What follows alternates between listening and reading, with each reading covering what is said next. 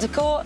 Court 1, though, has two thrilling matches as well, starting with the ladies' singles quarter-final. She's a mother of two. We've spoken about her getting up early doors to take her daughter to practice at 8:30 a.m. 34 years of age now.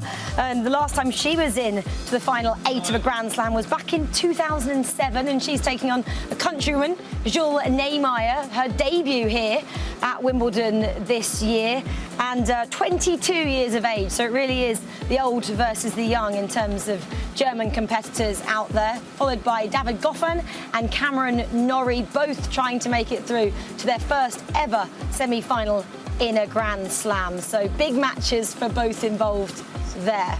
Yep, and let's head inside Court 1, shall we, Rachel, and just see what we're getting ready to for this first match, as you said, between Tatiana Maria and Jules Niemeyer, as the crowd begins to fill up. And it really is getting quite warm actually out here now. It was a warm day yesterday, and inside those show courts, because of all of the seating, and you know, with the roof now covering, even when it's open, a bit of the back of the court on centre and court number 1, it does make it quite steamy there on the courts, as we're seeing Jules Niemeyer in your picture, the number, well, she's 22 years of age, still yet to win a title on the main tour. It was actually her first ever win against a top 10 player when she beat Annette Kontaveit earlier on at this tournament. You do feel that Wimbledon this year has been a coming of age for her. I mean, it's just how far she's come, really, isn't it, for the 22-year-old? She was ranked 167th last year and has now broken into the top 100 in 2022. And she's gaining a lot of attention as well in her home country of Germany, Adam. I believe that Mats Hummels actually tweeted her or Instagrammed her, and she said, oh, it's great to get some legends in the world of football kind of I guess, supporting her on her journey. And these two players, they know each other well as well from the German scene. So as much as we feel like Jules Niemeyer is a pretty new face in the scene, she won't be for Tatiana Maria. And I was so impressed with how she dealt with the occasion in that match against Heather Watson, winning in straight sets. So many people, I mean, we saw her record there at Grand Slams. She's never played at Wimbledon. 3 of the Grand Slams prior to this one, she'd never played in. She'd only played at Roland Garros, lost in the first round. So this is a completely new experience for her. Playing on the show courts was a new experience for her.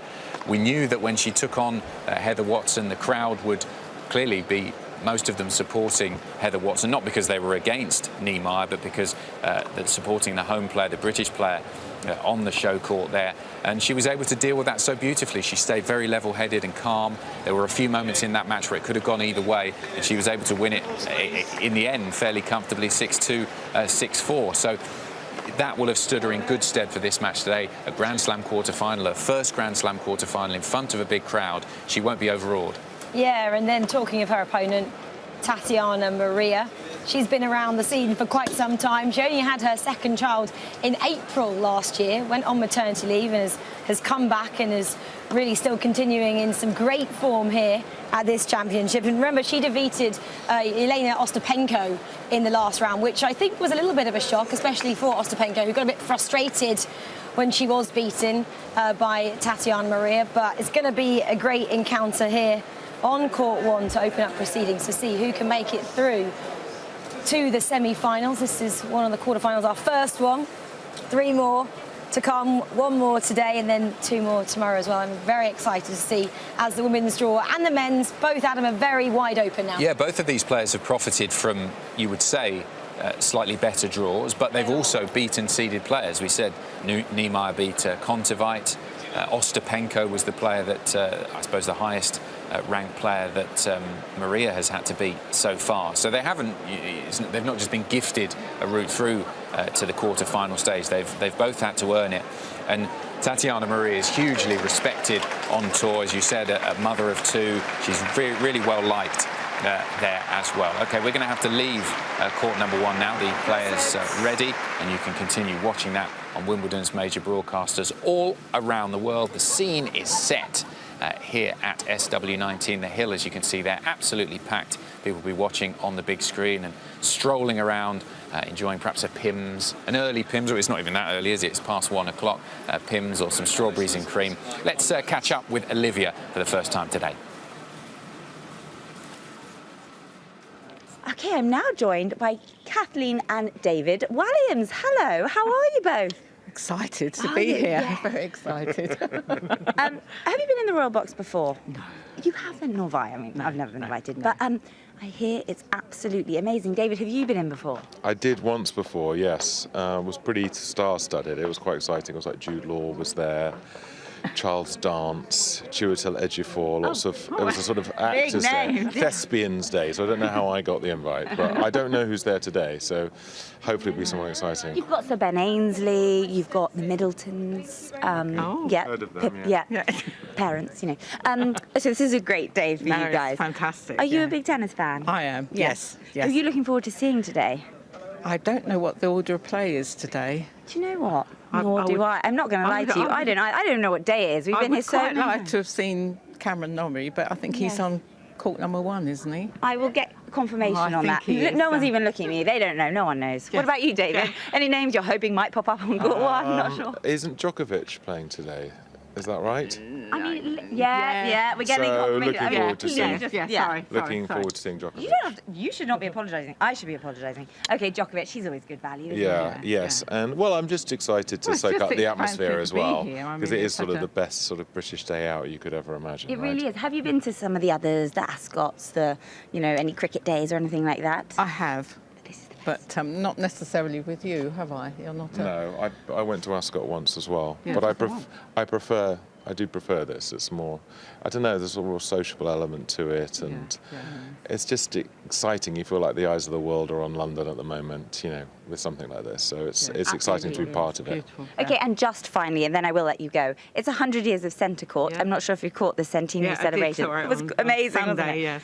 Do you have any fond memories of watching any matches growing up or here, if you were lucky to see it, on centre court that really stand out for you? I'll start with you, David. Well, I just remember being a kid and like John McEnroe and Bjorn Borg were the sort of the big rivals of that time, and sort of I remember you quite disapproving of John McEnroe because he was a bit rude, but I thought it was quite funny and quite cool. So I like the personalities. I think that's the thing, isn't it? And that's tennis does have big personalities. You really get to know the personalities as well in a way you don't with other sports. And the rivalries between those players of each kind of era. And Kyrgios, well. You didn't like McEnroe, do you like Kyrgios? He's great at tennis. He's entertaining a great as well. tennis player, He is. and he provides sort of entertainment. How diplomatic. You Okay. need characters like that in the sport, don't you? Otherwise, if everyone's a robot and just plays tennis and doesn't speak, it doesn't say Federer anything. has his place, but we need Kyrgios. I didn't say that. Oh, I didn't mean it. We love you, Federer. All right, you two. Have a wonderful you very day. much. Enjoy. Thanks for All chatting. Thank you. Bye-bye. Lovely interview there with the comedian David Williams and his mother. Let's head over to court number 3, show you some of that invitation and doubles that we promised.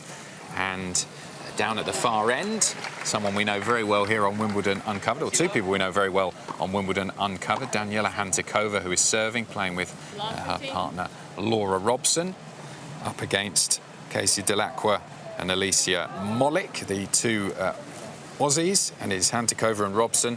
Well, Danny was saying how nervous she was ahead of playing the championships this year, but she shouldn't be nervous at all. Brilliant performance so far. Took the first set 6-3, and here they are at 5-all in the second set.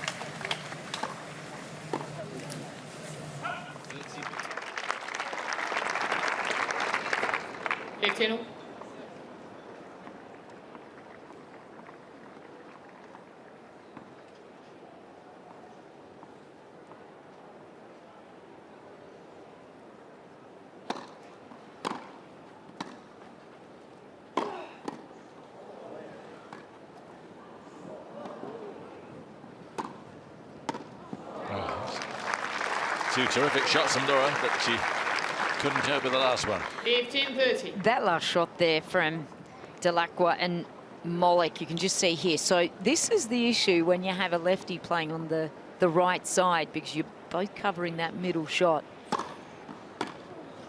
30-all. Got to communicate and say, okay, yours, because most left-handers play on that ad side. But Casey just always loved playing on the deuce side. She's got an incredible backhand cross return. That's probably one of her trademark shots.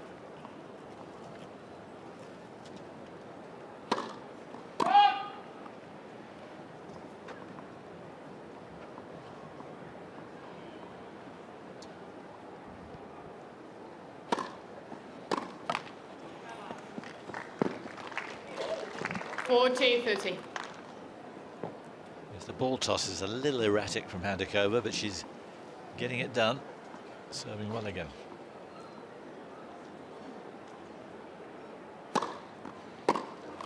Game. Cover-Robson.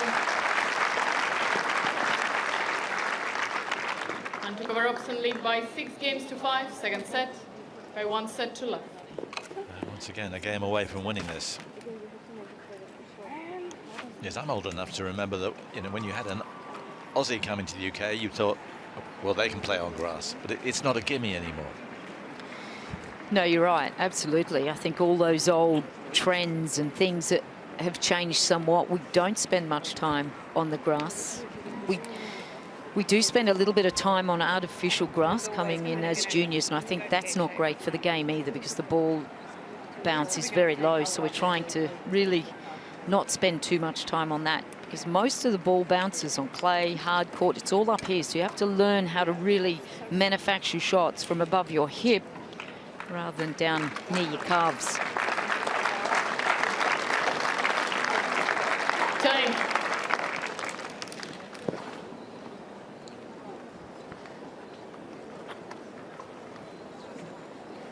So Delacroix serving 5-6, second set.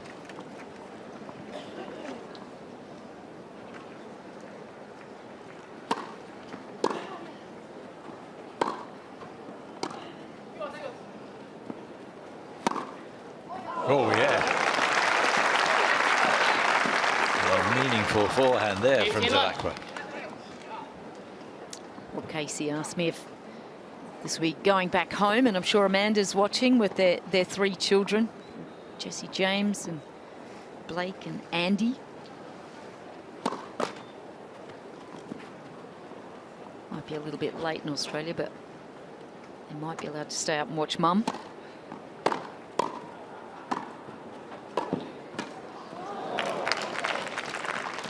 Good stretch from Monaco.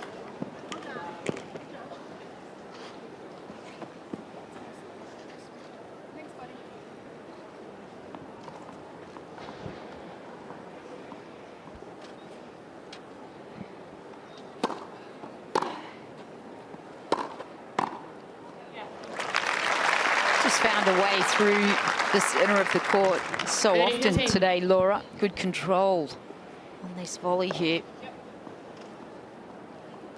Looks effortless, doesn't it? Doesn't it? Yeah, she's got great technique on her volleys, Laura.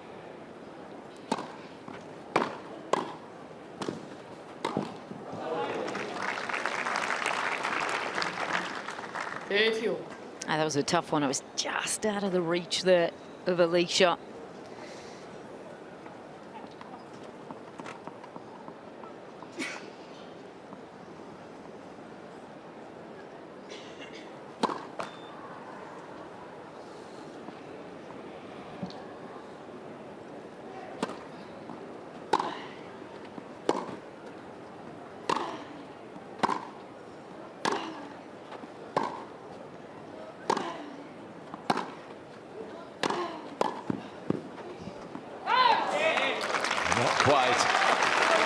Just enough power in it to make it difficult for Mollet. And here's a match point. 30-40.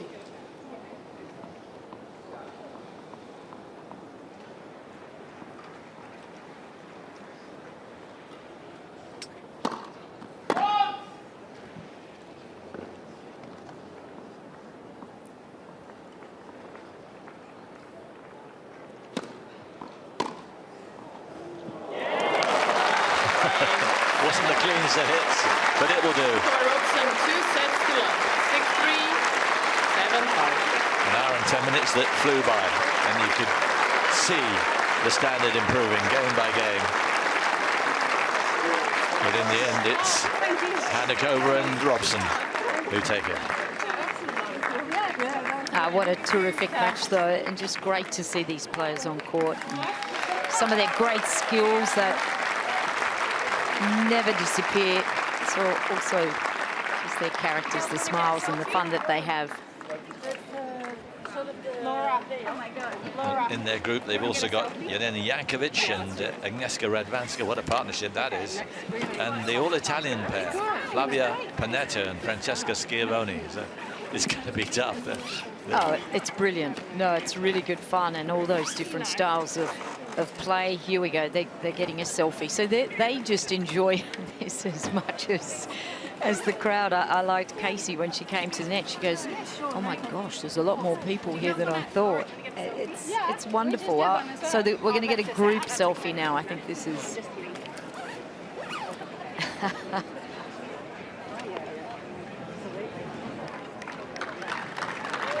That's really good to see. Winners and losers, the smiles as big as each other.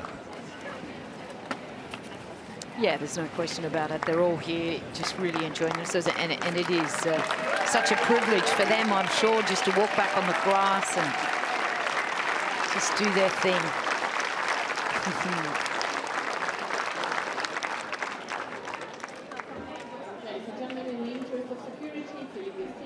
Second up on center court today is Ons Jabeur, who has made her second consecutive Wimbledon quarterfinal. She's the highest remaining seed in the women's draw, and she is absolutely the favorite in the bottom half to make it through to the final. But she's got 2 matches to play, and first up in the quarterfinals today is a first ever meeting with Marie Bouzkova. Bouzkova and Jabeur have never met before, but the Tunisian, the number 3 seed, who has actually risen to a career high ranking of number 2 in the world this week, she's got 9 matches in a row on the grass, won a title in Berlin leading up to this tournament.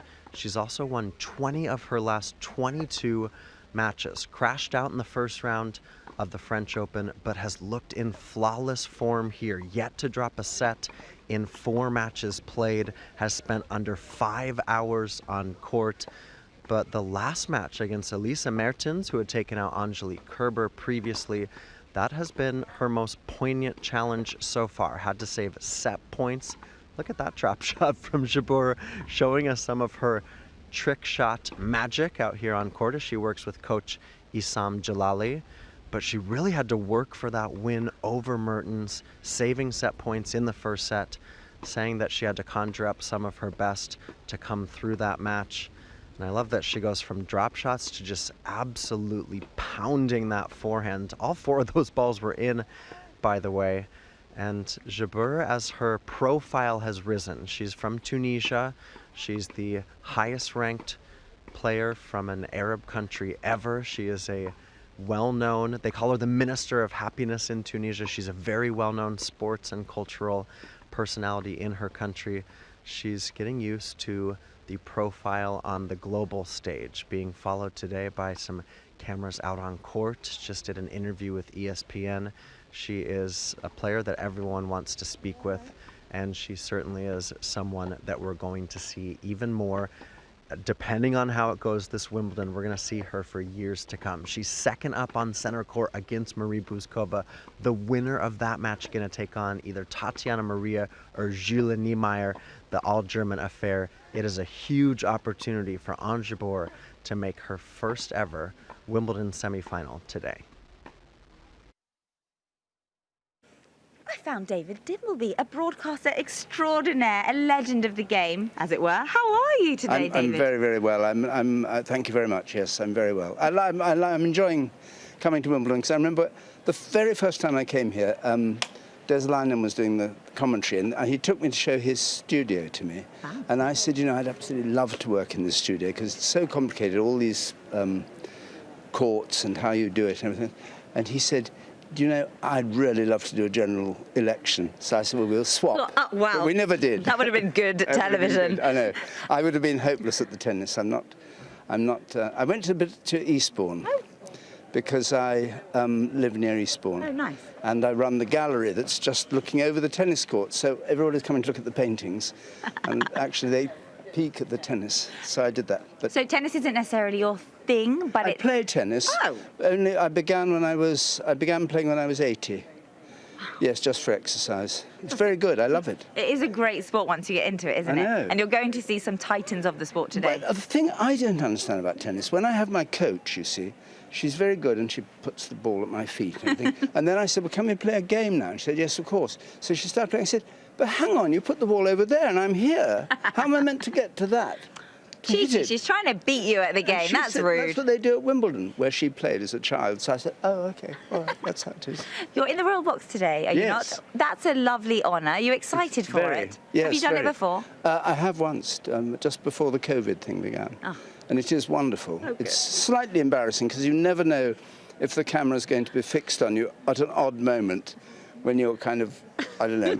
So smiling at all time. No, you can't have a nap in the Royal Box. No, absolutely not. No, you have to be on your best behaviour. Exactly. I know, that's and you must eat all of your cream tea. Yes, I'll do all that. And cucumber sandwiches or whatever and you get. cucumber sandwiches, and strawberries and cream, and goodness knows what. So just finally, we're celebrating 100 years of centre court, which is did you watch it on Sunday, the celebration? No, I didn't see it. But of course, BBC is celebrating 100 years. So what perfect thing. Though, when Wimbledon began, I don't think the BBC was there doing it in 1926, was it? Not 1922. I mean, what year is it? 2022. Yes. Was 1922? I don't think the BBC was then. But you're celebrating 100 years. Yes. We are. Amazing. And so, do you have any fond moments of watching Wimbledon at home? Growing up? Yeah, but and I remember the first time I came here. It was terrible. It was those players before, the game is so good now. Yeah. I mean, the people playing now, they really play. I mean, I was watching yesterday, 30 shots across the net, unbelievable. I came, it was McEnroe against... Borg? No, McEnroe against, what was he called? Connors? McEnroe against who? Connors. Jimmy Connors. I watched McEnroe against Connors, right? And do you know what? They never rallied at all. Oh, really? It was really boring. I thought, if this is tennis, you can forget it. And then it sort of began to change, and now they're wonderful. You're wonderful. I could talk to you all day, but I can't. You've got to get in that Royal Box. Oh, OK. I was enjoying talking. Yeah, you said to me to be quick. I find talking easier than... You're very good at it, I've got to say. Thank you. Have a great Pleasure. day. Okay. What a joy. Bye-bye. Bye-bye.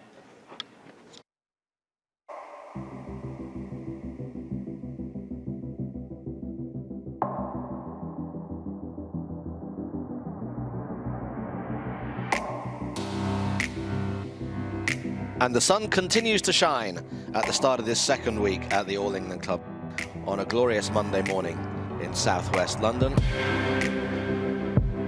Glorious day. Some of the best weather forecasts today.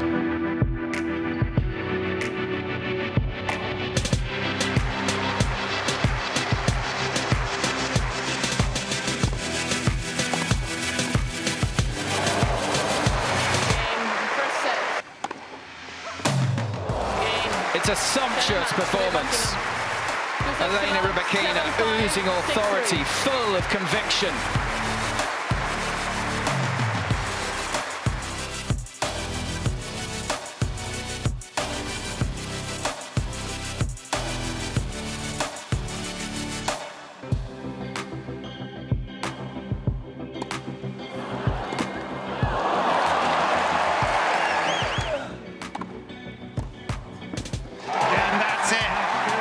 Another victory for Kyrgios. This takes him through to the quarterfinals.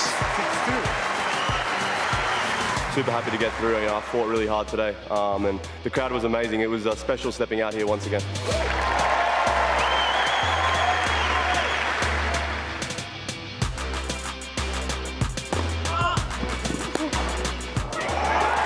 What a match! What a match! Standing ovation on court two, no quarter asked or given by two absolutely ferocious competitors. But it's Christian Garin who will play in the quarter-finals of Wimbledon.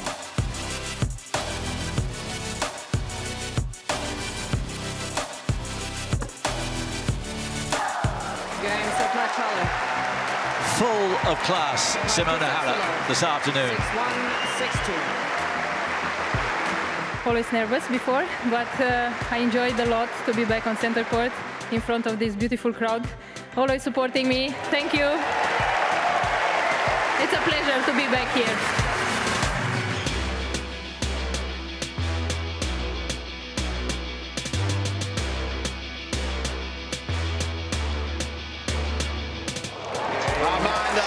Anisimova is through to the Wimbledon quarter-finals. It's a wonderful week enjoyed by all the Harmony Tan team is at an end.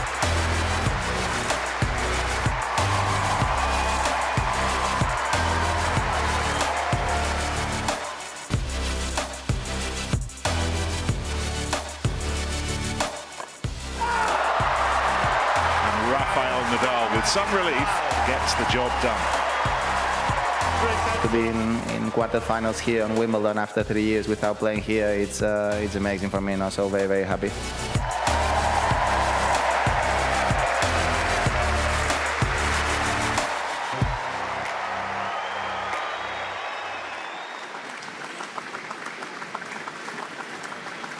I love those montages, but when I watch them every day, Rachel, you realise how much you've missed. Yeah, you do, because we've spoken about it before on this show. As much as it's great to be here, we're very preoccupied with trying to get our notes right and try and kind of bring you up to speed on what is going on. And we don't really get a chance to sit at the back of the courts as much as we'd like. How many times, Adam, this year have you been on the back of a court? Well, I try to get out there as much as I can, but that's the thing. There is just so many great matches, not just in the singles, in the doubles and invitationals, everything going on all around the grounds. You blink, you miss it. But this is the scene inside centre court. Jannik Sinner, what a day for him, the number 10 seed from Italy. And Novak Djokovic, can he be stopped here at Wimbledon this year, the defending champion, as they walk out on centre court? The Royal Box is fairly full right now. The court is starting to fill up. Applause as they walk out. I love the way they've changed the walkout this year, those doors that open in the middle. Been saying all along, it's like a gladiators arena for these two walking out. And a huge day for Jannik Sinner, a real test of his mettle on centre court. He's been brilliant at the championship so far. Showed a lot of people just that he means business in that last round against Carlos Alcaraz. I think most people were picking Alcaraz as the favourite, given his performances in the previous round. But Sinner was able to deal with it, and he spoke in the interviews afterwards about how much his recent partnership with his new coach, Darren Cahill, who of course helped Simona Halep and so many other players. And there is royalty in the house here at the All England Club watching on.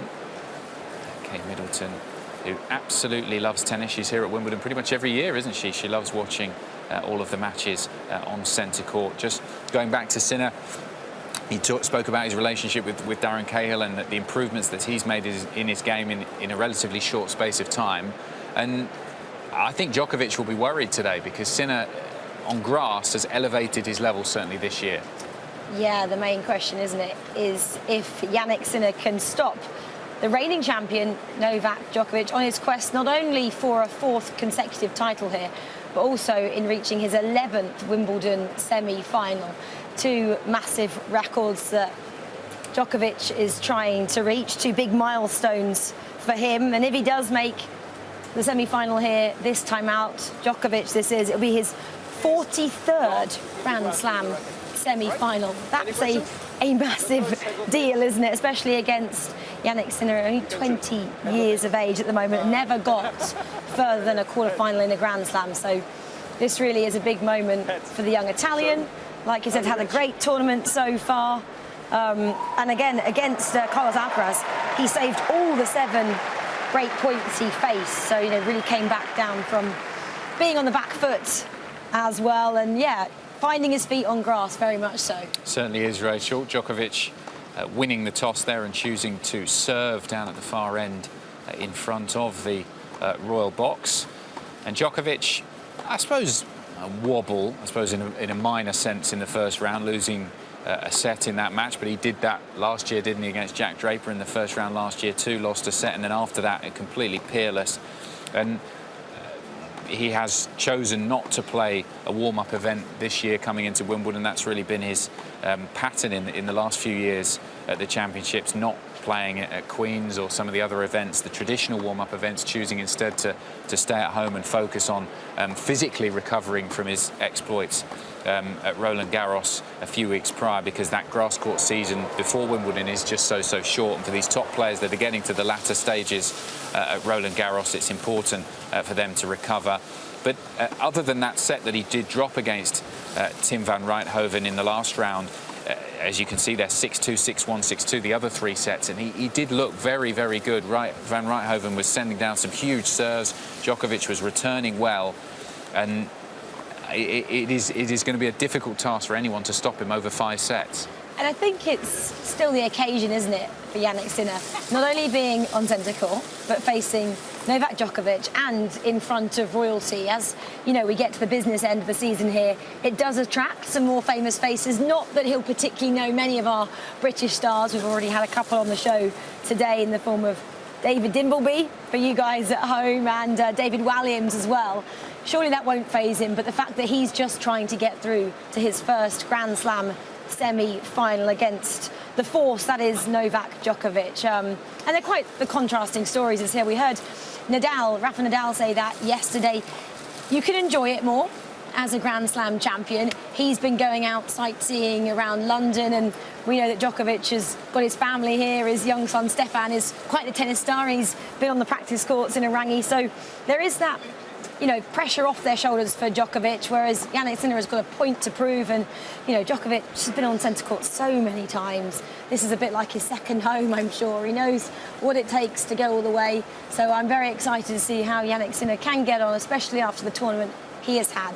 And that record there, when we saw Sinner's record, Rachel, that highlighted what I'd said before, that prior to Wimbledon this year, he'd never won a match at Wimbledon. So of all of the surfaces, grass would be the one you would say he would struggle the most on, but definitely he's made movements this year to just change some of his elements of his game that perhaps didn't work so well on grass. The movement, stepping in to the return a little bit more. He spoke about that in the interview, trying to take the return closer to the baseline, give his opponent less time, and it's paid dividends. And I remember when we were discussing on the first day of the championships when he played Stan Wawrinka, we were saying that was one of the matches on the first day that could be a big upset. Wawrinka hugely experienced, great performances on grass court, Sinner with the record that he had at Wimbledon.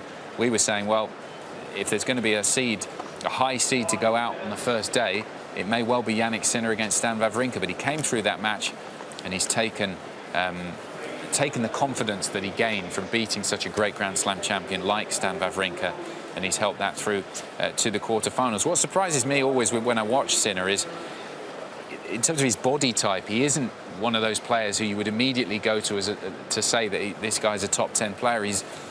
Even though he's been out on tour now a little while, still relatively young, but he hasn't filled out. He's still quite spindly, covers the court well, but he's just not the biggest guy in terms of physical, the muscle size, but he's able to generate so much power because of his timing. Actually reminds me a little bit of the semi-final last year. Denis Shapovalov taking on Djokovic. Again, a youngster there, the Canadian, really tall, a bit spindly, hadn't particularly filled out, a former junior champion here. This kind of has a similar feel on centre court, a massive stage for a historic moment for Jannik Sinner, as it would have been for Denis Shapovalov. He had obviously played a couple of times on centre when he faced Andy Murray, but again, we know what happened there. Shapovalov went out, Djokovic continued and then became the champion. So let's see if there's a repeat of that the Canadian went out, or if the Italian can cause an upset over this player from Serbia. And we do know that working with Darren Cahill and the rest of his coaching team, Simone Vagnozzi, an Italian former player who he's working with as well and has done since the start of the year, that he will be supremely prepared for this. They'll have come up with a game plan. They won't be just out there to make up the numbers on centre court. He will have come up with a specific plan. OK, how are we going to try and beat Novak Djokovic before? Because he's only played him once before on tour, as we saw at Monte Carlo on clay. So haven't played on grass, haven't played too much over the course of the career. Can that game plan see him through against the #1 seed? We shall have to wait and see. It's going to be a great match there on centre. You can continue watching that on Wimbledon's major broadcasters all around the world. The stage is set on centre court, and we can catch up with Olivia again. I'm now joined by Richard Lewis, the former chief exec here at Wimbledon. An honour to meet you, sir. Thank you. Welcome back. Thank you. It's lovely to be back. I must admit, I'm really enjoying it. Really? And are you enjoying it in this capacity as just a spectator and a lovely day out? Absolutely. I enjoyed the centenary celebration on centre court on Sunday, and not having had to worry about it all, being planned and thought through was lovely. Just to sit there on centre court and watch it all unfold, I really enjoyed that. And I enjoyed the tennis yesterday, so yeah, It's been a good few days, hasn't It's been very good, and the weather helps, obviously. Wimbledon's in full bloom, it looks resplendent, and it's a really brilliant tournament this year. You have obviously presided over many amazing moments. Centre Court, as you said, celebrating its 100 years. Do you have any key memories that stand out to you of things that you're really proud about?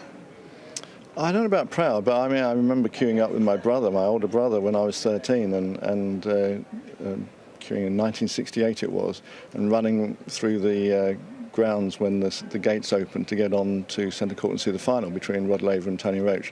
That's a wonderful memory, you know, obviously decades ago. But I suppose when I was working here, it's tough to beat the time that Andy Murray won Wimbledon for the first time.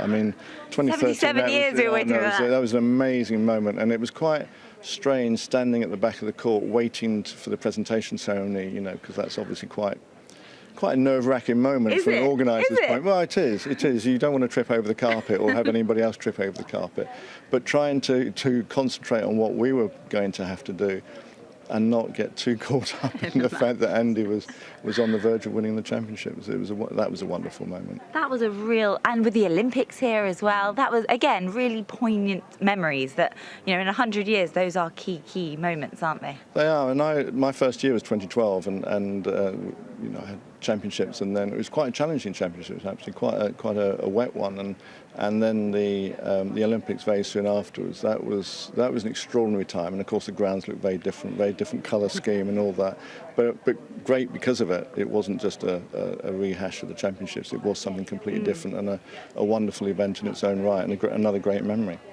Well, thank you so much for taking the time to talk to us. Have a lovely day today. And just enjoy being waited on, have a Pimm's, all the things you probably couldn't do so much of. That's right. I'll try to enjoy it. Good, have fun. Thank you. Thank you. On center court, Simona Halep just yesterday winning an 11th consecutive Wimbledon match. The 2019 champion. We didn't see her last year here, but she got through against Paula Badosa, winning in straight sets. Perhaps her most impressive Wimbledon win so far in this tournament. And yeah, Simona, you can go ahead. There she goes. I think she's going to actually maybe greet some of the fans here. Oh, here's a young fan. This is so cool. These are the moments that we love to see at Wimbledon. A nice photo for this young lady, and then maybe some autographs. But I mentioned that win over Badosa yesterday, 11 Wimbledon wins in a row. That's 30 wins this season for Simona Halep, third on the women's side. And next up in the quarterfinals, her 16th career Grand Slam quarterfinal, she's going to take on Amanda Anisimova, the American who she just beat on grass a couple weeks ago in Bad Homburg. So that'll be an interesting one for Simona as she takes some autographs and selfies with the fans. And against Anisimova, that's going to be an interesting one. Anisimova beat her a couple years ago at the French Open in the quarterfinals when Simona was the defending champion. She's not the defending champion here, but last time she played, she won this tournament. So Anisimova could be a very tough customer, though Halep does have that win just a couple weeks ago on the grass at Bad Homburg. What an opportunity for these fans. Who got a Simona autograph? Anybody? Yes? Yeah, all of us. Yeah, we're so happy. How is it to see Simona in person? Exciting. Yeah. Wishing her all the best. Awesome. Yeah. And you got one I'm too, so right? starstruck. yeah, rooting for her really. Yeah. Do you think she can win the title? Of course she can. Yeah. She's preparing to win everything, it. and she's in team with Patrick now. So I know. Very good. Thank Yeah. you guys. All right, so there you go. The fans think Simona can be Wimbledon champion. Can she? She's got Anisimova tomorrow in the quarterfinals. Yeah, plenty of big smiles there at Arangi. The autograph hunters grabbing Simona Halep's autograph ahead of her match. Delighted to say we've been joined by Greg Rusedski here on Wimbledon Uncovered. Greg, welcome along. We'll talk about some other subjects as well, but you've got a match later on, aren't you? You're playing with Anne Kjotevong. She's been telling us the last few days she's a bit nervous about playing this one, but it's going to be a good one, isn't it? I told her to relax, take it easy. Don't worry, it's not as serious as the women's invitational. We're playing in the mixed doubles. We play Garin Ivanisevic and Mary Pierce. I spoke to Garin a little bit. He said, relax, we're going to have a good time out there. And he's got a little bit of business going on with Novak Djokovic on center court right now. So it's fun playing the invitational event. and relax. We're going to have a good time. Have you got Anne out to practice with you? Have you done anything like that so far? No. If you go practice, you probably get injured. You forget, I'm nearly 50 years of age. I'm not as young as Anne is, and the less you practice, sometimes the better you play because there's less pressure on you. Well, she said she was worried about just finding a racket. She had to look around at home to see if she had She has rackets. I saw her at the event in Birmingham for the ladies. They have in Edgbaston. So I played an exhibition there, and then I saw her at the Hurlingham Club as well. So she's hit a few more tennis balls than she's making out, so she'll be just fine. Yeah, she's setting the bar low and then exceed expectations. That's the best thing to do. For you, coming back here at Wimbledon, obviously a special year this year, celebrating the centenary, but also, I'm sure each year at Wimbledon, great to catch up with the players. You mentioned Garin there, players that you played with and against during your career, to see what they're up to, what the kids are doing, all that kind of thing. Well, it is. It's great. I mean, but Sunday, what a special moment there. You know, the 100th anniversary of the Wimbledon Championships. Great to see Roger Federer back in town. You know, we don't know if he's going to make a comeback. You had Billie Jean King, John McEnroe, Pat Cash. You name all the legends of the game. Unfortunately, Martina Navratilova couldn't be there, my favorite female player of all time, but it's good to see Chrissy Evert as well. And just to see the other players again and to reminisce with no pressure on us. That's a nice thing, because usually when you're coming here for the main championships, you're a little bit more stressed out because you're trying to win the title here. But to come back as a former player, it's a lot more fun.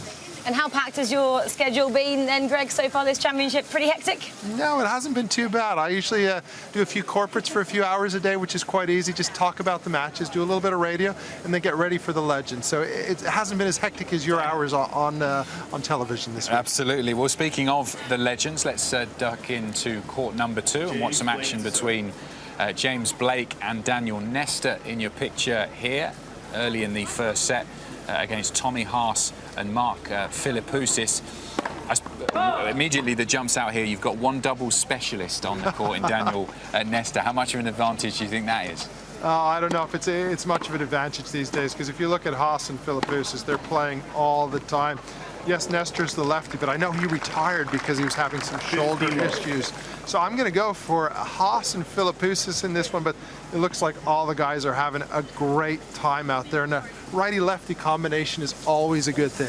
And how good is it, I guess, Greg, as well for the fans to be able to get to see the greats of the game and educate possibly their kids as well of who's come through and, you know, the history about it? Well, I think it's much more personal, because if you want to watch the main event, for example, the singles or the doubles or the mixed doubles at the championships, with the Legends and the Invitational, we have a lot more banter with the crowd. So we interact, we talk, we amuse the crowds. I mean, they had Mansour Barami on court 18, and he's doing his tricks and he's doing his talking and his all sorts of things. And I think the fans really enjoy that manner. There'll be some serious tennis at times, but there'll be some relaxed tennis as well. Let's talk through some of these players that we're seeing on court here. I mean, you had some great encounters with all of them, I suppose. Which one of these 4 did you enjoy playing the most, and which one perhaps did you find the most difficult? Well, it's interesting because Tommy Haas... what a great competitor. What a great player. You know, unfortunately had a lot of shoulder problems. I remember playing with him for the first time when I was 17, and he was 13 at the Bollettieri Academy, and he was the hope to be #1 in the world, win multiple slams. Boy, was he arrogant as a 13-year-old. But then all of a sudden I said to him when he's 13, when we get on tour, I'm never going to lose to you again. And I beat him every time apart from once in Barcelona, but he's chilled out a lot more since then. Beautiful one-handed backhand. Philippoussis was probably my main rival out of the group. We had many ding-dong matches, especially here at Wimbledon. I beat him on one occasion. He beat me on one occasion where he was actually gone on to play Pete Sampras, where he was up a set and a break and hurt himself. I thought he was going to win the championships that year, so he's been a little bit unlucky. James Blake, fabulous American, probably hits the forehand and backhand as hard as anybody on the planet. And Dan Nestor was more of a double specialist, so I saw him more on the doubles court. So 4 legends of the game, and I'm sure they're going to give us a great match. You mentioned Philippoussis' serve. I mean, you had a big serve yourself, but everyone talks about when we watch the great servers of the game on the men's side, he's always one that comes up. How tricky was it to return? Well, I think you have to be physically strong. Mark's serve, the key to returning it was playing it like a volley. So you have to get a really crouched base, block it back, and then get ready to run. So the thing is, some serves beat you by pace, but in the modern game, if you're going to have a great serve, you have to slice, the kick, the flat one. I didn't find it that much trouble to return it. I just finding the physicality to get it back. So I actually enjoyed playing Mark on most occasions, but on grass, it was a lot more difficult to do against.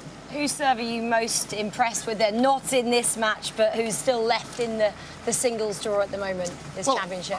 I think if we look at serving right now, you've got to go with the world #1 Novak Djokovic. I mean, his serve is so underrated. He hits the corners. Goran Ivanisevic has done a great job with it. But if you're going to ask me who is the best server left in the draw, I'd have to say Nick Kyrgios. That's the reason he's in his first quarterfinals here at Wimbledon in a long time, with the possibility of making his first semifinals. I think the lineup we're going to get for the men's semi is going to be Djokovic, Cameron Norrie. We're going to get a Brit in there, Nick Kyrgios, followed by Rafael Nadal. So that would be a great lineup. And just to pick up on something you said there about Djokovic's serve, that's so true, isn't it? Because earlier on in his career, he was having trouble with the serve. It was the one shot in his armory that wasn't the most natural, was it? Everything else in his game looked so natural. I remember him, you know, he bouncing the ball countless times, and it just looked like he didn't quite know how to get the best out of that shot. But he was humble enough, I suppose, in some ways, to bring someone onto his team. He knew he needed to work on it to dedicate himself to make that the best he possibly could, and it worked, didn't it? Well, it did, and I remember when he had the serving problems, and Todd Martin was coaching him at the time. Brought back Marion Viters, who like a father figure. They changed the motion, but when Goran came onto the team, what he added the dimension to Novak was the lower ball toss. So he sped up the motion, got it a little bit quicker, and got it a lot more deceptive, harder to read. And so it's always getting better, and that's what the great champions do. If they don't improve, they go backwards. And this generation has been exceptional with Nadal, Federer, Djokovic, and Murray. They've always gotten better every year. OK, let's duck in and listen to the commentators for this one on court 2. James Blake and Daniel Nestor down a break early in the first set against Tommy Haas and Mark Philippoussis, who are serving.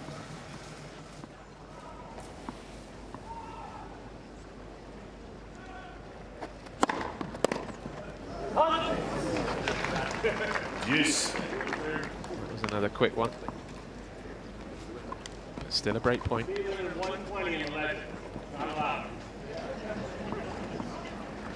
think there is a bit of banter about the serve speed here.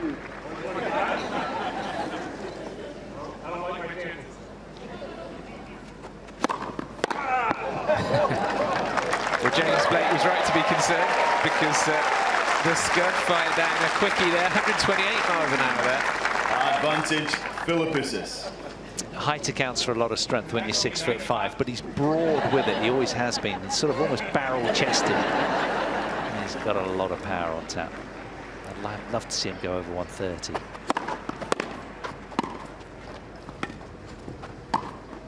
Oh my God.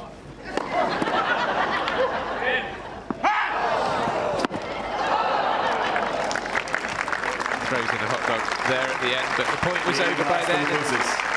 Haas and Philippoussis looking strong here. Haas Philippoussis lead by 4 games to 1 for sets.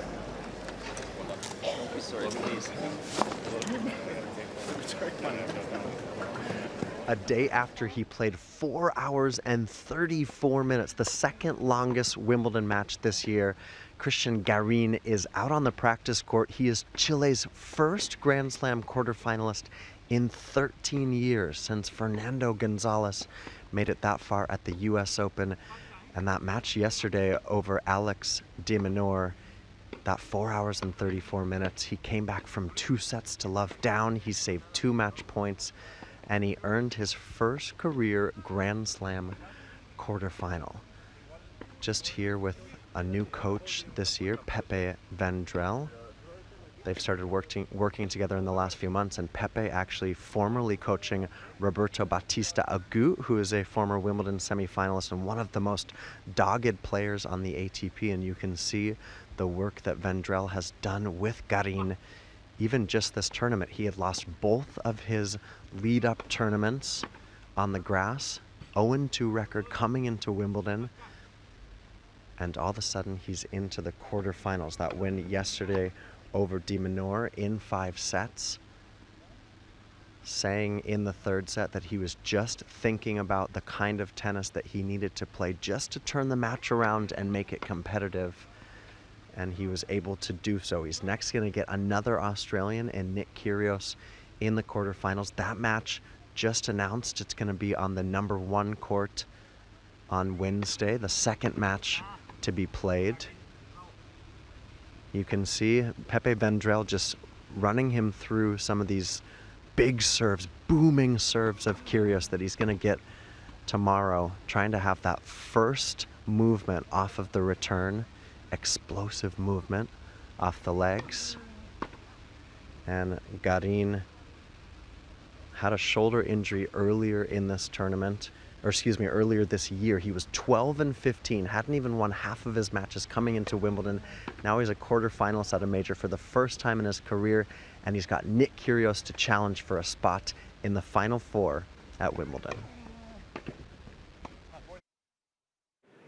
Welcome to day 9 of Wimbledon Uncovered. The band is playing, the music's up, the energy's up. We're all excited, the sun is shining, and I'm peckish first thing, so it's time to get some strawberries and cream. I haven't had one yet, and it's such a pleasure to meet you, Sally Strawberry. How are you, Sally Ixa? Very well indeed, yes. Okay, you are the strawberry queen here at Wimbledon. Apparently so, 11 years in, yes, I think I'm possibly known as the Strawberry Queen. Okay, let's go back. Let's go way back. How did you get involved with Wimbledon and the strawberries specifically? I had the pleasure of joining the Compass Group, and I've done all of the big events. Very privileged to get Wimbledon. Very difficult to get in. Oy. And 11 years on, I'm still doing it, still loving it. And after living in Spain now for 6 years, it's the only event for Compass that I actually come back for. Okay, so you fly internationally to get here to provide the good people of Britain with strawberries at Wimbledon. Absolutely. This is the most bespoke sporting event in the world as far as I'm concerned, and I'm a very, very lucky lady to be part of it. Well, we're lucky to have you. Okay, let's get to the strawberries. Okay. Let's hit me with some strawberry facts. When were strawberries introduced to the championship? Well, we are in the 100-year centenary of Centre Court. Back in the days when Wimbledon first started on the lawn, it was the peak time when strawberries were in the perfect time to eat. Yeah, they were in season, weren't they? Were in British season. summer fruit. So it became part of the Wimbledon tradition to have strawberries and cream on the lawn. So it goes back Delightful. hundreds of years. Okay, and then they thought, oh, this is a good one. Strawberries are always in season. But of course, they don't pop to the local supermarkets. Where are the Wimbledon strawberries harvested?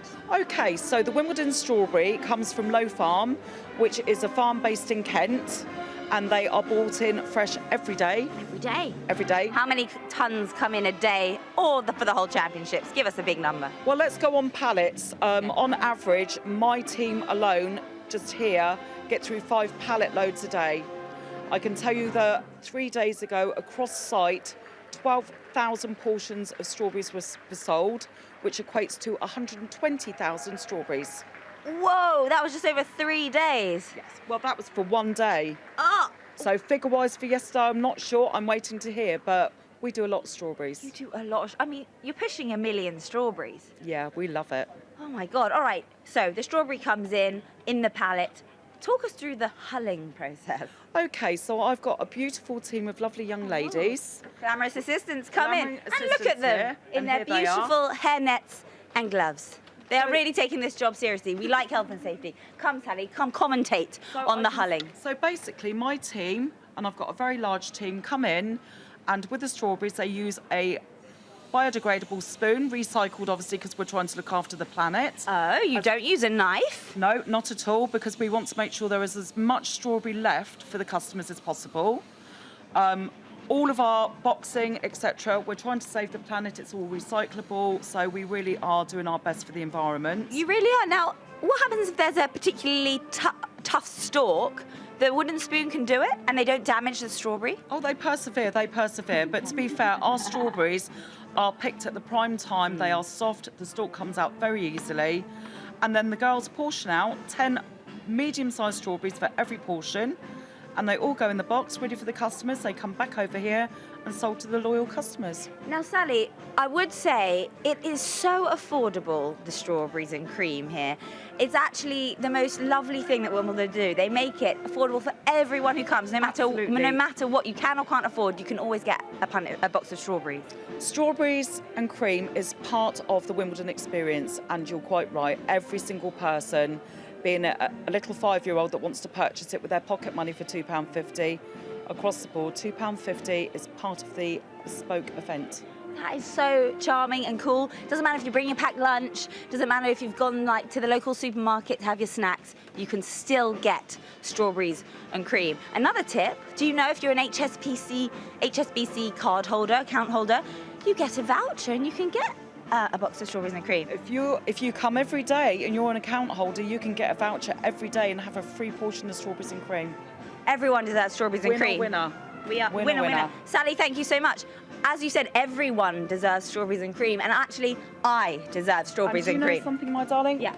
I'm going to give you a portion of strawberries. Would you like She's cream? a good girl. And would you like vegan cream? Because obviously you have a choice nowadays. Which is a great thing you do. It Very is indeed. inclusive. It is. Nah, load up the double cream for me. Double cream for this young lady, please. Ooh. Thank you very much, Look at that pour. Oh, can I drink it out the box after? Is that allowed? You can indeed. Is that etiquette? 1 spoon. Oh, look at that. It's served with sugar. I'm all right for sugar. But to be fair, my strawberries are sweet enough. 100%. We don't ruin the goods. Sally, you've been a dream. You're a sweet, sweet, sweetheart. Thank you so much. Thank you so much and enjoy the rest of your day, guys. Thank you. Thank you.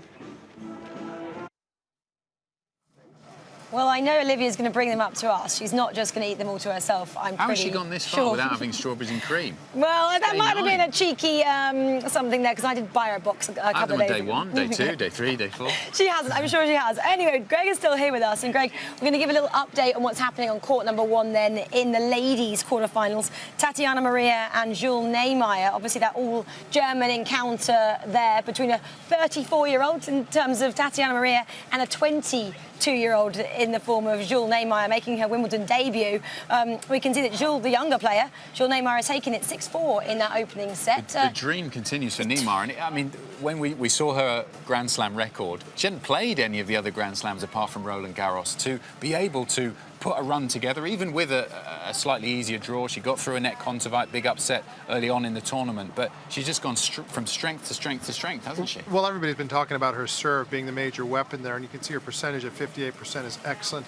Also, serve and volley, 7 out of 9 points. So she's basically winning in all categories and bullying her opponent. Maria's got a one-handed backhand, so she's targeting that side, even though she's got variety with slice and feel around there. So not a real surprise in this opening set. I expect her to come through this match. And let's not forget, she beat the Brit Heather Watson, who was playing some of her best tennis as well. And Kontaveit is world class. So don't discount this German, even though it's a German-to-German match. Yeah, and in terms of Jules Niemeyer, going a bit under the radar, that's surely a positive when we're talking about some of the other names the ladies draw so much. She can just get on with her game. Well, once you get into the quarterfinals, you're not under the radar anymore. Let's be honest, there's only 8 more players left in the draw. People will be talking about her. The players will know who she is. But right now, Ons Jabeur is the favorite. Everybody's picked her from day 1, and the pressure and expectation is on her, especially when all the big seeded players go out of the draw. You mentioned how much she's served and volleying there. Well, someone else who's served and volleyed quite a bit in their career was you, Greg. Let's roll back the years, back to seen as its quarterfinals day to 1997. Fresh-faced looking Greg there with the bandana and that serve that we came to know and love here at the Championships. Tell us about that run. You were in good form coming into Wimbledon, weren't you? I was. I remember this match against Jonathan Stark very well. I was down 2 sets to love, came back to win in 5. I had my physio crack my back into place because we got a rain delay. So the rain delay actually saved me. It was one of my best runs at Wimbledon.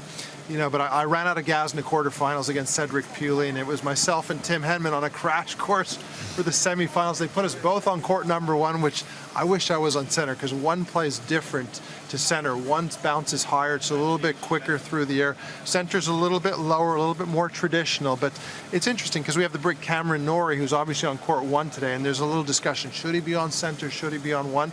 Cam doesn't really mind, he said. He's happy to be on 1. The higher bounce will suit him, the speed through the court. So I still expect Cameron Norrie to come through and play Novak Djokovic in the semis on center court. They don't put any semifinals, thank goodness, on court 1. Yeah, tell us a bit about Cam Norrie then, because I was doing some reading up about him, and apparently he's one of the most physical players in the dressing rooms in terms of his fitness, and, you know, he goes after every single point there, which some of the other players don't. And we actually heard Nick Kyrgios say that, didn't he, yesterday? In that 4th set, he said, well, I was playing my mind games. We know he loves to play his mind games, but, you know, wanted just to kind of conserve energy in that 4th and know he doesn't get beaten in a 5th. But Cam, he'll go for everything out there later on. He will. Nick Kyrgios is unique, to be polite. Most players give 110%, and all the guys who are left in the draw will do so. But Cam's a fantastic story. So I remember he was on the court with me when he was a 17-year-old at the National Tennis Center. His attitude wasn't what it is right now. He wasn't sure whether he wanted to play tennis, whether he wanted to go to university. University was the best thing that happened to him in his life. You know, he went to Texas Christian University. He grew up as a man. He became a great competitor. He met his coach, Facu, who's one of the players there. And since he's turned pro, there's nobody more professional than him. I mean, he ticks every single box. And let's not forget, this guy can run all day. He's been an endurance runner his whole life and solid mentally. He is as tough as nails. One of the greatest British Davis Cup debuts in history, Roberto Bautista Agut. He is nails. This is the road runner, the guy you can't out physically beat. On clay in Spain, down 2-0. Cam won in 5 sets for his first ever Davis Cup match victory. And the reason I'm picking him today is this in between the ears is rock solid. He overachieves, and he can go forever and ever, and he's improved his game out of sight. Forehand's firing. He's got a heavy topspin up, flat backhand, good serve. And I love a lefty. A lefty on grass always works. Well, you talk about his confidence. Sorry, Adam. He said actually last year when asked who was going to be the standout men's player from 2021, when you pick yourself, you must be quite confident. I think he came from 67th, 65th to 12th to end up last year. But, you know, when you have that much confidence, surely you're set to go far in a Grand Slam. Well, you need confidence, but also you need to put in the work ethic. You need to have a good team of people around you. And what I like about Cam, when I'll see him, he'll ask me questions about what happened in my career, what would you regret, what do you like to change. So he picks a lot of players' minds to go forward, and he keeps the same team around him. And what I love about him, he's 110% committed. And you know, you look at Indian Wells, that tournament he won to break into the top 12 in the world. Murray didn't win it, Henman didn't win it, I couldn't win it, and we all desperately wanted to win. That's considered the 5th major on the tour, Indian Wells. So, you know, he'll be in the semis. I'm 100% sure he's going to find a way today. Yeah, he's a real student of the game, exactly what you said. You know, in interviews again and again and again, he talks about, he looks to the past and other players for inspiration, how he can squeeze that extra percentage out of his own game. And he's someone who, you know, you may look at the way he plays and say his game isn't carbon made for grass, and that the success he would enjoy would perhaps be on other surfaces, but he's been able to take what he has and modify it just a little bit to give him success on grass, and it's working. Well, you know, I had those old pictures of me from the 1990s, back in the last century. The grass has changed dramatically. It's changed to a rye grass. The thistle is gone, so it plays more like a hard court these days, and that'll basically really suit the way Cam Norrie plays, because he's going to get some true bounces. Also, we've had a lot of dry weather. There hasn't been much rain, and when you don't get a lot of rain, the court gets harder, it bounces higher, and Cam is one of the best at adjusting, and he's feeling comfortable, he's feeling confident on this surface, and he always takes opportunities. Everybody says, oh, Cam hasn't done really well at the slams. Look at the guys he's lost to: Nadal, Federer, Djokovic, the very best players on the planet. As we look at shots of, you know, him doing his warm-up and getting ready, you know, physically he will not be beaten today. He's definitely got the strength over Goffin. And he's been cycling in. There were photos in the papers earlier today. I think he lives in Putney, so not far away, just a couple of miles away from the championships. Well, I hope he's got his helmet on as well too, because he's a brave man cycling the streets of London. That's what I could say. But you know, he's enjoying it, and I think, you know, he matured a little bit later, and by having that university experience has really helped him, and I think he's enjoying it. I've always talked about how he doesn't get enough credit for what a great player is. The problem is he's in the shadow of Andy Murray, who won this event on 2 occasions. He's only the 4th British man in the open era to crack the top 10, which in itself is a huge, huge accomplishment. And once he gets to the semifinals, I think everybody in Britain will know his name. I love that. Once he gets to the semi-finals. We haven't even spoken about David Goffin, obviously his opponent his day. He looks like he's having a bit of fun out there, but obviously also looking to get to his first Grand Slam semi-final. But you don't think he's going to get there. Tell us a little bit about who Cam is facing in terms of Goffin. Goffin is a shot maker. You know, he's a diminutive figure. Clay's always been historically his best slam where he's played it. He's won the O2 ATP finals at the end of the season. Sorry, got to the finals where he lost to Gregor Dimitrov. I always think he won it because he beat Roger Federer in the semifinals. But he's a guy who's got a beautiful two-handed backhand. The forehand can go off. That's the side where Cam is going to really attack into.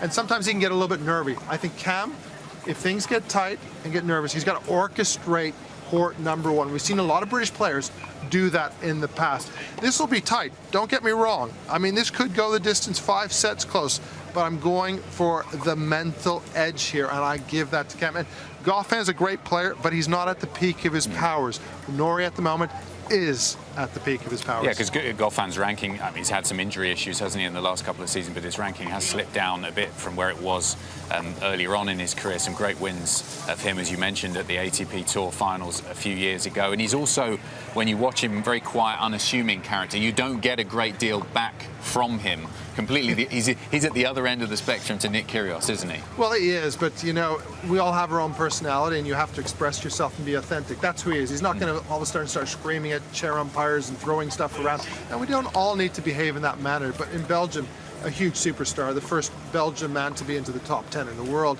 Great accomplishments, what he's done in his career. And he's going to be thinking the same as Cameron Norrie. What an opportunity is today to make my first ever semifinals. He's got to almost trick himself. All the pressure's on Cam. There's no expectation on me. You know, maybe just change his mindset a bit. And if he does, he's got a shot. But I don't know if I'm being biased, but I just feel Cam the man is going to do it today. Cam the man. Yeah, a little biased, maybe, Greg, but we love that you are obviously on here being Brits ourselves.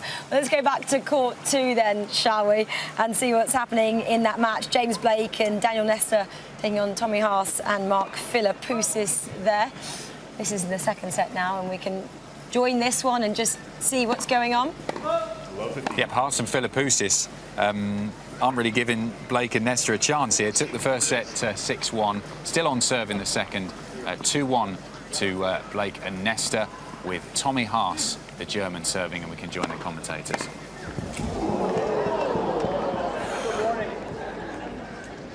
That's a warning. 15 all.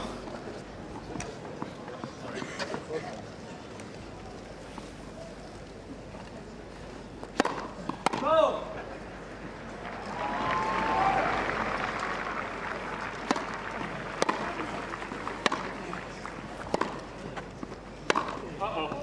Oh, that's just long from Haas. Well, we know the spectators have to be aware of what's going on in case they get past the racket, but as does the umpire. Look at that, just whistling past his ear. He was genuinely very late with the return. 30 all. Nothing personal. Nice ace from Tommy Haas.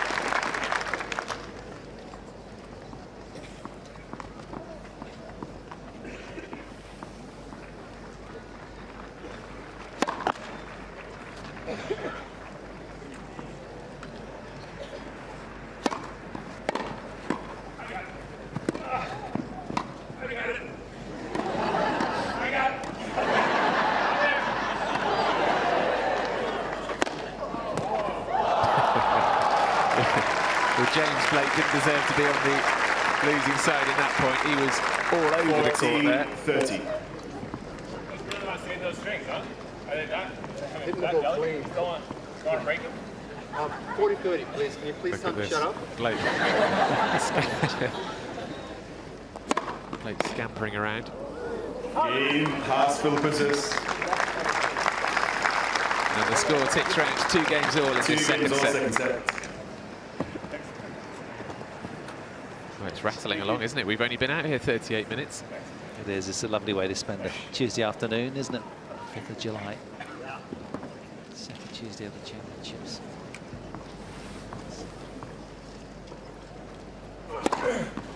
Nick Kyrgios into his first Grand Slam quarterfinal in 7 years. A 5-set win yesterday on center court against Brandon Nakashima, now 6-0 in 5-set matches at Wimbledon, and walking here just now onto the practice court after that win over Nakashima.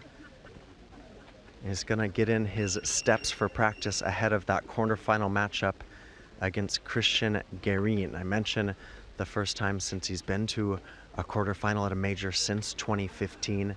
It's been 7 years, but Kyrgios just making his way onto the practice court, and it's been a resurgent Wimbledon for him. Obviously coming through the way that he did in that match against Stefanos Tsitsipas. That 4-set clash with Tsitsipas was filled with theatrics throughout, but it was business against Nakashima in 5 sets, the way that Kyrgios was able to come through. And he's going to take the long route to one of the quieter practice courts today at Arangi, so going to have fewer eyes on the practice session, but make sure that he's raring to go against Garin.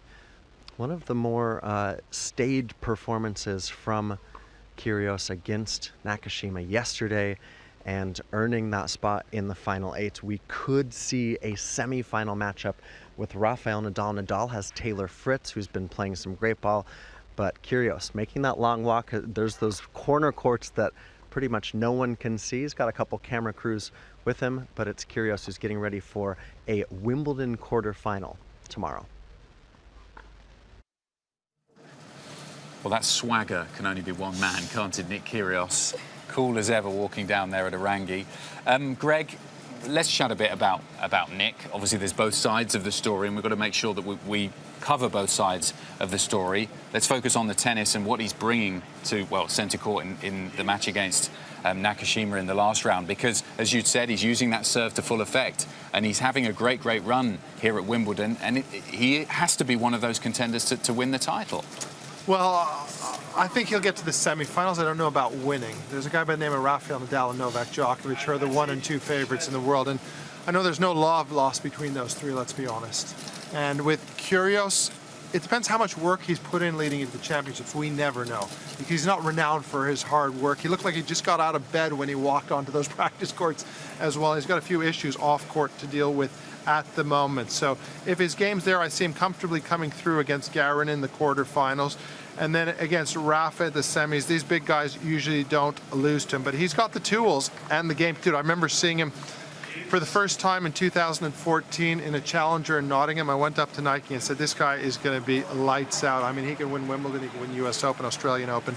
That's the year he beat Rafael Nadal and made the quarterfinals of the championships here. But unfortunately, he hasn't put in the work, the commitment, and all the right things you need to do. And he calls himself the top 5 player in the world on grass. If he gets to the semis, there's only 4 left. So you actually might have to believe his quote for once this time, at least this year at the championships. But he is entertaining. He's a little bit like Marmite. You either love him or hate him, but you watch him for 2 reasons. You watch him because you want him to win, or you watch him because you want him to lose. So we need different characters in a game, but he's not everybody's cup of tea. He sure does bring the crowds here, though. You always find whatever court he's playing on, there's a lot of noise and it's packed out. Greg, though, he obviously had a little bit of a problem with his shoulder yesterday. Have you heard much about an update on that? Was it a problem? Was it a mental game? Do you know much about it? I have no idea, to be quite honest. You never know. The players never give away their secrets, to be quite honest with you. If the shoulder's bad and he can't serve at 130 miles an hour, especially going into the semis, he's going to be toast, let's be honest, because the serve is the major tool that gets him away. But also, you've got to look at the draw he's had. He had a pretty good draw. Opening match, he really struggled against Paul Jubb.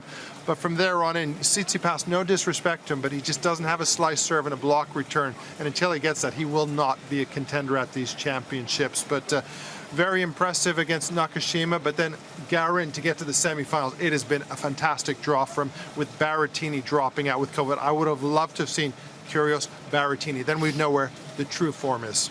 Before we move on to talk about Novak Djokovic, just quickly, one last question on Kyrgios, because throughout the ages on the men's and the ladies' side, but particularly on the men's side, you've seen players who wear their hearts on their sleeve. You know, Marat Safin, John McEnroe, Jimmy Connors. Throughout history, we've seen those players who, I think we would all agree, wouldn't have been at the level they got to without the passion that they showed. Would Nick Kyrgios, if he toned it down, if someone somewhere, some coach, someone he listened to, managed to get him to turn it down from 120 to 50, would he be the player that he is? Is he in similar mould to those characters, and we should just let him get on with it? Yeah, he's always going to be Nick Kyrgios. He's going to be authentic to himself. That's who he is as a person.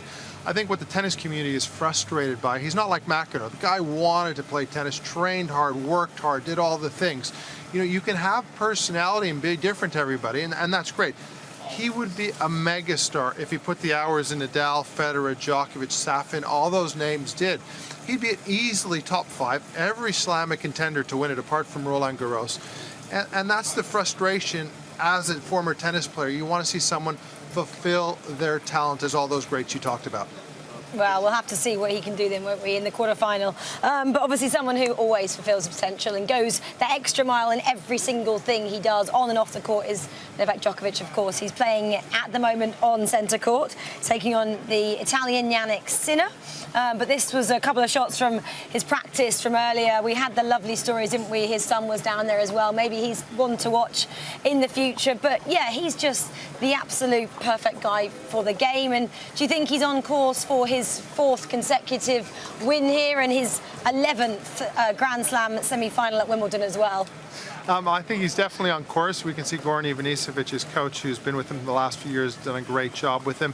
I think Novak's year has been very unfortunate. The whole debacle in Australia really put him off. I felt it was unjust. He should have been able to play because, you know, he'd passed all the quarantine. They made an exemption rule, and then the government said, no, we've got an election. You're out of here, buddy. And that was totally unfair. So that government doesn't exist anymore. They're out of power. Then after that, at the Roland Garros, he was disappointing against Rafa. You know, he just went away, which is very un-Novak-like. So he's a man on a mission right now, but this is his biggest test to date. Yannick Sinner, you know, this guy's going to be #1 in the world. We saw what he did to Alcaraz, but I expect him to get through in a 4 or 5 set match and the man to beat at this tournament. As he chases, you know, the record, the most number of Grand Slam titles, and the fact, as you said, he wasn't able to play in Australia. As things stand right now, he's not going to be able to play the US Open in New York later on in the year. Do you think that perhaps heightens his focus even more than usual here at Wimbledon? He's conscious that he can't let this opportunity go, having not been able to win Roland Garros? Well, it's a very difficult situation for me because you've got to care without caring to play your best tennis. If you put too much pressure and expectation and you want something too badly, it usually doesn't happen. He's got to find the balance, and that's what he's been great at. He can't even think about the US Open right now, and I know if they say you've got to get vaccinated to play, he's not showing up. He has very strong beliefs in what he wants to do as a person, and I respect that of Novak very, very much. And I think, you know, today will be the big tester. If he wins today in 3 or 4 sets, he is definitely the man to beat, and I still think he will win this championship.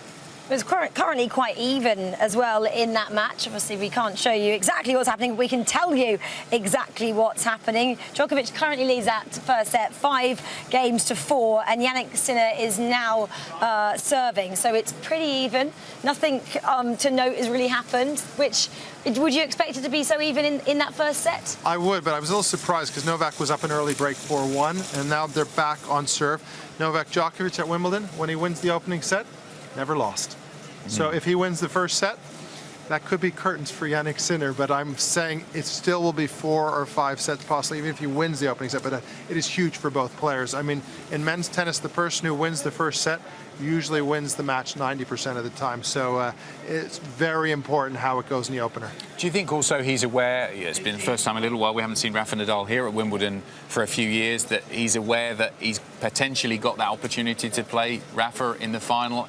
Djokovic is always someone who relishes the big occasion, doesn't he? He wants to play the big names, whether it be Federer, Nadal, Murray when he was, you know, at the peak of his powers. He wants to play those guys in the Grand Slam finals to prove that he is, as he, I'm sure, feels, the greatest of all time. Well, you're right now, Rafa has been very fortuitous because Novak out of Australia. Amazing performance to win there, limping to the finals. The way he came back from 2 sets to love in a break against Daniil Medvedev to win that title. And, you know, if you look at that performance, incredible, and then to win Roland Garros. And he wants to play the Nadals. He wants to play the Federers.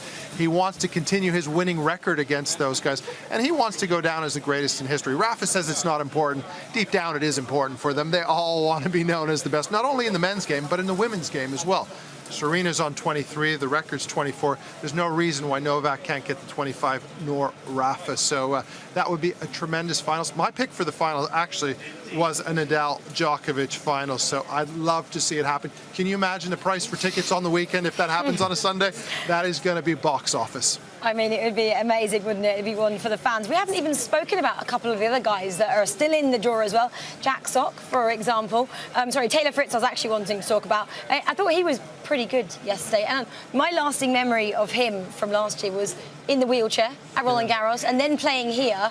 And he was chatting to us after he went out. But for him, he's doing pretty well. Obviously, the #1 ranked player in the US at the moment. We were talking yesterday, they haven't had a champion since 2003 in a Grand Slam for the men's side, which is ridiculous to think of. Well, the last one was Andy Roddick in 2003 in the U.S. yeah. Open. Yep, that's correct. And, you know, they're desperate for another American. I saw him beat Rafa in the finals of Indian Wells. I was there live doing the coverage.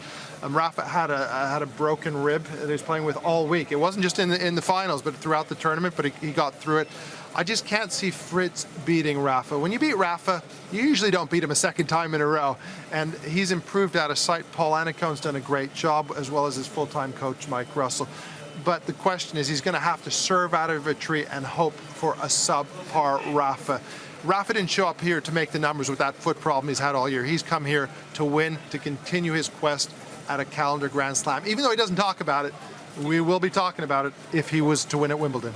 US men's tennis, they've had a few great eras, but you played through one of the greatest, didn't you, with Pete? So many great matches against Pete and Andre. And there was some discussion a few years previously to where we are right now, that where are the American men that are coming through to replace that since Roddick retired? It's been so long since they've had someone win a Grand Slam title. Do you think the circle is turning once more and they have these players coming through? A player like Fritz, Riley Opelka, Francis Tiafoe. Yeah. They have a large number of players. Do you see in any of those an opportunity for a player to get into the top 10 and perhaps challenge to win a Grand Slam title like we did do 15 years ago? The problem in America is if you're not number one, you're nobody. That's unfortunately the way they look at things. And they were so blessed with so many champions. You know, they're complaining about Roddick when he was number one in the world, winning only one majors. What's happening? You know, they would bite your hand off right now if that could happen in the men's game again. But you had McEnroe, you had Connors, you had Sampras, you had Agassi, you had Courier, you had Chang win a slam when he was 17 and only got to number 2 in the world. You've got to look at it. It's been European dominance the last 2 decades, to be quite honest with you, and the Americans haven't caught up. And unfortunately in America, from a viewer's point of view, their numbers have gone up. I mean, their network, the Tennis Channel, has 70 million viewers in subscription, which is fantastic. But they don't have that mega superstar yet coming out. And I look at the crop of Americans. They'll all be good. There'll be a few that'll make the top 10. But to go on to win a slam, you need someone like Sinner, who's playing against Novak Djokovic, he'll be a number 1, or Carlos Alcaraz, to me, the guy who's going to win double-digit slams. You know, they don't have that mega star, and that's what they need to really get men's tennis lightened up. I mean, when Andre Agassi showed up, everybody was like, wow, who is this 17-year-old? We haven't had that in many decades yet in American tennis. And the man I was talking about a little bit earlier, Jack Sock, he's obviously playing at the moment as well. Dennis Kudla against Juan Sebastian Cabal and Robert Farah there, and they're actually they're 6-3 down in the first and now on to the second. So it doesn't look like they're possibly progressing either. But that's where I got the name from earlier, Greg. Well, that's right. He was a top 10 player, number 9 in the world, and, you know, he won the Masters Series in Paris, but he kind of fell off the planet for about 2-3 years and is slowly getting back. Yeah. I mean, tennis is a brutal sport. You've got to be on it 365 every single year. It takes a certain mindset. If you don't have that, you don't stay like those big three do, or like Serena has for many decades as well. Intriguing chat, Greg. Thanks so much. Let's catch up with Olivia once again, who's been out and about.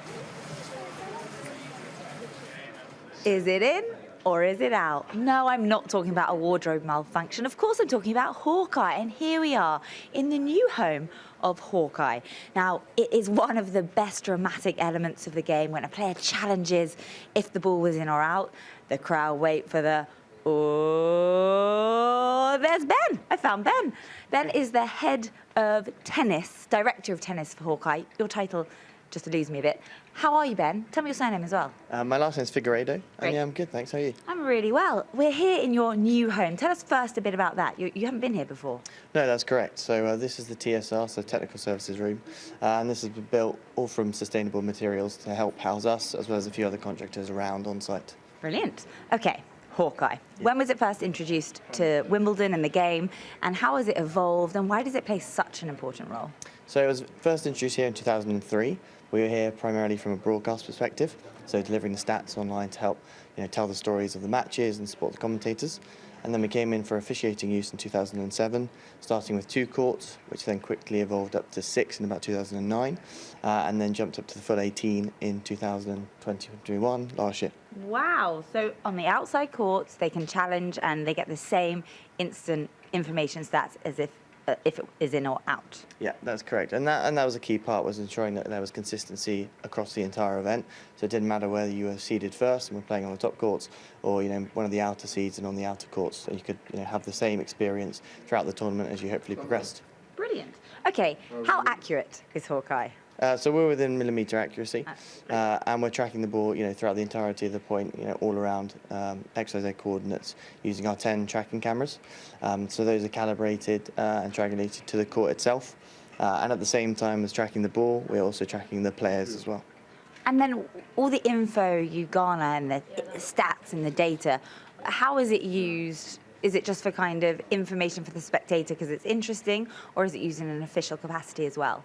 This is a good question. So, I mean, certainly, we're collecting and collating all that data, looking to tell different stories, analysing those players. In some cases, we even work with different coaches and players themselves to help them improve their games.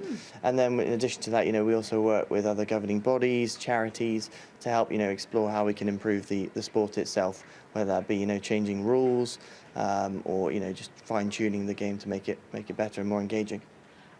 Before we look at how it works and the kind of nitty-gritty, because it seems a lot, could you tell me, can you remember any key moments where Hawkeye played such a pivotal role in a match?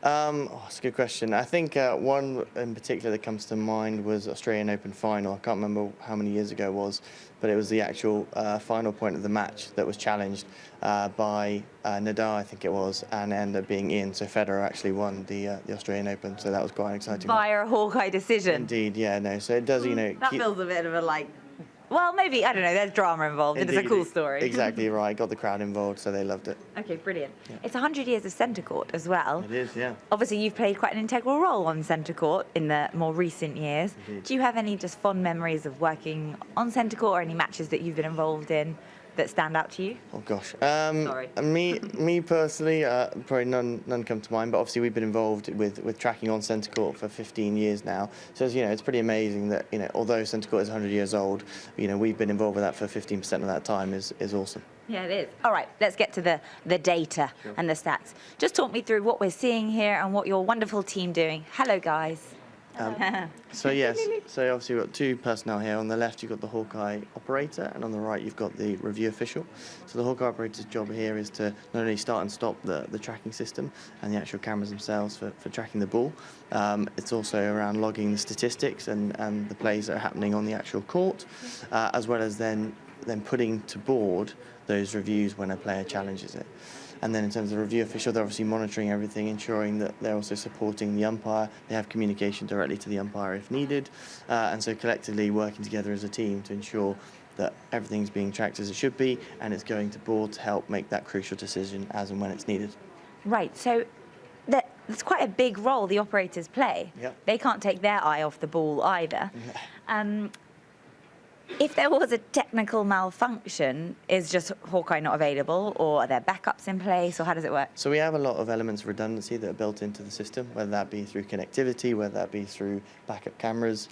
It's all sort of factored in so that if one thing were to fail, the entire system would not fail. And that's a very key aspect, obviously, ensuring that actually the players aren't impacted, because that's the last thing we want, is to actually impact the players and stop them from doing what they do best. So if there is a decision, like someone says challenge, what happens? Tell me how the wheels get in motion. Sure. So a challenge will have happened. Obviously, the point will have ended at that particular moment in time. The bounce marks for all of the bounces in that particular rally will appear.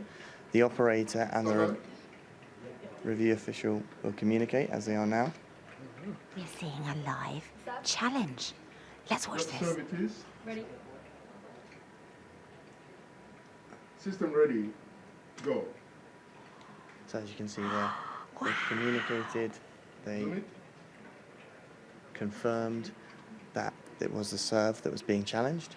The serve was then selected, the review official then gave the signal to send it, Joanna, our operator, then sent it, and it went to board. Wow, we saw it live. And then, what happens then? Does it go directly to the umpire that it's out? Because no one said it's out. Can they see that themselves? Yeah, they can. So there are big screens on every single one of the courts, and that is then obviously sent through, displayed so that both the players and the officials can see it. So it's completely transparent for them as well as the viewers at home. The viewers in the stadium or the viewers at home if it's obviously being broadcast. Indeed. That was cool. That was really, really cool. I was like, oh, Hawkeye, what we're going to... It's actually amazing and really exciting. And obviously you play such an integral role in the matches. Thanks, Ben. That was great. I don't really have anything else to ask. So, yeah, have a good day and get back to it. Thanks very much. Day 9 here at Wimbledon, and we're hanging out at the HSBC Fan Zone. I'm very delighted to say we've got another People's Press Conference, and it's the world #1 doubles player who also is a reigning Wimbledon champion. Please, everyone, can you welcome Elise Mertens? Come on. Elise, thank you for being with us. And first off, congratulations. You've had a great Wimbledon, 4th round of singles. You're still in the doubles. How has your tournament been so far? I mean, it's been very good. I'm lucky to be in the 2nd week of a Grand Slam, be in Wimbledon. I mean, it's one of the most beautiful tournaments in the world. So hopefully I can, be here as many more days as I can be. All right, so Elise is into the quarterfinals of the doubles. Last year, you won the doubles championship with Shea Sue. This year, you're playing with Zhang Shui. I should have looked up, has anyone ever won the doubles back-to-back with different partners? I don't know, actually, but Sue won it a couple times, and she might have won it the year before, too, actually, but I'm not sure. I have to look it up. Yeah. How has playing with Zhang Shui, who you know very well, she's one of the best doubles players in the world, how has that partnership been for you, and obviously going well so far in the doubles? I mean, she's a very friendly person, and in doubles you really need that connection to play well. Communication is very important, but it's only the 2nd tournament this year that we're playing together. Oh, wow. We the finals. So, we're full of confidence, and of course in a Grand Slam you can always do a little bit more and try to stay as long. Yeah, awesome. Well, I mentioned the doubles success, but also great singles run. You take out Angelique Kerber, who's a former champion here. Before that, Elise saved match points in her 2nd round match to get through that in over 3 hours. Yes. A really tight one on center court against Ons Jabeur. But what has the singles experience been like this year? I mean, it's been amazing. We're so happy that everybody's back and can fully watch tennis again. Yeah. It's a great atmosphere, and hopefully I can be here years after year, but I mean, for now, we just enjoy the moment to be on that court 1.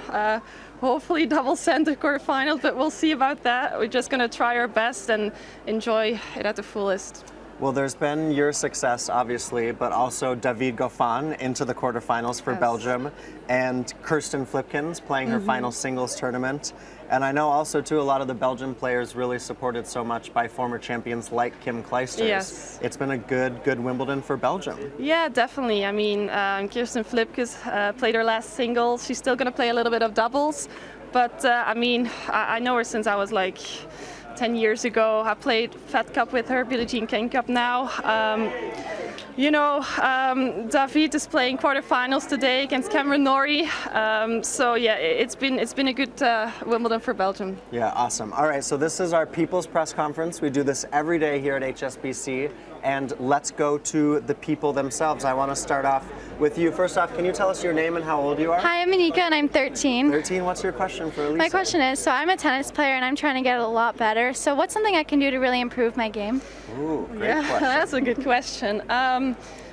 Just work hard every day, get the hours in, and you just enjoy too. That's very important. I know it can be a bit stressful to think I'm not going forward, but it will come eventually. It's a long road to go, but just work hard every day and you'll be fine. Thank you. Are you hoping to be a future Wimbledon champion? Oh, definitely. Too? Yeah, I love tennis. Awesome, very cool. And when you're 13, if you think back to when you were 13 and having those dreams of maybe I could be this professional tennis player, or how do you manage at that age trying to get to that next level? Well, I started playing juniors under 18 when I was 13 years old, traveling around the world at that age. Yeah, I know it can be a bit nerve-wracking. Will I go there? Will I not? Will I play juniors at Wimbledon? So it's kind of like setting goals and trying to improve every day. I think I never really had a day off, but it's a passion of the sport, and if you have that passion and that motivation, you'll be all right. Awesome. Thanks for that question. Who else is a tennis player around here? Anybody? Tennis players? Yes? Future Wimbledon champions? Maybe? All right, tell us your name. How old are you? I'm Ireland, I'm 10 years old. Okay, what's your question? Oh, has this been your best tournament so far? Oh, has this been your best tournament? In result-wise, or just like experience? Experience. Yeah, it will definitely be one of the best ones. As you mentioned, I won the doubles here last year. We actually saved 2 match points, and it was 9-7 in the third set. Wow. So that was kind of a roller coaster. But as you can see, beautiful flowers, a lot of green. I love nature. So yeah, it's definitely one of the best ones. I think it's interesting too because we talk a lot about champions and winning and victories and all that kind of stuff. But at a tennis tournament, everyone except one person is going to lose in the tournament. So how do you take each tournament as a learning experience to try to get better for the next one? Yeah, you know, like 50% already loses in the first round. It's a bit crazy. Yes, there can only be one winner out of so many players, but in tennis you can play every week another tournament. So you kind of see that process like, okay, for example, like last week I lost the first round. What can I learn from that to keep improving for the next one? Yeah. Every week is different, and of course it's pretty difficult to maintain a high level. But on the other side, it's an opportunity to improve yourself. Yeah, awesome. Thank you for your question. We've got another one. What's your name and how old are you? I'm Alex, and I'm 12. Alex, you're 12. What's your question? How many hours do you practice tennis a day? Ooh, how many hours of practice a day? That depends a little bit. Like if I'm at home and I have like 2 weeks or 3 weeks at home, I practice a little bit more. It would be like 3 hours fitness, 3 hours tennis. And that would be 4 times a week. 1 day or 2 days I would play like half a day tennis fitness, but when I'm on tournaments and I play a lot of matches, I'll do mostly the warm-up or 1.5 hours of tennis and a little bit of fitness just to not make me too tired. Yeah, awesome. Does that sound like your schedule too? A little bit? All right, what's your name? How old are you? Hi, I'm Lorenzo, 10, Okay. from Italy. Go ahead, Lorenzo. What's your favorite shot? Ooh, My favorite shot. Well, I would say the serve, because you can start your game with your serve. You have everything in control. So I think it will be my favorite shot. You can control yourself, you can control your first shot, and you never know what's going to come next, but the first one you can control. Lorenzo, are you cheering for Jannik Sinner today? You cheering for Jannik Sinner? Yeah. Yes? Okay, good. Yeah, and I also think it's interesting, you mentioned the serve there, answering Lorenzo's question. You're always working on little things, aren't you? Little things, Watching the yes. practice court, these professionals, you're always thinking about how can I get just that teeny bit better? Yes, I think to be a top player and a top 100 player, a top 200 player, there's only such small differences, a little less mistakes, a little more bravery in the important points. So it just comes down to just a little difference. Yeah. Wow, that's amazing. All right, where's the microphone? Where did it go? Who's my correspondent? All right, what's your name and how old are you? My name is Tess and I am 7 years old. You're 7? What's your question? My question is, how old did you start learning tennis? Oh, great question. How old when you started learning playing I tennis? started playing tennis. I don't know if it was exactly tennis at 3.5 years old, but I started with the racket in my hands at 3.5, 4 years old because of my sister. She played tennis. She's 6 years older than me. She stopped playing tennis, but I kept on going. And here I am. Yeah, you are. Just a few years later. Just a few years Did you later. play other sports as a kid? I did ballet. Oh, really? I did clarinet too. But the rest, actually, I all stopped that when I was 9, 10 years old to just dedicate my life to tennis. Wow, but I love that. Ballet and clarinet, just to have some diversity in there. Diversity, Yeah. yes. Yeah. That's awesome. What's your name? How old are you? I'm Nora, I'm 12. Okay. When you were 12, how did you balance tennis and school? Great question. Very difficult. But when I was at home, because I was traveling a lot already, when I was at home, I went to school and everything. But when I was on tournaments, I did my practice and then I did my homework, my schoolwork. My mom was a teacher, so she was with me on a lot of tournaments, so that made it a little bit easier, but it's definitely a little bit of a struggle to do both. But at that time, I think schoolwork is very important to do both, because you never know what's going to happen. But yep, to manage both is a bit difficult. Yeah, great question. Thanks for that. Did you have a question too? You ready? Yeah. Let's do it. What's your name? How old are you? My name is Anjali. I'm 9 years old, and my question is, what is the hardest part of being a tennis player? Oh, great question. Do you want my job? Should we trade? What's the hardest part of being a tennis player? I would say not be at home as much as I want to be, because I'm really a home person. I love animals. I got lots of dogs. I got lots of animals at home. 2 turtles. So yeah, I call with them every day with my dogs. I say like, oh, they recognize my voice a little bit, but yeah, I think that's the hardest part, just to be here. And after this one, we go to the United States and then maybe to Japan, and like the traveling, the jet lag, and try to manage a little bit to be at home too. Yeah, the travel can look pretty glamorous at times, but it's hard. You've got to manage it, right? You got to manage it. I mean, sleep is very important. Lots of hours of sleep, but of course we have to travel a lot too. And travel very fast actually too, so it can be a bit tiring, but I love my life. It's a passion I have, and I try to improve every day. Yeah, that's awesome. Let's see. I want to be sure. Did you have a question? Yeah. Okay. We'll just. Oh yeah. Go ahead. The microphone's right behind you. Thank you, Urson. What you got? What was the first tournament you ever played? Ooh, first tournament. Back in the memory bank. What do you got?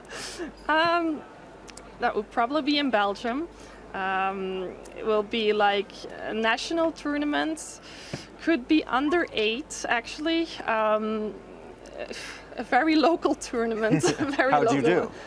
Well, I have some trophies at home, so I think not bad. Good, that's good. And sorry, what was your name? How old are you? My name is Alicia, I'm 9 years old. Alicia, thank you for your question. I'll steal that back. All right, I think we got some good questions in there. I'm going to close with what we like to do here at the People's Press Conference, a quick fire with Elise Mertens, and then should we sign some autographs? Yeah, all right, let's do it. All right, favorite thing about Wimbledon? Strawberries. Strawberries, good. Pre-match meal, is it strawberries? No. Pasta. Pasta. Post-match meal? I think it would be also rice or something like, yeah. Okay. Pretty boring, I know, but yeah. Yeah, carbs, yeah. Some good protein. What's your biggest dream in tennis? I think to win a Grand Slam in singles. All right. You've done it, what, 3 times in doubles? Yes. All right, so hopefully a singles one in the future. If you weren't a tennis player, you would be I never really thought about that, actually. That's a good thing, I guess, but definitely something with animals. Yeah, I was going to say, I feel like you'd be a veterinarian. Yeah, probably something, yeah. Okay. Yeah. Who was your hero growing up? Definitely Kim Kleisters.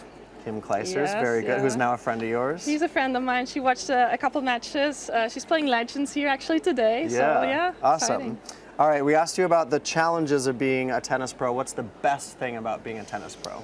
To do what I love every day. It's a passion that I have. I'm never like, oh, I have to play tennis. So no, it's just something that I love. Yeah.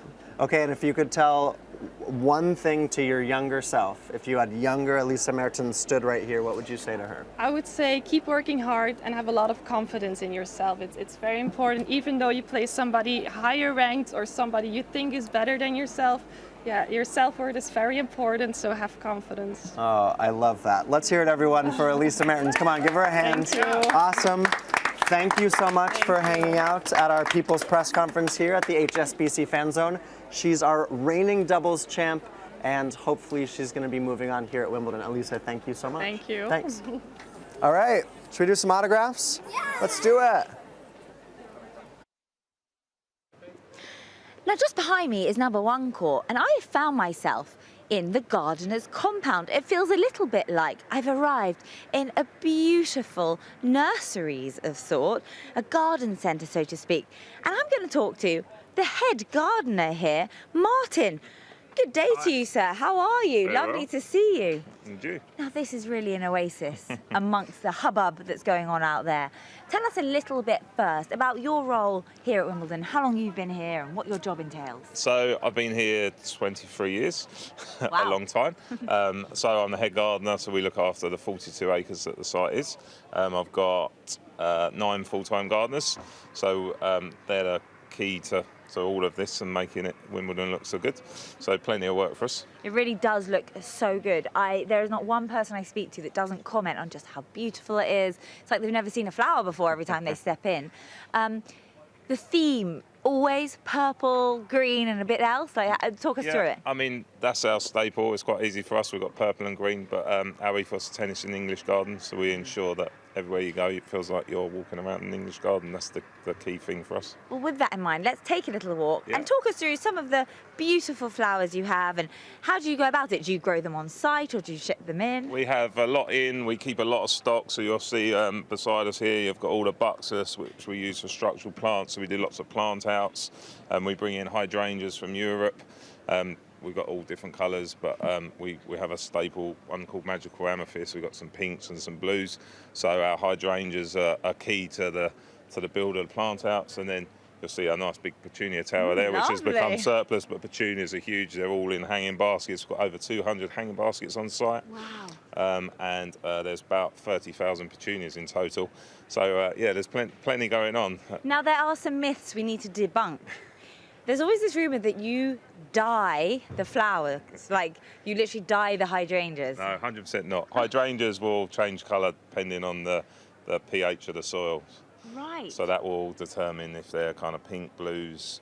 The whites generally stay white, so that kind of helps with hydrangeas that start turning pinky. I see, and then they kind of change the soil to make them so the growers will add that pH to keep everything ticking on, and then we just have stocks of trees. If there's planters to make out and areas that needs sort of looking nice, we'll put a tree in the way, and we'll just use all of this stock. But it's always good to have stuff on site. We have plenty. Once you're up and running during the championships, do you have to replant anything or change over things, or is it just maintenance? Yeah. Maintenance. The guys are out early in the morning, 6 a.m. start, sometimes a little bit earlier if we need to, and we'll go out in the mornings, we'll do all the watering, and then if there's any plants that have been, some get sat on, believe it or not, any plants get sat on, we take them out and we'll change them with all of this stock. Right. So we've got plenty to, and this is why this is all here, plenty to always make sure it looks good, as good on day 14 as it does on day 1. Which it really, really does.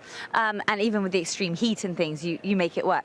Now, the living walls, quite an amazing addition to Wimbledon this year, very eco-conscious, of course. Yeah, it's been in now for a few years, 2019. Right. So, but yeah, so it's a huge either side of the big screen, just under 250 square metres, just over 14,000 plants in the wall individually. It's a soilless system, so it has to be irrigated, fed at every time you water. It gets watered 4 times a day. Oh. So it's quite a high-tech system, but hopefully looks great on. Sounds as high maintenance as me, let me tell you. Let's head into your greenhouse, because that looks really fun. Is that where you take a moment, some reflection in there? So you can hide in there. There's enough greenery to hide out of the way. Again, it's just, this for us is, we do lots of indoor plants in the restaurants and areas like that. So this is good to just house some of our indoor plants. Again, seems like there's lots in there, but it's just to make sure everywhere's looking great. So we've got plenty of changeovers, plenty of spare plants. Yeah. So when, other than first thing in the morning, when you do your kind of whip around, check everything's good, when play gets underway, are you off at that point? Yeah, come back to this place. We make sure that, again, everything's tidy back here then, so if we need it the next day, so all the guys will come back, chill out a little bit, take a bit of time out, and just prep for the next day. And like all good garden centres, do you have a cute cafe? Well, we've got our kind of bivvy with a little bit of coffee and tea going, but otherwise. All right, Martin. Well, this has been most interesting. I might come out and hang here when I need a break, if that's all right. Definitely, always welcome. Thanks so much. Thank you. All right, thank you so much for that, Olivia. I love that behind Arangi, behind the hill tour of, I've never seen that, all of the sort of behind the scenes there. That's where they keep all the plants, where they look after it, and in a week's time, there will be a flower sale going on there, and I will be all over it. You're ready for it. I'm ready Very for good. it, first in line. Great stuff there from Olivia. We appreciate it. And from the gardens, let's go to center court, the main garden here, and actually look at this, a shocking first set for Novak Djokovic, who led 4-1 as we take a look at the stats. 4-1 over Jannik Sinner. Sinner comes back, wins 6 of the last 7 games, and especially looking dicey for Djokovic on serve, only winning 36% of second serve points, and Sinner taking his opportunity. The youngest man in the quarterfinal has a set to the good. This is incredible. I didn't see this coming at all, especially after Novak Djokovic got off to the start he did, leading 4-1, and I actually watched it from 4-1 to 4-all, and there was some pretty poor choice of shots there from Djokovic. Attempted a number of drop shots back to back, which fell before the net, and just seemed to lose his focus. But Jannik Sinner's been hitting some big forehands out there. He's never beaten Novak Djokovic before. They played once last year on the clay in Monte Carlo. Djokovic on that occasion won in straight sets. But this, a fantastic moment for the Italian, if he can keep this up. And a little reminder, prior to this year's Wimbledon, he had never won a match on a grass court before. So if he is to go all the way and take out the top seed, that would be a huge shock. Yeah, it'd be absolutely massive. And also to keep you up to date on that, Sinner up a break in the second set. So not only 1-4 down in the first set, but he wins that set, and now he's a break up in set 2. This is a shot just live outside of center court. It's buzzing around the grounds on day 9 as we get into quarterfinal action today. Also, Julia Niemeyer and Tatiana Maria doing battle on the number 1 court.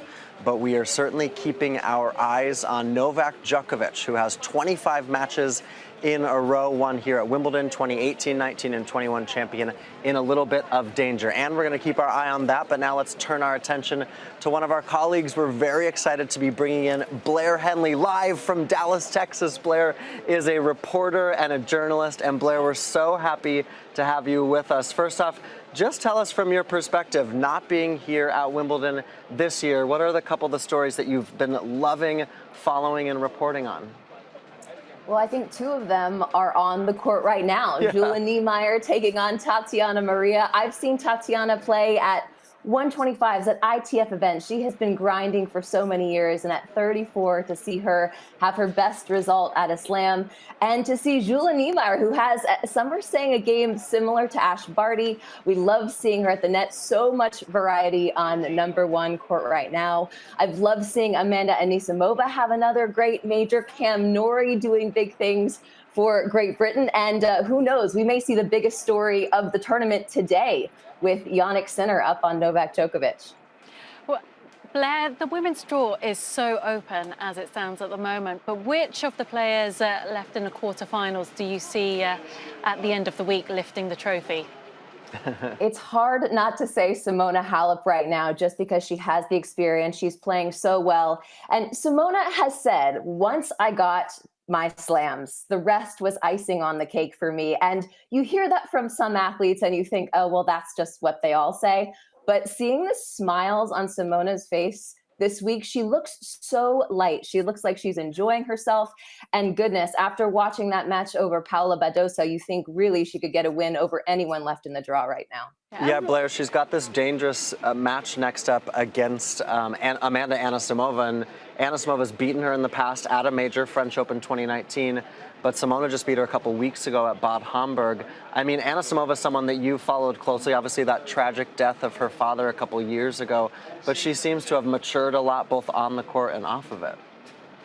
Yeah, that was such a tough year for her in 2019. She was close to breaking into the top 20. And then, of course, as you mentioned, her father and coach tragically passed away just before the U.S. Open. She says she's learned a lot. She's grown a lot in the past few years. She maybe appreciates this sort of results at a slam. But the one thing that Amanda Anisimova does that makes me think that she could be in the top 10, top 5 in years to come is she has the capability to take the racket out of the opponent's hand. She absolutely crushes balls. We saw that in particular in her third set against Coco Gauff. I believe it was a 6-1 set. There was nothing Coco could have done that day to win that match.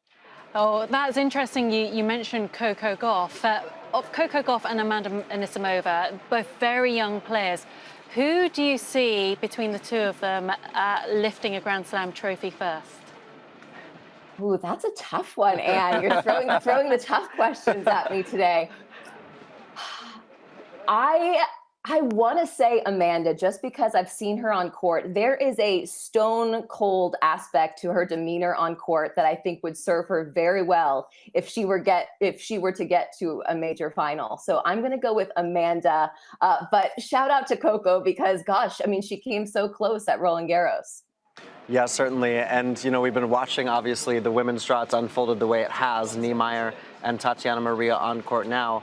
But what about in this half of the draw? You've got Ons Jabeur also there taking on Buzkova after Djokovic and Sinner today.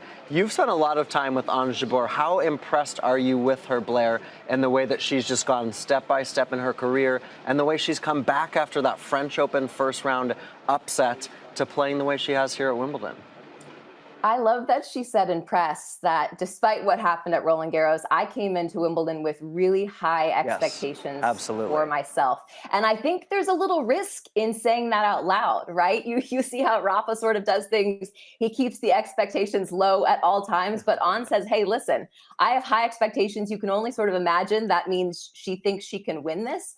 We saw against Elisa Mertens, I saw you talking to her at the HSBC little booth. What a cute little Q&A that was. Thanks. But that match was big for Ons Jabeur because I think both of those players knew that they're in a wide open section of the draw and the opportunity is large. Yeah, no, I mean, to see Ons, and we've seen it on site too, right? The way that Ons been able to handle herself. And I like the bravado, you know, for her to say, like, okay, I want to not only do well here, but perhaps make it all the way to the final. Yeah, well, it's refreshing to hear a player talk like that. Other than Nick Kyrgios, everyone likes to play down their chances and, you know, they're either carrying an injury or not looking too far ahead, taking it one match at a time. So it is really refreshing and great to hear someone really back themselves. And having seen her around and about in the players' area, just exchanging some small talk with her, she just seems really relaxed. And why not? Why not? Why not? Absolutely. One thing, why not Jannik Sinner right now, Blair? We were just coming off before you talking about Sinner taking that first set. What do you make of that? I'm guessing you've been watching some of it, and Djokovic not serving very well today. He is proving himself to be human. Sometimes we forget that when these players play such great tennis. He has 25 matches in a row here. But what about Jannik Sinner stealing away that first set? Well, Nick, this is the breakthrough, and listen, he has a long way to go, but this is what we've been waiting for from Sinner. At 20 years old, we've thought for the past few years he was going to be the next big thing. Carlos Alcaraz comes along, takes a little bit of Sinner's thunder, but I think it's so interesting that Sinner came out with his logo just a couple of months ago. I don't know if you guys have seen it. It's a fox, and apparently that was his nickname as a kid. Could that be because he has red hair? Could it be because he has an exceptionally high IQ? Probably a little bit of both. But we're seeing that tennis IQ on the court today, playing really smart, really solid. And you know that Sinner is not going to beat himself. Yeah. Now, talking about the men's draw, I've got to ask you, Blair, Nick Kyrgios, what do you make of the circus around him and the matches he's played here at the championships? Goodness. Well, the news that came out this morning notwithstanding, I think Nick has a better chance of winning Wimbledon than we do of understanding Nick Kyrgios. But the one thing I will say is he said, I have a chip on my shoulder. He has felt since he was a kid that people were rooting against him, that they didn't believe in him. I actually think it's very much the opposite at this point in his career. I think there are so many people who see his potential and want him to do well. And that's why there's this disappointment when we see, you know, a tanked match, or we see the circus that we saw against Stefanos Tsitsipas. I think there are so many people who want Nick Kyrgios to be a week in and week out great player. Yeah, certainly. And, you know, the way that Kyrgios has come through, it's his first Grand Slam quarterfinal in 7 years, which was a stat that certainly surprised me. But he is someone, Blair, obviously Christian Garin next. If he handles that match well, Garin just played 4 hours and 34 minutes against Demon in the previous round. I mean, that's a match you would expect Nick to win. They haven't played each other before. And then perhaps, Blair, perhaps we'd see a Rafa and NK rematch at Wimbledon.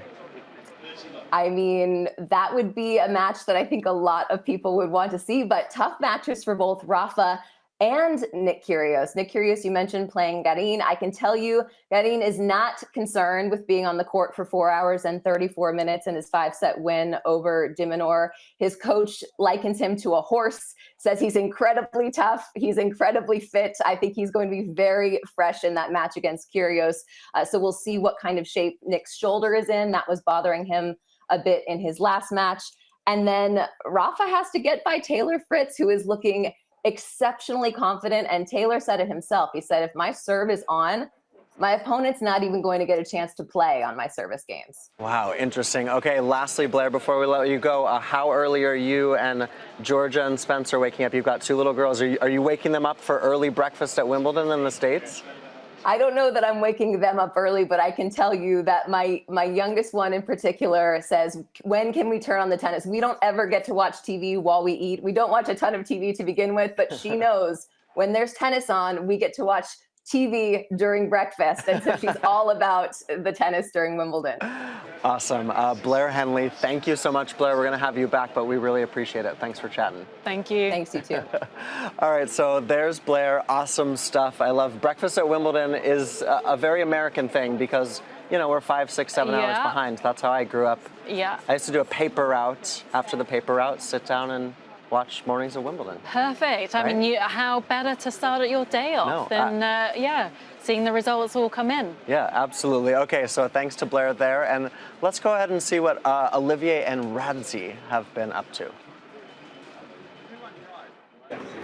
Welcome to one of the many strawberry and cream sections in Wimbledon. People are very much enjoying them. However, the question we're going to ask them is how many portions of strawberries get eaten every single championship, and specifically the last championship. We know the answer. We're going to find out if they know it to the nearest 10,000. Do we think we're going to get the answer right? No. Ooh, I'm going to go yes. I've got faith in these guys. Do you? I spoke to Sally Strawberry earlier today, and it blew me away finding out the number. So therefore, no, I don't think they will know. Ooh. So for a change, let's have a challenge. I say no. I say abso-flipping-lutely. Let's get the competitive juices, strawberry juices going. We're on the hunt, we're on the hunt. Hello, ladies. Come. Ladies, lovely to meet you both. Now, we're asking... I remember. And I'm jealous. we're staying in the same glorious Premier Inn. Other hotel brands are available, but they're much better, generally speaking. So, what do we reckon? How many portions of strawberries get eaten at Wimbledon to the nearest 10,000? We're going to go around the table, no pressure here. The entire championship. Now, silence generally as a rule 200,000? We're going 200,000. 150,000. Is wrong. Wrong. But, I mean, as a first guess, almost undermined the game it was that close. Madam, 150,000? 150,000 is also not true. 150,000. So Are we too high? Are we even too high? It's actually in between. Hey, let's go around. Sir, what do we think? How many portions of strawberries get eaten at Wimbledon? 200,000. 200,000? It's also not, I'm afraid. That's... Madam, with the best glasses strapped, by the way, I have to say. I would say 180,000. 180,000?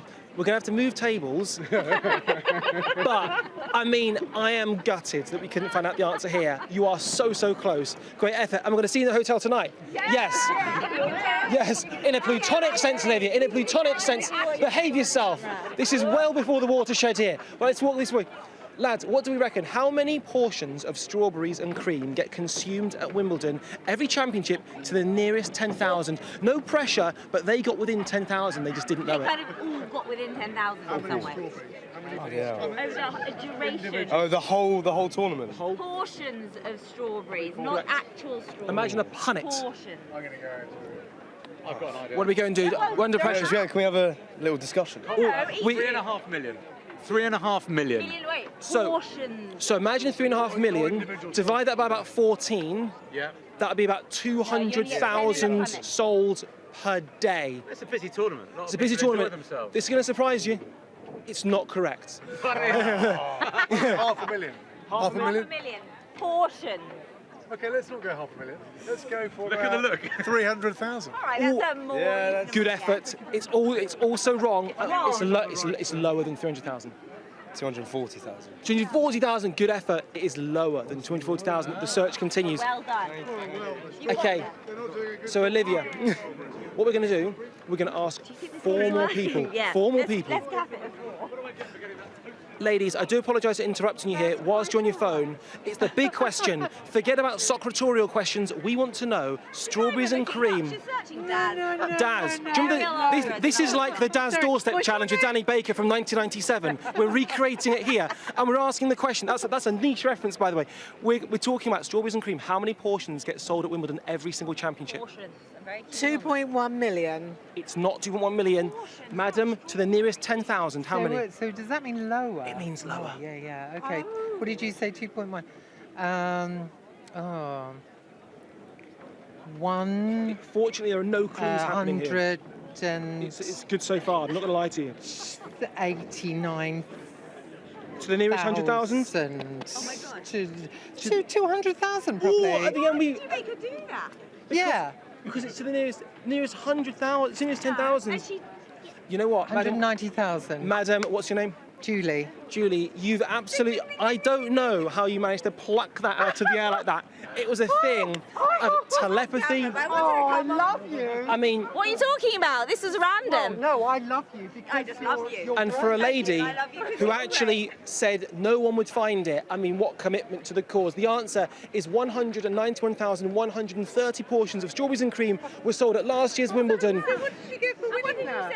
You get the... You were a long way out. I know.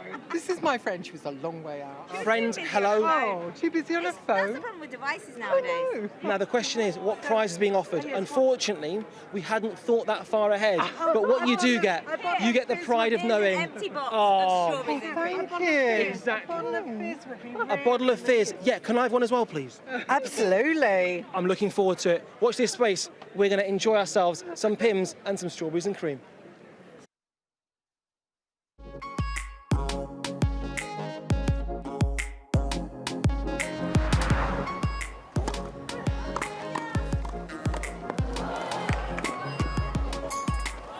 Oh, can you believe this? Good job of getting up to this ball right here and just squeezed it up the line.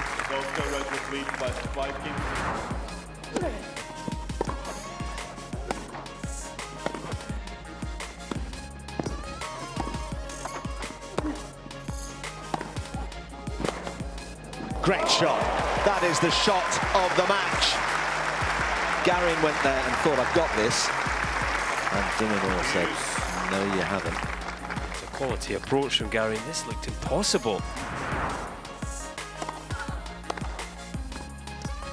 Oh, extraordinary to do that in that position of the court.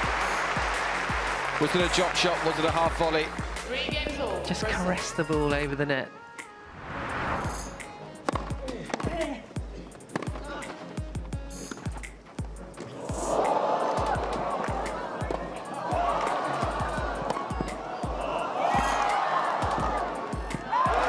Goodness. Oh my goodness me. Play that again, guys. Over and over. Just unbelievable tennis on court number 2.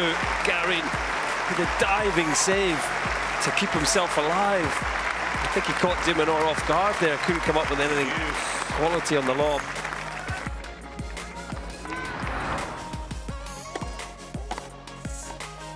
Oh. Well, that's half volley of the week. Heroes leads 3 games to 2. Second set, first set, Nakashima. Very well controlled.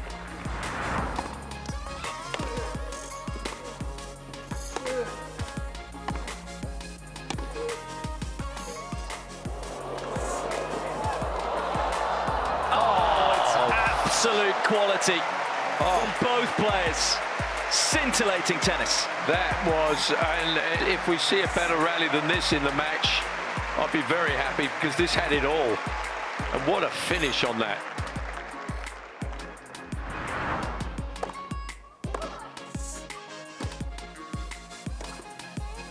Oh, what a winner! Didn't look like there was any room down there, but somehow she found some. Halep leads 2 And games to Halep 1 gets the first break set. early on here and goes 2-1.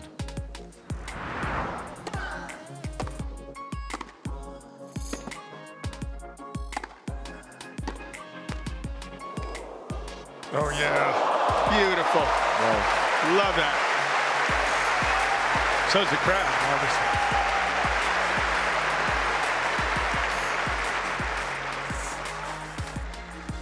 30 long.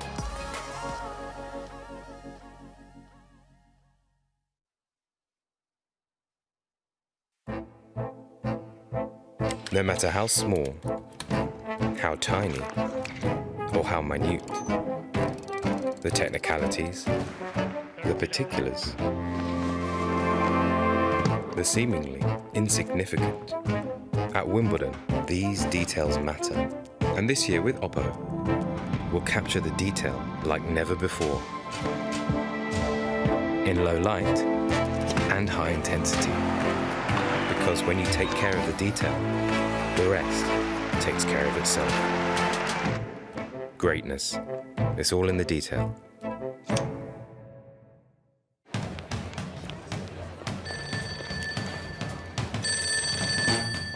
Welcome to the Sip-Smith Swansea-Ash service at Wimbledon.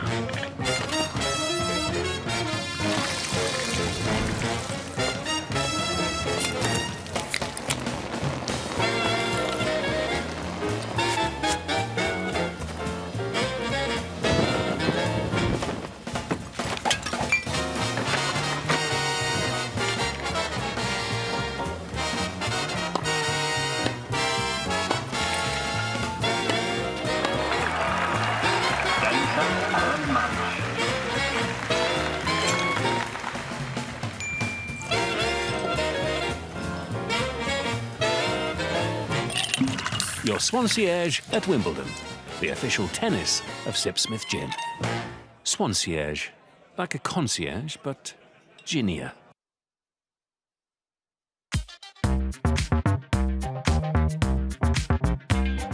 Straight up. Yeah, bounce. Yeah, come on, bounce. Whoop, whoop. Go, go. Whoop. Yeah, it's the kind of vibe I like. Make me wanna ride with the window down all night.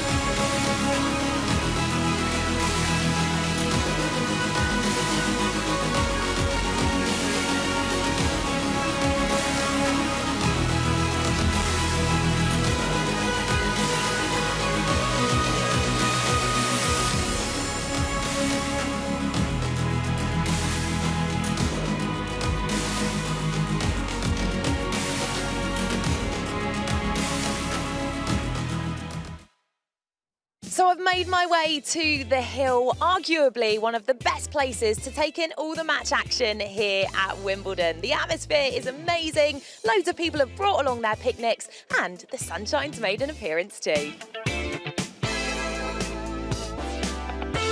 How are you enjoying your time here on the Hill? Oh, it's so good. It's so nice to be back in Wimbledon. Such a great atmosphere. What is the best thing about the Hill here at Wimbledon? Everyone enjoying the sport that we all love. I think just the communal aspect of being around everyone and everyone watching the game you love, being able to cheer loudly. Well, it's being able to watch everything going on at the same time and have the atmosphere from outside the courts. The sun is shining. This is fantastic. There's no better place to be. How special is the atmosphere on the Hill? It's very special. Everyone's having a bit of Pimm's, bit of ice cream. It's just great. I think it's relaxed and it's the British summer at its best. And what would be your top tip for anyone coming to watch tennis on the Hill? Well, at the moment, bring a weatherproof blanket to sit on. Oh, definitely bring your snacks paired with an umbrella because it did pour a little today. Bring some Pimm's, bring a bottle of fizz. And bring a happy face. Bring yourself a picnic and just enjoy your day here. Fantastic, isn't it?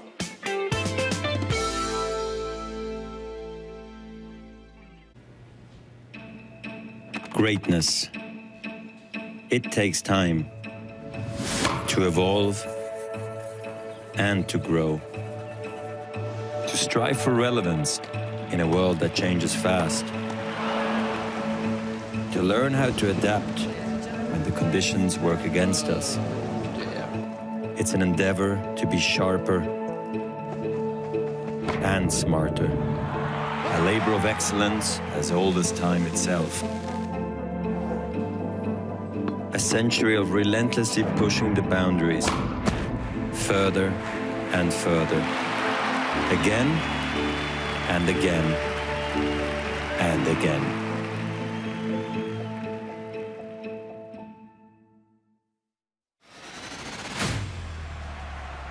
You could not be aware of John McEnroe. You are getting a public warning. You either loved him or hated him. I was meant to play tennis. That's the bottom line.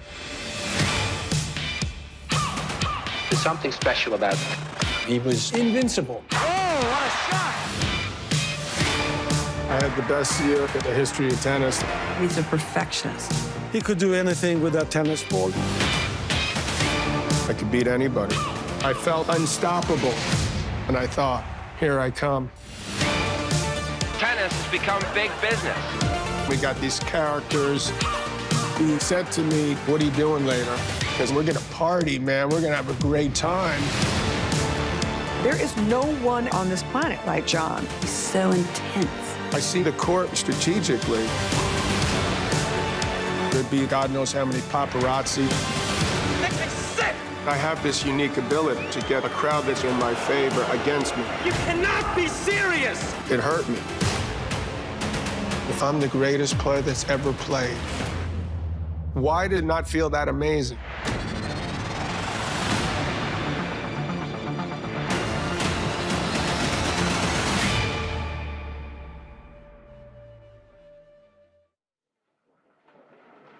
Well, an interesting look there at a new documentary meant to come out just next week. Actually, Anne, I got a chance to see the premiere in New York last month, and it really looks at John McEnroe's career through a little bit of a different lens. McEnroe obviously speaks on camera a bunch about his memories and the trials and travails, but especially the way that, you know, that huge rivalry with Bjorn Borg, Jimmy Connors, that whole era, Nastasi, all of those guys, looking at the mental health piece of it, and McEnroe talking about a lot of the challenges that he faced off court, then sort of spilled over onto the court itself. Well, I am fascinated about it. You've just sold it to me. I will be there. I will be watching it as soon as it's released. Yeah, so an interesting one there. McEnroe, I guess check your local listings, but it's due out next week in cinemas. Let's go ahead from one Wimbledon champion to another. We're going to check in on Novak Djokovic. Let's look at second set numbers here, and shockingly, it is Jannik Sinner who's trying to become the youngest men's semifinalist here since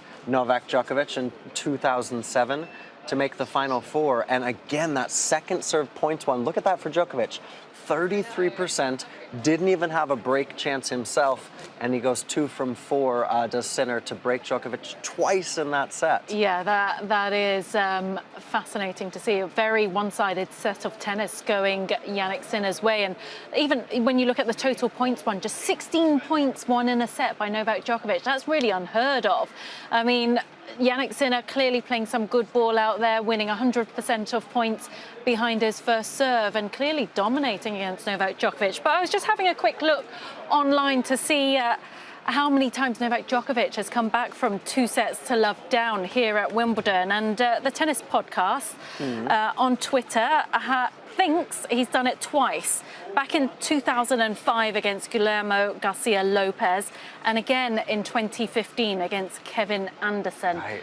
Will he be able to do it today? I mean, with Jannik Sinner in this kind of form, it's going to be hard to see. But Jannik Sinner, just a reminder, he had never won a match on a grass court until this tournament.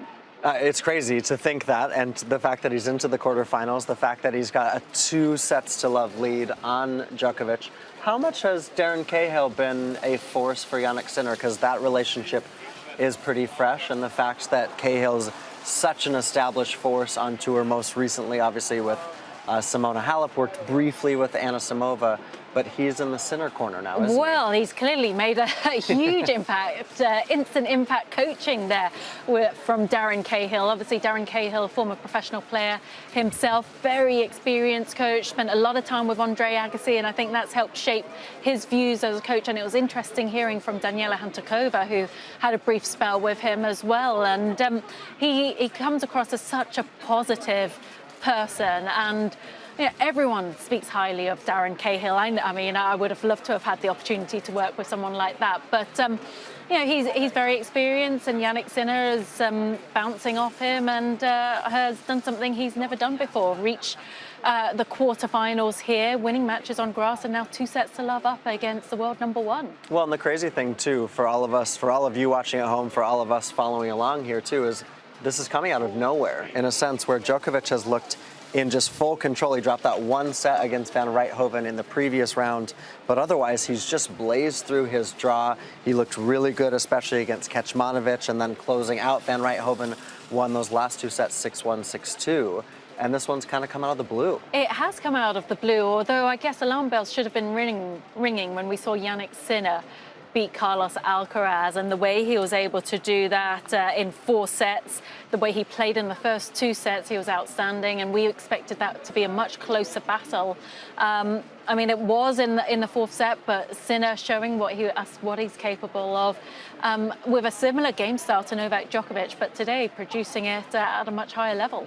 Yeah, and it's so interesting when these players get an opportunity. Someone like Sinner, and you mentioned the tennis podcast, they were actually speaking this week on the show about how, especially in men's tennis, we've moved so quickly on to Carlos Alcaraz and the fact of who's the next big guy on tour.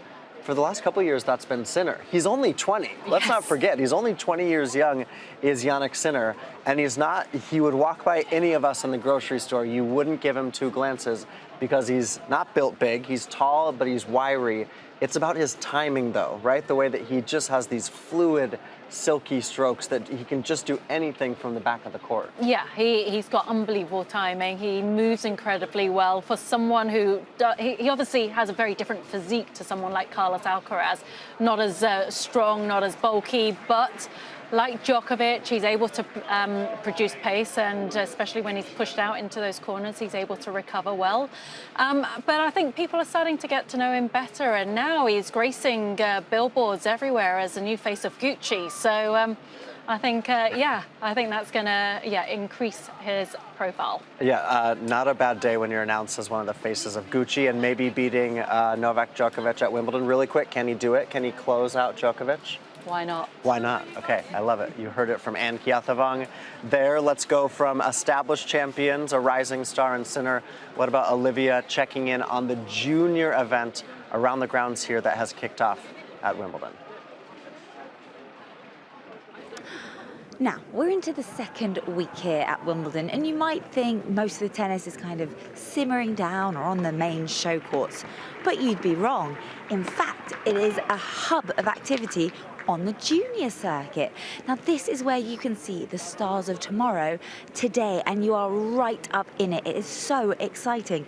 Now, before we write off juniors at tennis, let's recount some of those junior winners that have gone on to make big waves in the main draw. How about, I don't know, Roger Federer, Ash Barty, and Wimbledon Uncovered's very own Laura Robson. So today we're watching some great doubles tennis, but as I said, you can really see it. And if you were here just a couple of years ago, you would have seen Emma Raducanu on one of these very courts. It's really exciting, and for the tennis aficionados and real true fans, this is where the action's at.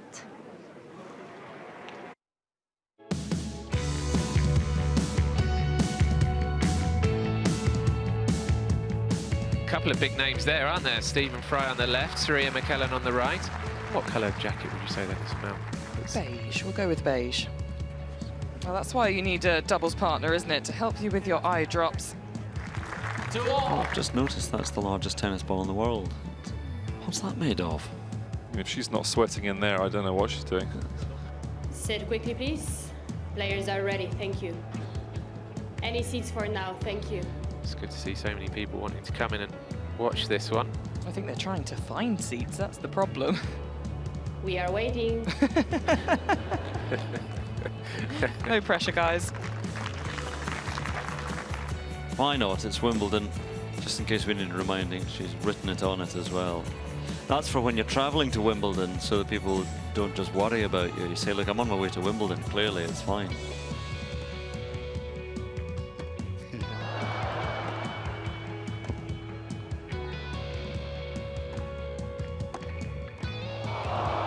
And then he goes and wins the point. Hits the ball between his legs. It's becoming more of a Kyrgios match. More of a match or more of a circus?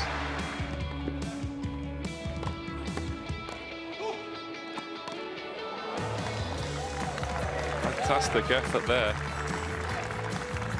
Also, the reaction is... And the reactions in the crowd, yeah. Slow-mo didn't do it justice.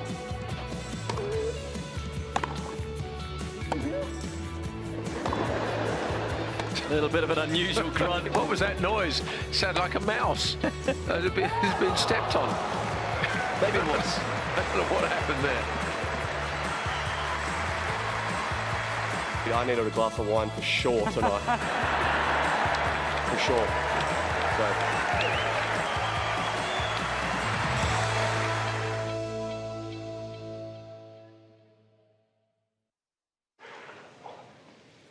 Right, over on court number one, we have got a huge result here to share with you. Tatiana Maria, the 34-year-old, has just beaten Julie Niemeyer 7-5 in the third to reach her first Grand Slam semi-final. What an achievement. Well, what a huge result for Tatiana Maria, mother of two. It's her 35th major at age 34, just the sixth woman at that age to get to her first Wimbledon semi-final. This has been so unexpected for the world number 3, but she has just had an absolute dream of a tournament, and the dream continues into the Final Four. And look at how much it means to her, and too. She was down a break in the third set. Julie Niemeyer serving at 4-3, but Tatiana Maria, she slices off both sides. She moves the ball around the court. And she has continued to say all tournament, my coach, my husband, there he is on the right. He has been they have been such a family unit. Their two daughters, Charlotte and Cecilia. It's been a family effort, and what great camaraderie between the two Germans there too. That's lovely, yeah. Julie Niemeyer, graceful there in defeat. But she's had a fantastic run herself, 22 years of age, and only her second career Grand Slam event, reaching the quarterfinals here at Wimbledon on her debut. We will hear more about her in the future. She's got a fantastic game, huge serve, plenty of variety, but not as much variety as this woman in your picture. Tatiana Maria's got the style of play that will wind up anyone, especially on a grass court. Something has clearly clicked. It's all come together, and she's got the style of tennis that makes you go for shots that you don't want to go for, makes you, frustrated on the inside. What a Wimbledon debut it's been for Julie Niemeyer, who, of course, in the second round took out Annette Kontaveit, and then had a big win also over Heather Watson to get to this stage. I think we're going to see a lot more of Niemeyer. Big hitting, was serving and volleying today as well. But, you know, for Tatiana Maria beating Sorana Cirstea, Maria Sakkari, taking out Jelena Ostapenko. Yes, she was a set and 4-1 down against Jelena Ostapenko, saved match points against her as well in the previous round. And there's another long battle, 2 hours, 17 minutes. Her two little girls, though, were not there in the stands to watch. They love spending time in the creche down at Orangi Park. But her husband and coach there just beaming with pride, a look of shock and delight there. And Tatiana Maria, what an achievement. Well, fantastic results, semi-finalist. Let's hear what she has to say.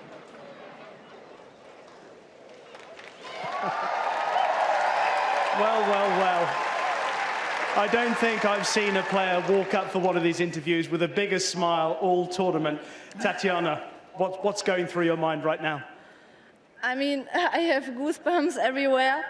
it was such a tough match against Jule. I mean, she's from the same country than me. We are both German, and I think today we made Germany really proud after our match.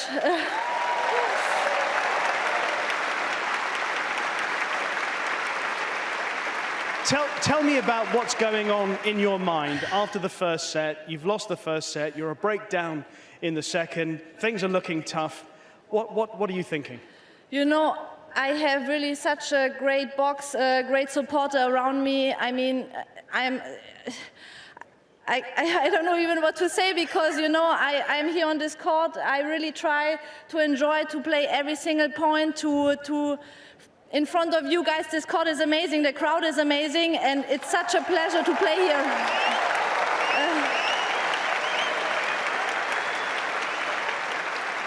You talk about both you and Jule making Germany proud today, but there are a couple of people that you've mentioned through this tournament that you are making quite proud. Two little girls. Yes, Charlotte my two and little Cecilia. girls. I mean, yeah, it's a dream. It's a dream to live this with my family, with my two little girls. I mean, 1 year ago, I just gave birth almost. So, I mean,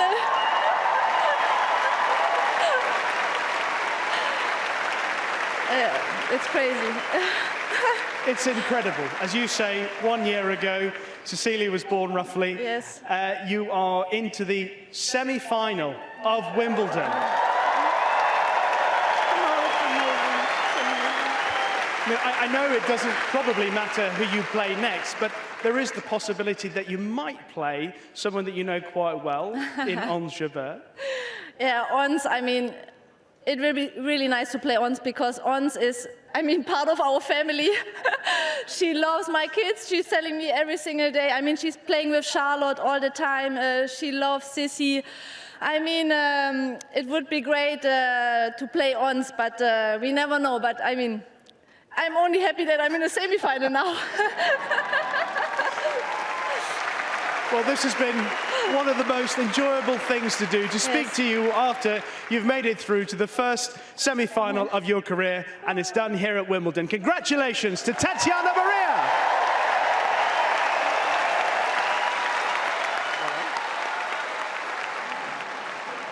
Well, just absolutely brilliant stuff there from Tatiana Maria. So honest, so open, talking about her kids, talking about the fact that Ons Jabeur, who she could play in the semifinals, has made a great relationship, especially with her younger kid, Charlotte, who's 8.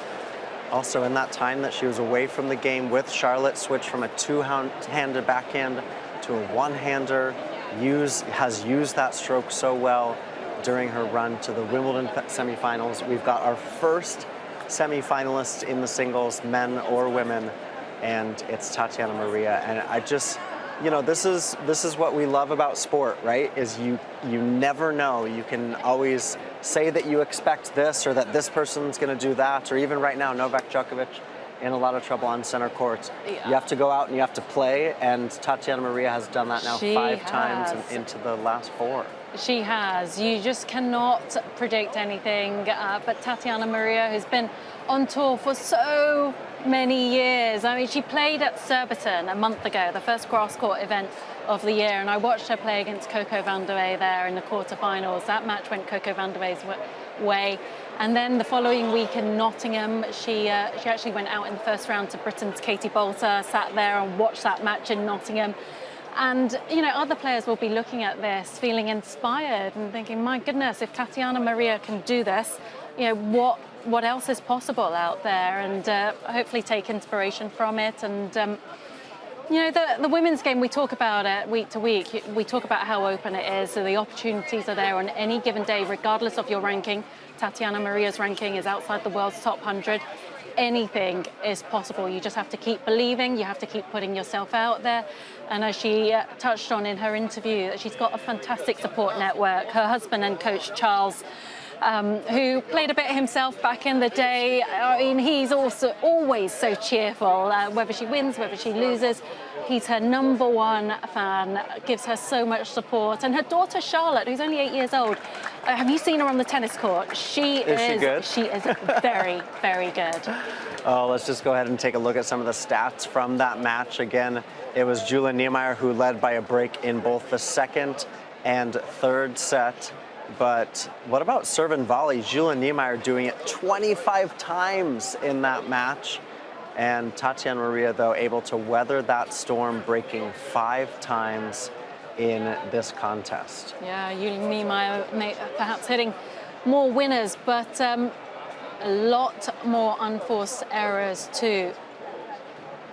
But anyway, deep breath. Tatiana Maria is through to a Grand Slam semi-final here at Wimbledon. I'm just in disbelief. I'm in awe of her. She just, you know, she said it feels like a dream, but she just hasn't stopped dreaming this whole tournament. Actually, we're just above the court 18, and earlier this tournament, Sorana Cirstea was up 3-1 in the third. I think she was even up 2 breaks in that third set. That was in the second round, and then took out Maria Sakkari in the next round, and then Yelena Ostapenko, who had match points in that match. So until your opponent has won that last point, you just have to continue to back yourself. Yeah. And that's a great attitude for Tatiana Maria to have to make a run like this. Yeah, fantastic fighting spirit. Just never say never.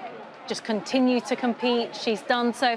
And if it is Ons Jabeur that she faces in the semi-final, can you imagine that matchup? The kind, I mean, you can just make a show reel of fancy points there. Both women who are incredibly talented, incredibly awkward to play against. We're going to see a lot of variety. I'm thinking too far ahead now.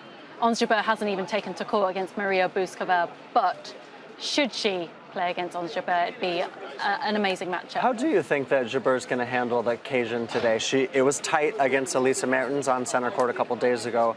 She is obviously the favorite now. You've got Bouzkova today, and if she wins, then you've got Tatiana Maria. She talked about that very first press conference. She sat down. She said, I'm here at Wimbledon. I want to hoist this trophy. This is the one I've dreamed of. Now she's got a very, very good opportunity. But like Tatiana Maria has showed us, you've got to go out there and play, and Bouzkova herself has had a tremendous run this tournament. She has, but Bouzkova hasn't, I guess, had the experience of being out there on centre court. Yeah, we all know Ons Jabeur is a strong favourite. She will know she's a strong favourite, but I think she's got the experience, and she's got enough there where she will be able to handle the occasion, I think, better than her opponent today.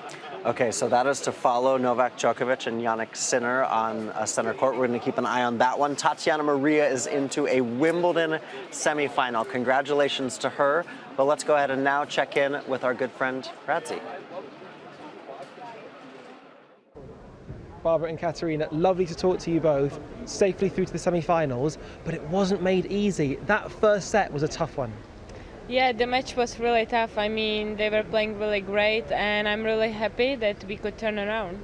Can I ask a question? As a doubles pair, what goes through your head when you're 6-1 down in the first set? Do you ever doubt yourself? I don't think we are doubting ourselves. It's just more that, you know, we are trying to figure out the way how to change the match, how to turn it around for you know, to have it on our side, and I think we just, you know, and we are just still trying to fight for every single ball. One thing I love about tennis is the diversity in sizes. You get people who are 6'10", some people who are 5'2". In women's doubles, what's the ultimate height, do you think? I have no idea. I mean, for someone it's tougher if she's small, but I think it doesn't matter. I mean... So not that you don't like the tall-short combination. You think tall, tall, short, short. What would be the one for you? You know, I think it's good the way it is for us. So I think it's just, that's what works. It really is working. And what do you think it is that works so well with you? You're the number 2 seeds. You're going in here. We know you've won in Wimbledon before. What is it about you guys? We are just a really good team.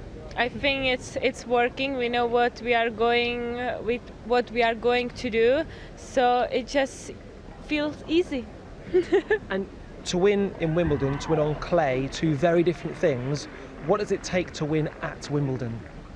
I think you really have to be consistent. You really have to believe in your game. You have to fight. There are more keys. So, and also in doubles, you need to have a good chemistry, really good communication, and really good team spirit. So there are a lot of stuff that you have to make it that you have to make well so you can win. And could I take turn the clock back to 2018, when you're crowned champions at Wimbledon. What is that like when they say Wimbledon champions 2018? It's amazing. I mean, it was really good feeling, and I think that year was amazing, and we hope to continue and doing great, and hopefully we can say it one more time. So fingers crossed, we'll be speaking to you in a week's time saying you're the 2022 Wimbledon champions. Barbara Katarina, thank you very much for your time. Thank you very much.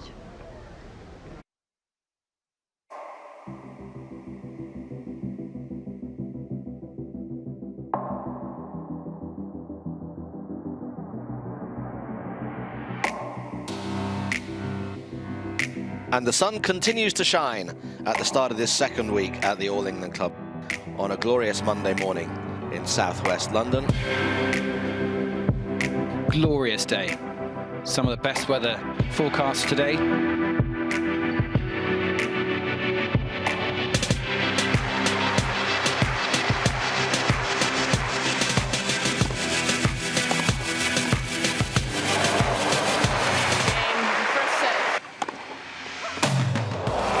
It's a sumptuous performance. Elena Rybakina oozing authority, full of conviction.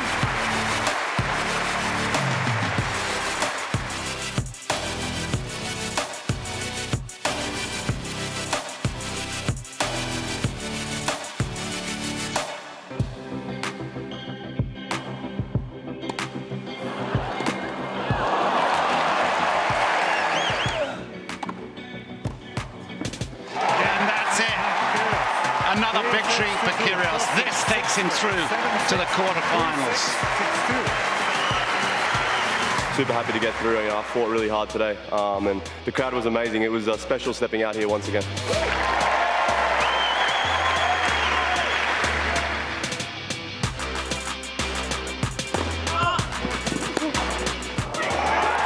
What a match.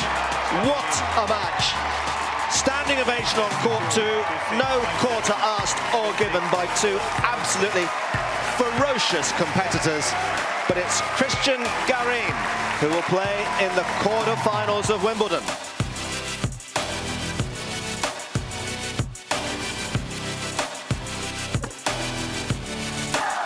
Game, set, match, Halep.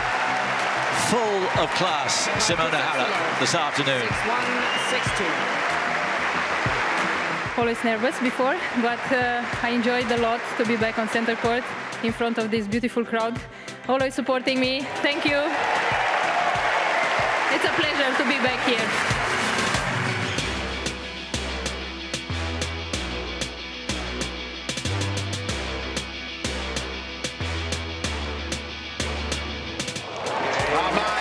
Anisimova is through to the Wimbledon quarter-finals. It's a wonderful week enjoyed by all the Harmony Tan team is at an end.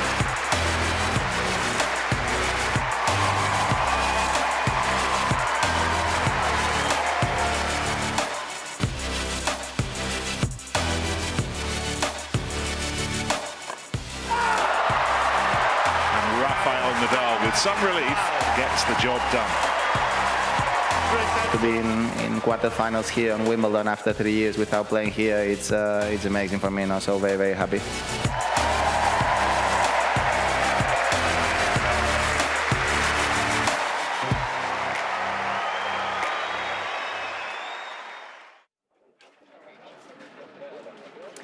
Well, we just saw some fantastic emotional scenes from yesterday. We also just saw some emotional scenes on this very court, the #1 court a few minutes ago. Tatiana Maria is into the semifinals. So we move on to a men's match, and Cam Norrie, the lone remaining British player in singles, taking on David Goffin today. Both of these guys looking to make their first ever Wimbledon semifinal. It's a first Grand Slam quarterfinal for Cam Norrie, and David Goffin actually made it this far 3 years ago against Novak Djokovic. He lost that match, but Goffin's been through a lot in the last 3 years, of course, with the pandemic, but then has had... We're listening to Renaud Lichtenstein here. No delays between first and second serve. And then for the towels, you David take the purple one, the green one for you, Cameron. And just a friendly reminder about the grass court, please do not damage them. Any question? So this is heads and tails, David. Tails. Heads. Receive. Have a good one. All right, so Cam Norrie wins the toss. He's going to receive to start. Yeah, for David Goffin, he's been through so much and in the last 3 years, so it'll be interesting to watch this one. They've played once before. It was on clay. It's hard to draw much from that because Goffin was actually injured in that match. Norrie was given a retirement midway through the second set. But how well has Cam Norrie managed his expectations this Wimbledon? It's been fantastic. Yeah, I think he's been impressive, to say the least. He's got better and better with each match. He's gone about it in the Cam Norrie way, which is very understated, just quietly gets on with it. But he's the last Brit standing in the singles, and he is bidding to become just the 4th British man in the Open era to reach the semi-finals at Wimbledon. And he'll fancy his chances out here. He's got an awkward game, Cam Norrie, to trouble Goffin. He's got that lefty spinny forehand, which he'll look to use to take Goffin out on his backhand wing and off the court. And then he's got that flat backhand, which stays so low through the court. And now that the grass has worn out a bit, it's going to speed up, especially as this match progresses. And that will be a tough shot for Goffin to play against. And, you know, I do think the start of this match is going to be key. Whoever can get their nose out in front, you know, will take confidence in that and perhaps go all the way. You know, it's good to see David Goffin back in the latter stages of a Grand Slam. As you said, he has been through a lot. He's battled his way into this stage. I mean, that last match against Francis Tiafoe, that was a real belter. 7-5 in the third, of some classy tennis between the two of them. The longest match of the tournament, 4 hours and 36 minutes. Actually, the second time Goffin has beaten Tiafoe at a major this year. And actually, Goffin was one of our guests on the People's Press Conference at HSBC earlier this tournament. And just so relaxed, Dan. You know, 31, we saw he's playing his 38th Grand Slam. He's been around for a long time. How is he 31? Well, exactly. I mean, remember when he broke through at the French Open a couple years ago and said Roger Federer was his hero and took a set off Roger on Chatrier? I mean, he's matured so much. He's won several ATP titles. He's been a top 15 player. He's been in the ATP Finals Championship match. He's someone that's really established, but to see him have this resurgence has been fantastic. And I've been wowed at Cam Norrie, the way that he has handled himself in this tournament. You know, coming through, beating Jaume Munar. That one was a little scratchy, but then he's looked really good since then. Taking out Steve Johnson on center court, just dashed through that match and really made Tommy Paul look close to average when Tommy Paul had been playing some really high-level tennis in the previous round. Yeah, and that as well, a straight sets victory to Cam Norrie. So he's been pretty efficient as possible in his last 2 matches. Not that it really matters because we know he's got a big engine and he prides himself on his fitness. This is a guy who will run all day. I mean, you can move him side to side, front and back as much as you want. He is never going to tire. He can run and run all day long, and that's what makes him so difficult to play against. But Cam Norrie broke into the world's top 10 for the very first time this year, seeded 9th here at Wimbledon. British public are starting to get to know him better, and he is going to have their full support for this match. How about I love that Cam Norrie bikes onto site every day from Putney. He does, yes, he does that at the National Tennis Centre in Roehampton. He cycles there, he leaves his stuff at the National Tennis Centre, takes his dirty laundry back home, comes back with fresh kit each day, and yeah, cycles, very environmentally friendly. Yeah, certainly. So, and you know, Cam Norrie, a college player at TCU, and obviously has had a later breakthrough in his career. You can see he's left-handed. He's got some of the classic sunscreen on the face today. It's a much more summery day here in London than we've had for the past few days. But I like your call here that it's really important. This first set is going to be important for both these guys. I think it's going to be interesting to see how David Goffin goes physically as well after playing that 4-hour and 36-minute match against Francis Tiafoe. So this one about to get underway. If you would like to tune in you can go to your broadcaster in your home country, and that's who's going to have this match. But before the tournament, Cam Norrie was speaking to many interested media outlets, including our very own Renee Stubbs. Well, Cam, hi, welcome back to Wimbledon. I guess the first question is, how does it feel for you to be back here? It feels great, very special to be back. Obviously, it's my home slam, so feeling good and ready to get going. Obviously, I'm playing on Monday, so straight up and looking forward to getting after it. How great is it? You know, Wimbledon's obviously, and the tennis world, the world in general, has gone through a bit of a tough time over the last 3 years. What's it going to be like for you, particularly being a hometown guy, to play with a full crowd at Wimbledon this year? Yeah, definitely. I mean, it's going to be great seeing everyone and the atmosphere they bring, obviously, and then us players getting to play with a full crowd and full capacity and not having to be in a bubble. So it's going to feel good, and especially I live just around the corner, so it's easy for me, and lucky I get to sleep in my own bed and come here and compete, so really looking forward to it. It's been a tremendous 12 months for you. The ranking rise has been just amazing. The form coming in here, what do you feel like, you know, where's your game at right now, and what do you think the future holds the next couple of weeks? Yeah, I think ideally it would be nice to get a couple more matches on the grass. Playing a few more at Queen's would have been good, and then last week I got a couple in, which was nice. But it is what it is, and I got yesterday to rest, and I got the weekend to prepare as well as I can, and for me it's looking to make the second week of a slam for the first time, and it's nice to tick that box, like you said, being in the top 10 and having a pretty steady progression. But I think there's a lot of things in my game that I can improve on, and I think especially on grass, I think if I can do the fundamentals well and serve and return, I think it's going to be a big factor in how well I do in the next couple of weeks here. As you can see behind us, it's the 100th year of centre court here. What was your first memory of centre court, whether it be on television or in person?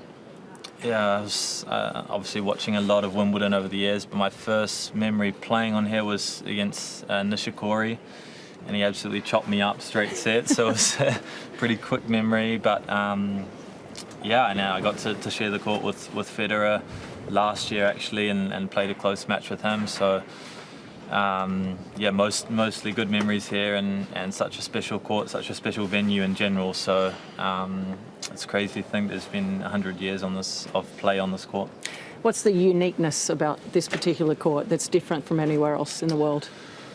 Obviously, if you look at it, you see how pristine the grass is, and when you walk out, it's super special. And you got the royal box just behind there, and it's, very cool, and definitely an iconic part of tennis itself, and has a lot of history and a lot of historic matches been played on this court. So overall, I mean, it's cool in general, and the grass is amazing. When that schedule comes out and you see your name on centre court, do you think about the uniqueness of that here? I think for me, when I was playing Roger, that was insane. You know, seeing that. I just played Rafa on centre court and Philippe Chatrier, so that was cool to tick that box. And then I was going to play Roger here, so I was like, wow, insane. And my phone was going off the hook and tickets. Yeah. So it was very cool to experience that, and obviously share the court with him, and to be playing here and play a couple times on this court is very special. Hopefully a couple times this year as well. And we're seeing some of the unique things we're seeing right now, that you have to water this particular centre court. If there's one match that you could sit here in the crowd and watch over the last 100 years, which one would that be? Either one of the typical Roger Rafa finals, or I'd say when Andy won his first Wimbledon. I've seen that video 1,000 times where he takes his hat off and throws it, and so, and the atmosphere sounds incredible in that one, so it'll be pretty cool to be watching that one, I'd say, when Andy won. Wimbledon are doing some pretty special things across the street. They're building extra courts for collies to be here, and also more practice courts. How great is it that Wimbledon are really trying to even expand and do the things they're doing so many years, being in the same place and this? I mean, they do insane job of doing that and treating the players well. As you come in, you feel special, and you get special treatment being a player, and you feel good, and especially doing that and having the qualities here, it's a little bit it's interesting, and so obviously having to play at Roehampton, it's kind of you're in the tournament but you're not, and so I think them doing that is definitely going to make those players feel more special and definitely more part of the tournament. So and then obviously buying the land, that's so cool, and it's going to be very cool to see how they do it, and with so much money and everything behind it, and it'll be very cool to see how the finished product of everything, and it's only going to get better and better. Well, Cam, I hope you walk to and from your house many times and have an opportunity to play on this court. Best of luck during the championships. Thanks a lot. Appreciate that. The best bit about Wimbledon is the people you meet, and look who I've met. Hi, guys. Hi. Okay, first of all, let's just get a general idea of how old you all are. How old are you? I'm 7. 7. I'm 7. 7. 7. 7. I'm 7. 7. 7. 7. I'm getting a theme. 7. 6. 3. 6. 6. 6. 6. 6. 6. 8. 8. 6. 6. 7. 7. All right. So you're about 6 and 7 and 8. Now, are you all big, keen tennis players? Yeah. And how cool is it being at Wimbledon? Really Have you seen anyone play any tennis yet? Yeah. Yeah, was it good? Yeah. Were they really impressive? Yeah. I'm really enjoying this crowd participation. Now, what are you going to do? Because I see you're all carrying tennis rackets. Do you get to play at Wimbledon today? No.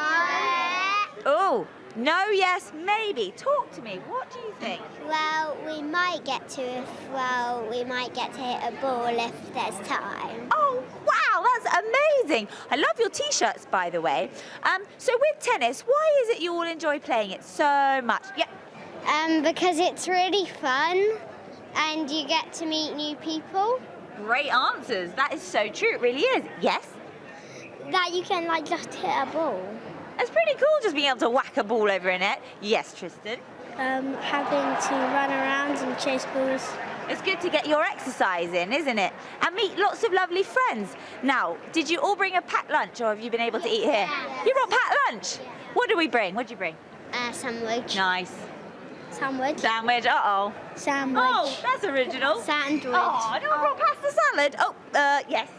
Crisps. Nice. I bought sweet treats. Sweet treats. I like those. Okay, last question. Have any of you had strawberries and cream? Oh. Yeah. It's really good. Yeah, did you like it? Was it yummy? My sister wanted me to get it. What, strawberries and cream to bring it back for her? It won't travel well. Did you bring it to have any strawberries and cream? No. All right, well, guys, we mustn't stop you anymore. These are the tennis stars of the future, and they're on their way to the practice courts. Off you go, double up, let's go. Bye. Bye. I'm on TV. Woo! Hello, whoever's watching me.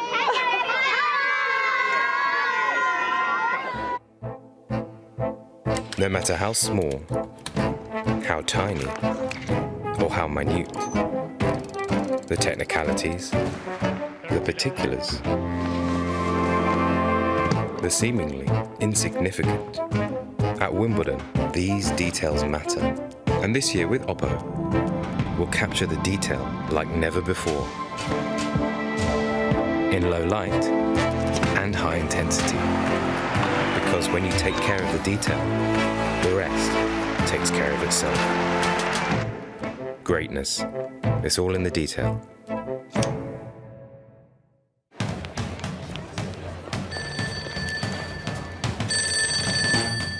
Welcome to the Sip Smith Concierge service at Wimbledon.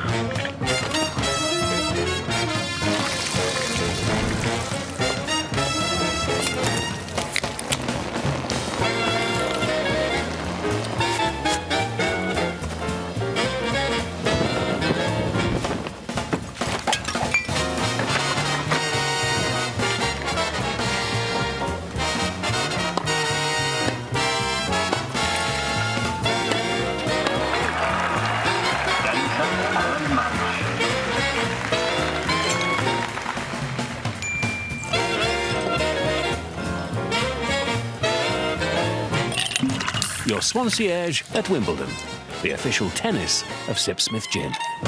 Swansierge, like a concierge, but ginier.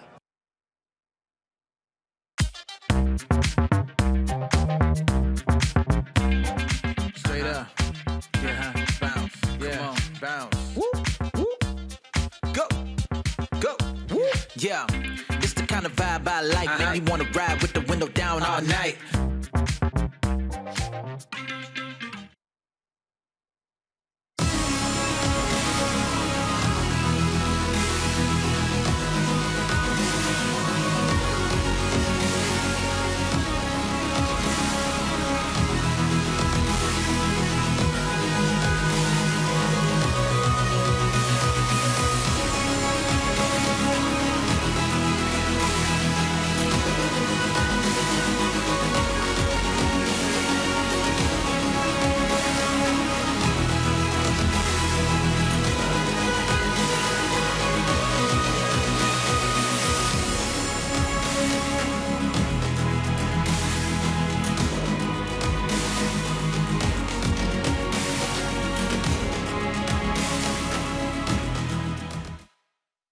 So I've made my way to the Hill, arguably one of the best places to take in all the match action here at Wimbledon. The atmosphere is amazing, loads of people have brought along their picnics, and the sunshine's made an appearance too.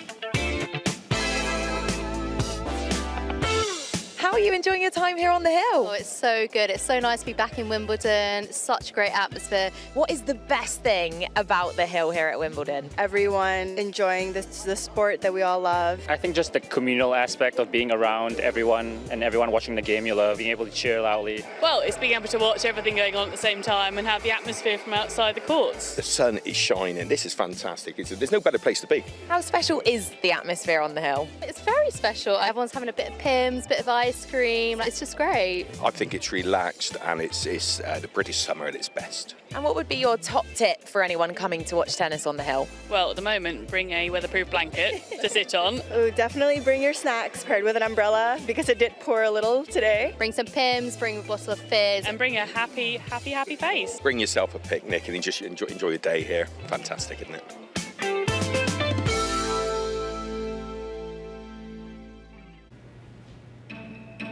Greatness. It takes time to evolve and to grow. To strive for relevance in a world that changes fast. To learn how to adapt when the conditions work against us. It's an endeavor to be sharper and smarter. A labor of excellence as old as time itself. A century of relentlessly pushing the boundaries further and further, again and again and again.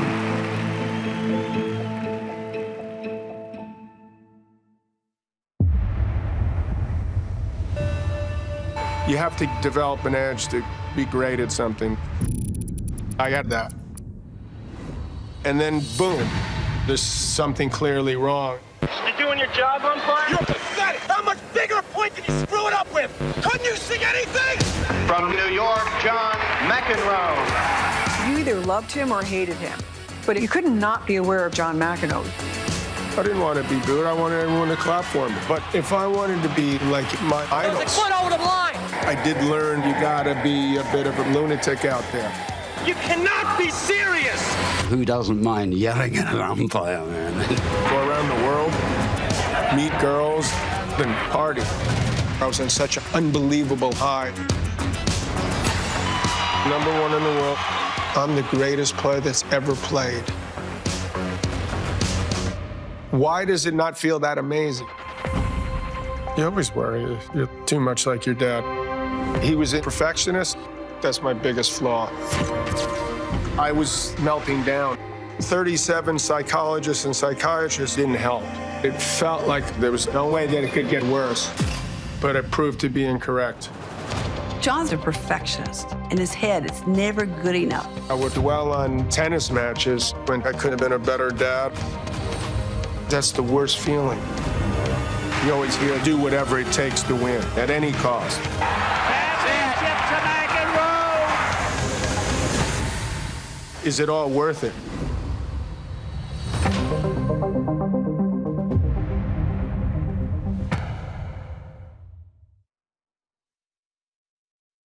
Man. Should be absolutely brilliant, that film. John McEnroe. Radzi and I have joined you, by the way, here on Wimbledon Uncovered.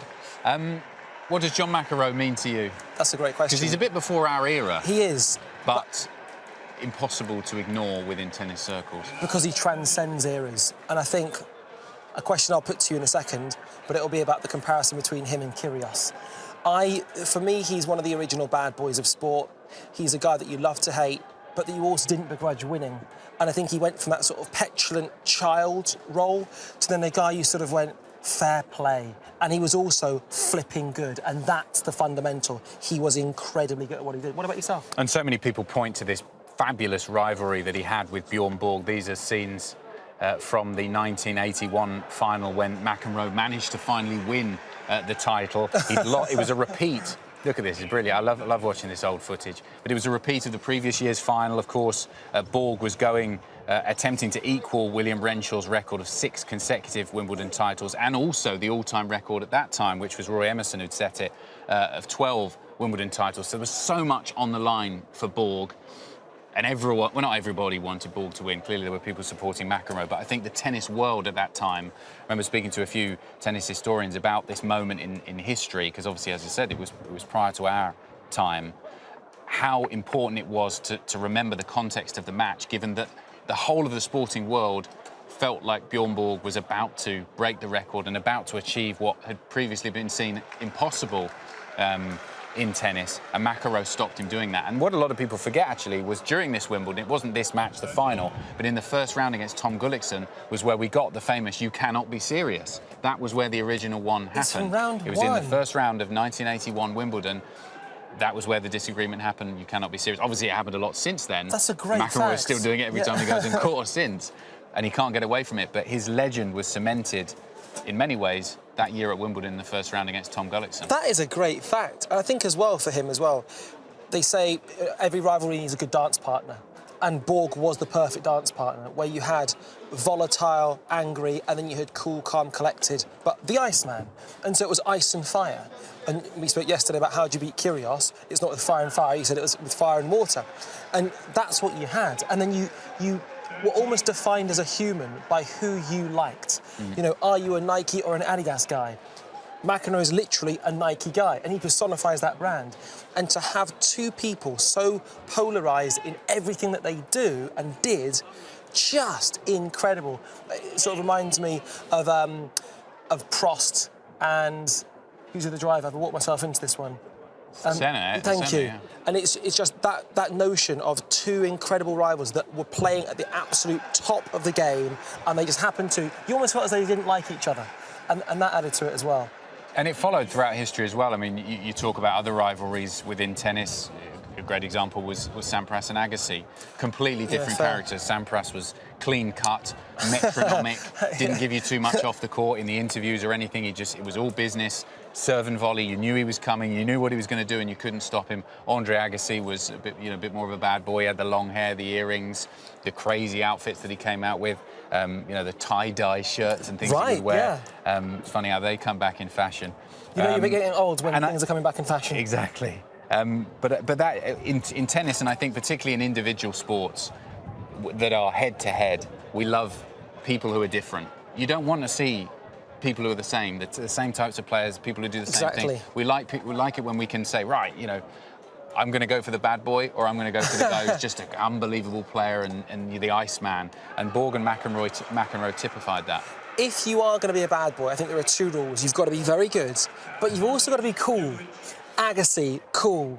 Kyrgios, cool. McEnroe, undeniably cool. So cool is he that he's even cool in his 60s. You just see him and go, he can be wearing a suit, an innocuous, generic suit, and you go, that is a cool man. And also, post-tennis, obviously he was a great player, but now, I mean, I listen and watch a lot of tennis, and he's one of those commentators you just have to listen to. He's able to cut through to anyone who's listening, they remember McEnroe, and he's able to speak to someone who's never watched a tennis match or played tennis in their life, but also to someone who loves the sport and knows the intricate details. He pitches it perfectly, and you know, I love listening to him on tennis coverage all around the world. And even with the anniversary that they had on the court at the weekend, who announced Sue Barker to the crowd?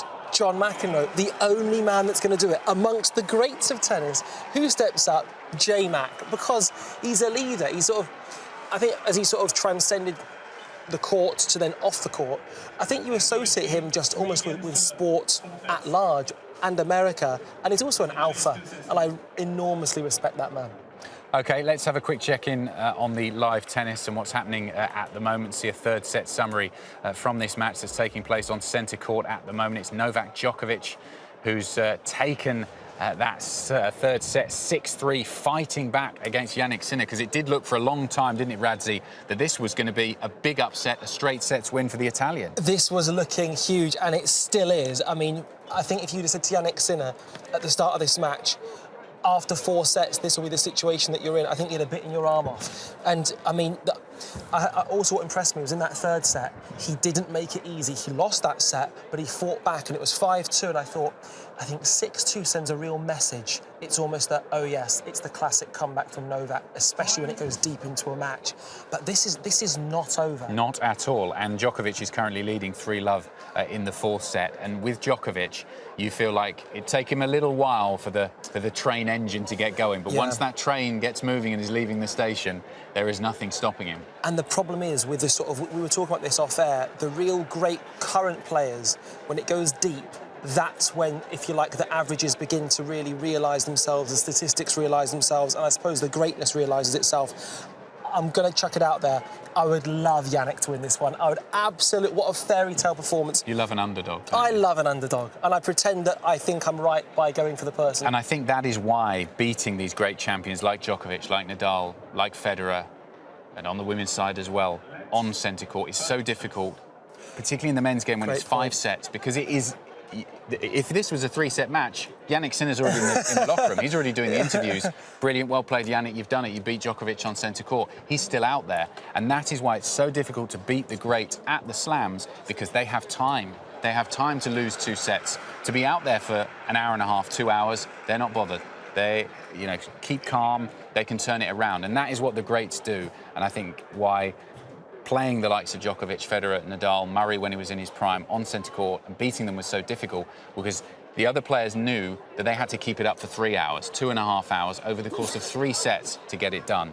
And even if they won 2 sets, that train, the Djokovic train, could still leave the station, and it's doing that at the moment. You've hit the nail on the head, because I watched at the end of the second set, I looked at Djokovic's team, and they didn't seem bothered, and I thought it was a sign of resignation, but you're absolutely right. No, it's the internal... and Djokovic is very, very good at it. It's that internal calm. He doesn't get frustrated by it, because he knows that just keep working away, keep working away, keep working away. He's telling the opponents, you've got to keep this astronomically high level up for a good while yet if you're going to beat me, and I'm not going to go anywhere. He's like a brick wall down the other end. Keep the ball coming back. And also picking out little weaknesses within his opponent, because I'm sure he'll have been surprised as all of us. He was expecting to beat Jannik Sinner. He's the better ranked player. Look at his record.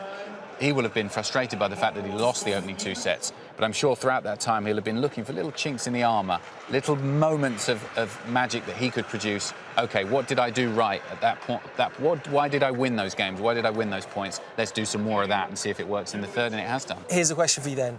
If it was Kyrgios on the other side of the net that's facing Djokovic and he's 2 sets up, how would Djokovic respond and his team respond to potentially the antics and the mind games that Kyrgios would be playing? Well, we were talking earlier with Greg Rusedski about this exact fact, and Kyrgios doesn't have a great record against those top players, the likes of Djokovic, Nadal. I mean, I know he has beaten Rafa here, but generally, if you look at his record across all the tournaments, all of the Grand Slams, Kyrgios is great. He's a flat track bully, is the term in cricket, isn't he? He's great when the going's good and he's playing someone that he can strong arm almost, then he often comes through. But when he plays those top players, he isn't quite able to assert himself, because a lot of those antics don't have anything. They're just deflected by these perhaps slightly superior opponents. And I just think unless Kyrgios is right on it, against those top guys, the Djokovic and Nadals, they're going to know that eventually they'll be able to see it through. Well, we're going to continue this conversation. Just a quick reminder that in the 5th game, so Djokovic is now 4 games to love up in this, Jannik serving, and he's 30 love up in this game. So again, he is not to be moved over. That's going to take an awful lot of doing, and it could go to a final set. And if it does, it'll be massively exciting. But as for us, we're going to head out to Wimbledon now and head out to these glorious courts and all the glorious people that you get to meet. And Olivia's doing just that. Met a mate. It's Ivan. Hello, Ivan. How are you? Oh, good, good. Now tell us where you're from. Atlanta, Georgia. Okay, so you've flown in, and have you come to London just for a holiday, or are you here for Wimbledon specifically? London, Wimbledon specifically. Wow, and why? Who have you come to see today or this week? Novak. Novak Djokovic. He's your man. Yeah. And do you fancy him to win this whole thing this week? Well, I was kind of hoping he'd be up 2-1 instead of being down 2-1, but what are you going to do, right? Hey. But he's my man. He's your man. Now, there's a good story here, Ivan, isn't there? That you have centre court tickets for tomorrow when Djokovic isn't playing. Yeah. What happened? I thought he was going to be playing tomorrow. Why? Because they said men's quarters. I see. The middle Sunday screwed things up. It did. It's confusing. It's new. The schedule's a bit different. Okay, Yeah. So you've got tickets to watch your man who's not on tomorrow, so you're out on the hill watching it. And are you enjoying that experience? Yes, I am. Yeah. And you know what? It could be worse things. I'm watching Nadal tomorrow. Yeah, do you know right? what? I It would could be worse. question people actually would want that. So you're all right? Yeah, I'm all right. Yeah. Okay, so Wimbledon, it's cool, it's a fun thing to do. Oh, yeah, it's great. Love it. Love yeah? it. Unbelievable experience. First time here, and looking forward to tomorrow on center court. Have you tried any of the delicacies we have on offer? I'm going to be doing strawberries and cream very shortly. Classic. I just did some ice cream. You know, I had Pimm's. You know. Done it all. It's literally, you've ticked all the boxes Yeah, as a tourist here. Right, yeah. And have you found the whole experience quite charming? Are you enjoying the staff? Is everyone looking after The place you? is beautiful. Yeah. The flowers, the ivy on the walls. Oh. I mean, come on. Come on. I mean, I go to the U.S. Open, but it doesn't compare to this place. We'll take that, Yeah, thank you. All right, Ivan, I won't keep you a minute longer. Okay, Go watch your boy. Appreciate it. Nice to meet you. You too. Take care. Day 4 at Wimbledon, and it is the HSBC Fan Zone. It is time for another People's Press Conference, and we've got a former top 10 player, a Wimbledon quarterfinalist. Put your hands together, everyone, for David Goffin. Oh, come on, guys, give him some noise. There we go. David, thank you for joining us, and you are actually into the 3rd round. Congratulations. How does that feel, and how does it feel to be back here at Wimbledon? It's great to be back. My last match was in 2019 because last year I was injured, and then with the COVID, I didn't play for 3 years. So I'm happy to be back. Play 2 good matches. Playing 3rd round tomorrow, so a little day off, a little practice, and yeah, I'm feeling great here. In 2019, you actually made the quarterfinals, beat Daniil Medvedev to get into the last 8, played Novak Djokovic. Tell us about that experience and how it felt to get into the last 8. Yeah, it was my best Wimbledon, my best tennis probably on the grass, and it was great, you know, playing on center court against Novak, which is one of the best players of our sport. So it was a great experience. I played well the whole tournament, and so it's a tournament that I love, probably my favorite tournament, so it's always nice when you can play well where you want to play well. What we all hear, we don't know how it feels, is that there's nothing quite like center court at Wimbledon. Does that hold true for playing on it? Yes, it's just amazing atmosphere. I had the chance to play against Andy Murray for the opening match in 2014, I think. He was the defending champion, so I opened the court, and it was not a good experience if you see the result, but great experience just to be there on center court, full packed with the crowd, so it was great. I've never won a match on the center court, but I played some good ones, so it's great memories. Yeah, well, still opportunities to win matches on center court. You've had wins over Albat and Baez so far, and next up against Hugo Humbert, who you've played before, and I'm guessing you know him pretty well too. Yes, I lost the last time we played, but it was, I mean, not a long time ago, but quite a few years or months. And yeah, he's playing well on grass. He won tournaments on grass already. So it's going to be a tough match. He won against Ruud the match before. So Yeah, good match, and it's a third round, so there's always tough opponents there, and we will see. Did you see that Ugo forgot his rackets to come on court against Casper Ruud? Yes, Has anything like that ever happened to you? No, because I always the rackets is the most important thing to have. That's what I think Sometimes too. the drinks or the shirts or a different show, okay, but rackets, that's the only thing you need. How does that happen? I don't know, maybe he gave it to the stringer in the morning and then he forgot, he went on the court, and so I don't know what happened. Yeah. Okay, so into the third round for David Goffin. And we mentioned actually the last time that you were here was 2019. So Yes. how does it feel to be back and staying at a house nearby and just soaking in sort of the atmosphere of Wimbledon? Oh, it's just amazing. That's the tournament that you feel that you're home almost, because you, like you said, we have a house. We can walk from here to the house with the team. It's nice, you know. We have a garden, small barbecue. It's a different atmosphere in the village, and it's nice, quite relaxed. So I love this tournament. Are you doing some of the cooking, the barbecuing? Who's doing the Barbecuing? cooking? Yes. Yeah? What's on the menu? The rest, oh no, just nice meat, chicken, everything on the barbecue goes. Potatoes. I put everything and then we taste. Yeah, awesome. Well, happy to have David here with us for another one of our People's Press Conferences. We've got a lot of youngsters here. We've got fans from all over Wimbledon. I want to ask for our first question, which is right there. Tell us your name and where you're from. What's your question? I'm Megan, I'm from Wales, and I just want to ask you, what's the best thing that you love about Wimbledon? What do you love about Wimbledon? It's tough to choose. I love a lot of things, but probably the pims and the strawberries. Together? Yeah, sure. Together, yes. Pims alone also is good. There really is nothing, you know, you guys travel the world, right? Yeah. And to come here, I'm guessing when you were a young kid, you were dreaming about coming here as well. Yeah, of course. And just to see that every year is the same traditions, the same, like I said, pims, strawberries, the same outfits. It's you dream about it. I like the traditions, and it has to stay like this. Okay, actually, I don't know this. How many kits, how many outfits for matches do you have with you at a tournament? I always take a lot, just in case. But when it's not too hot like this, then it's fine. Don't need too much shirt or short. But different tournaments, like in New York or Australia, it can be 40 degrees. So. Yeah. Then you need to change a lot. All right, our next question. Can you tell us your name and how old you are, and then what's your question for David? My name is Teddy. I'm 11 years old. And my question is, did you play any other sports when you were growing up? Oh, any other sports? Yes, I play a lot of sports. I follow soccer, and I play paddle, and I play golf.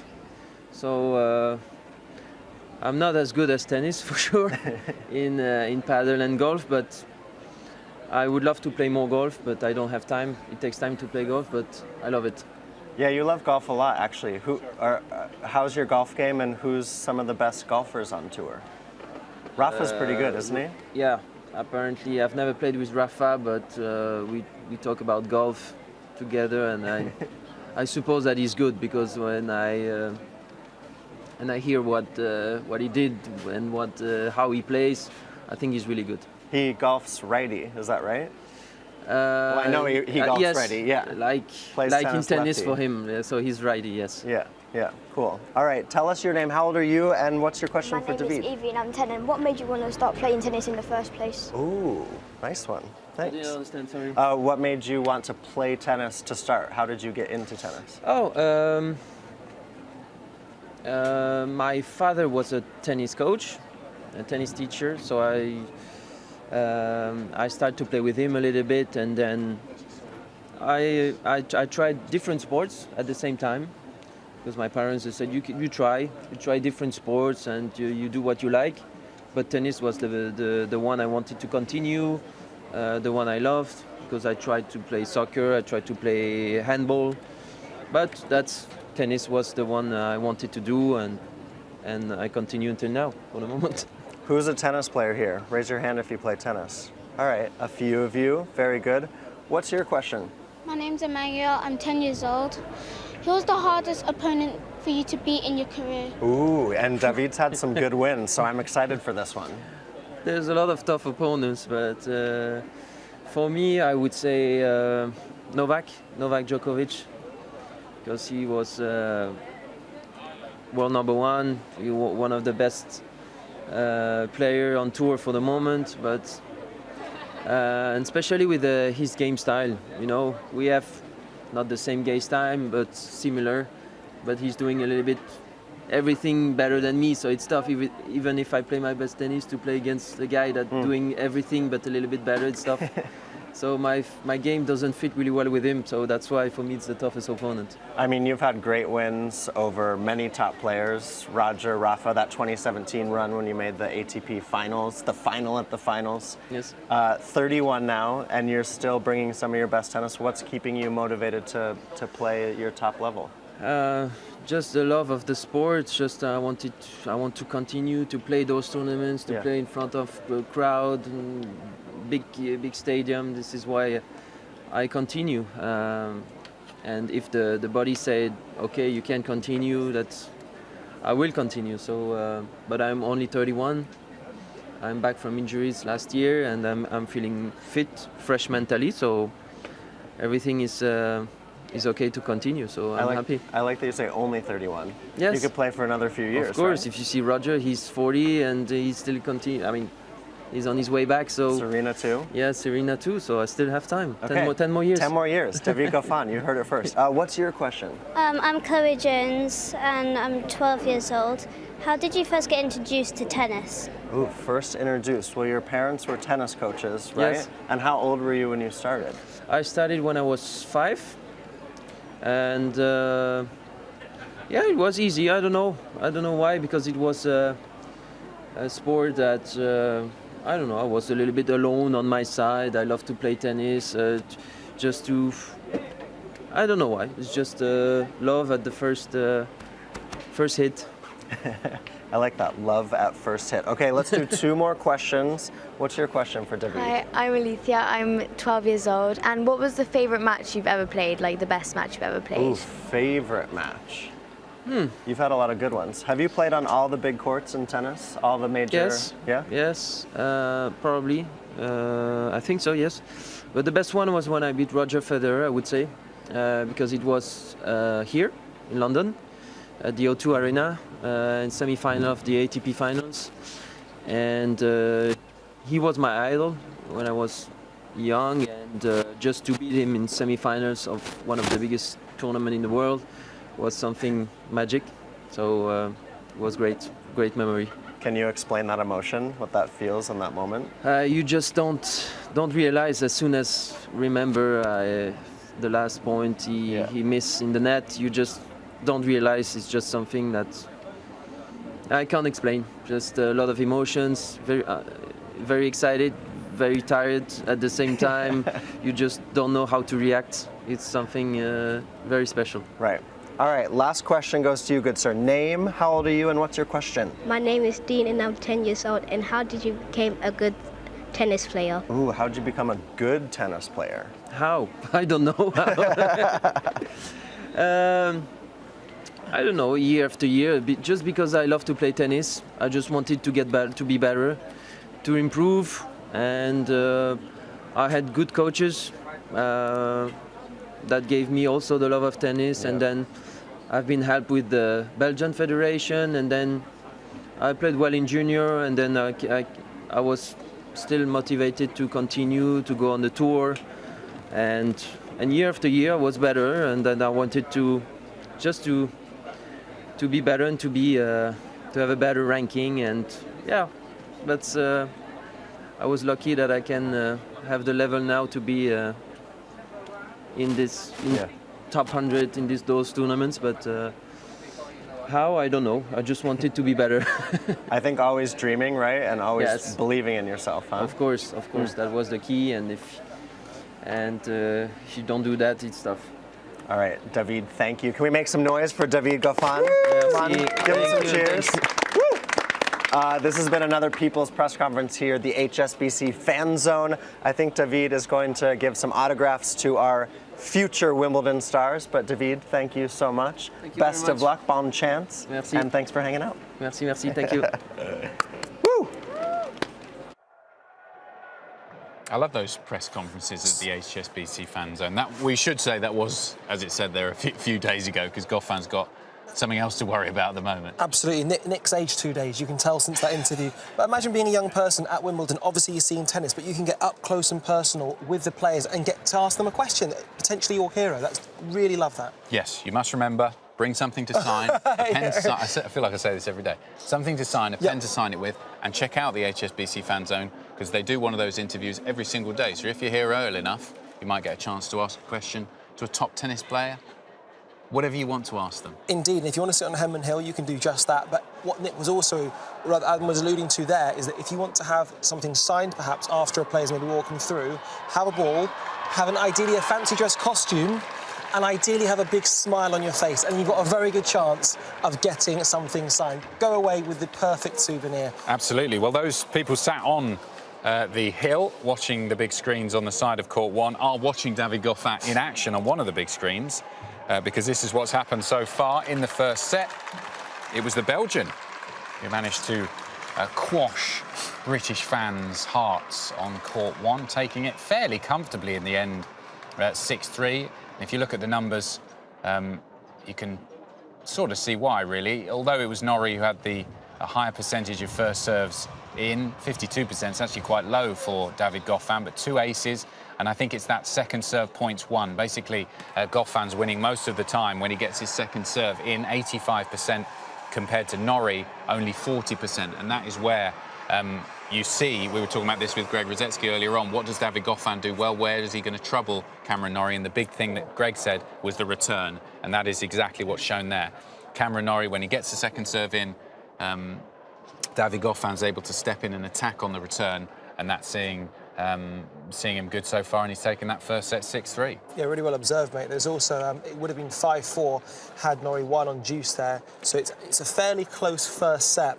And I think Norrie's got so much momentum. You're seeing actually in the papers, he was on the front page of one of the papers, and I thought, yes, Cameron, this could be your moment. Yes, and there was, I suppose, some eyebrows raised about the fact that he wasn't on centre court, he was on Court 1. But actually, coming from Cam himself, I think he would say, or he did say, that he would rather be on Court 1.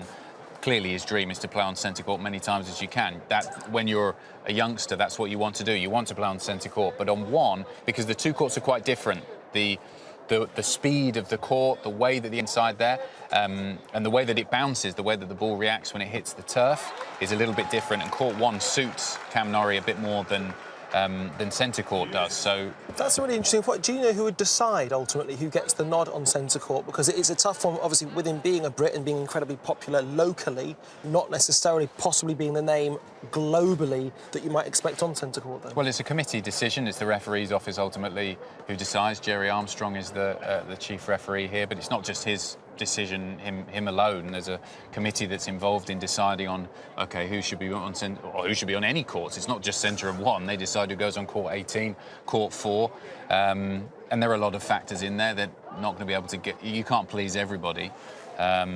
But I think that was an interesting one. People will look at the order of play saying, oh, why's Cam Norrie not, given what he's done so far, and the fact that the British fans have got 1 person left to support in the men's singles and the ladies' singles, why is he not on centre court? But I don't think, given the way he goes about his tennis and his focused nature, he'll have been quite happy to be on 1, and it's served him well so far. He's played all of his great matches, his big wins prior to the last couple of rounds have been on outside court, so he's happy to be on a show court. Cam is almost a perennial underdog.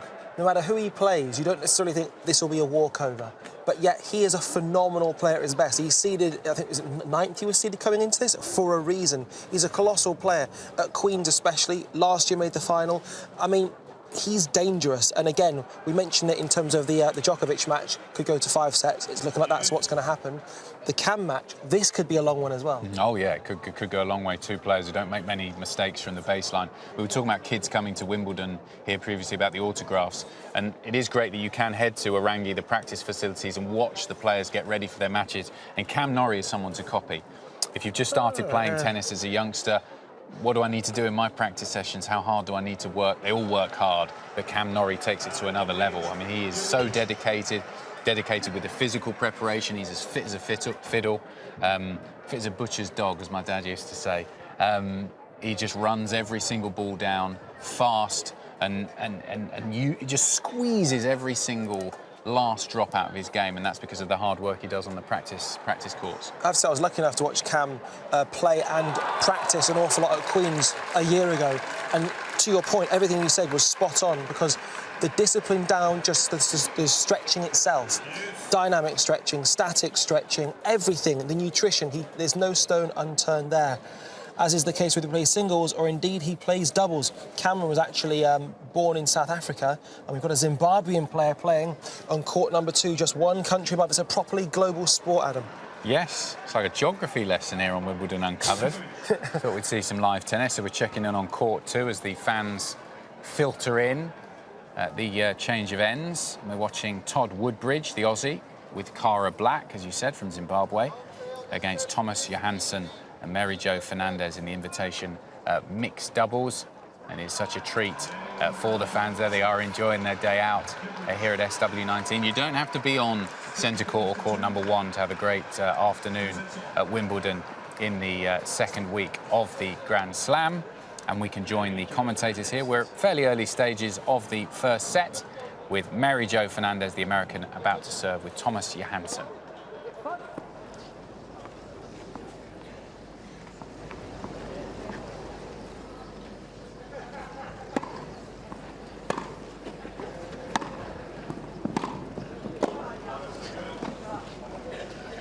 Love 15.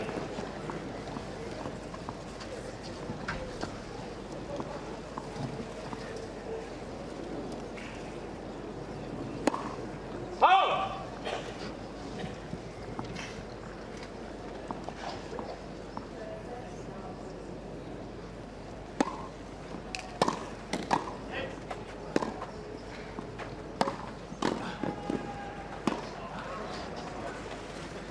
Love 13.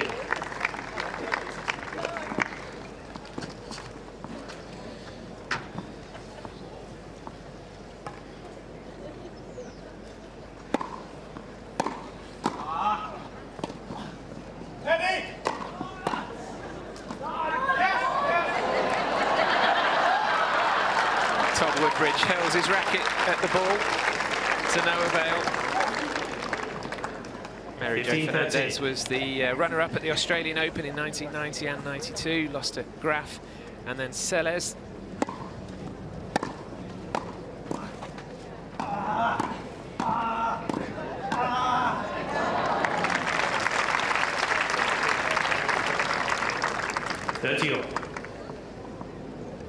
Fernandez's best singles performance at Wimbledon in 1991, reached the semi-final, losing again to Steffi Graf.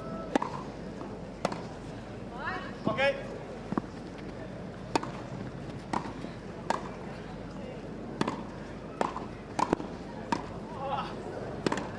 Come on, Teddy.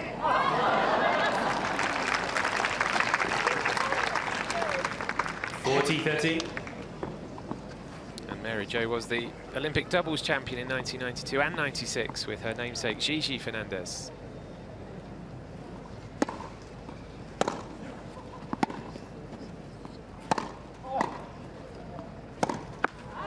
Game, Johansson, Fernandez.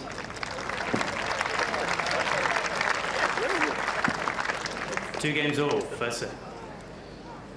So 2 apiece after 12 minutes.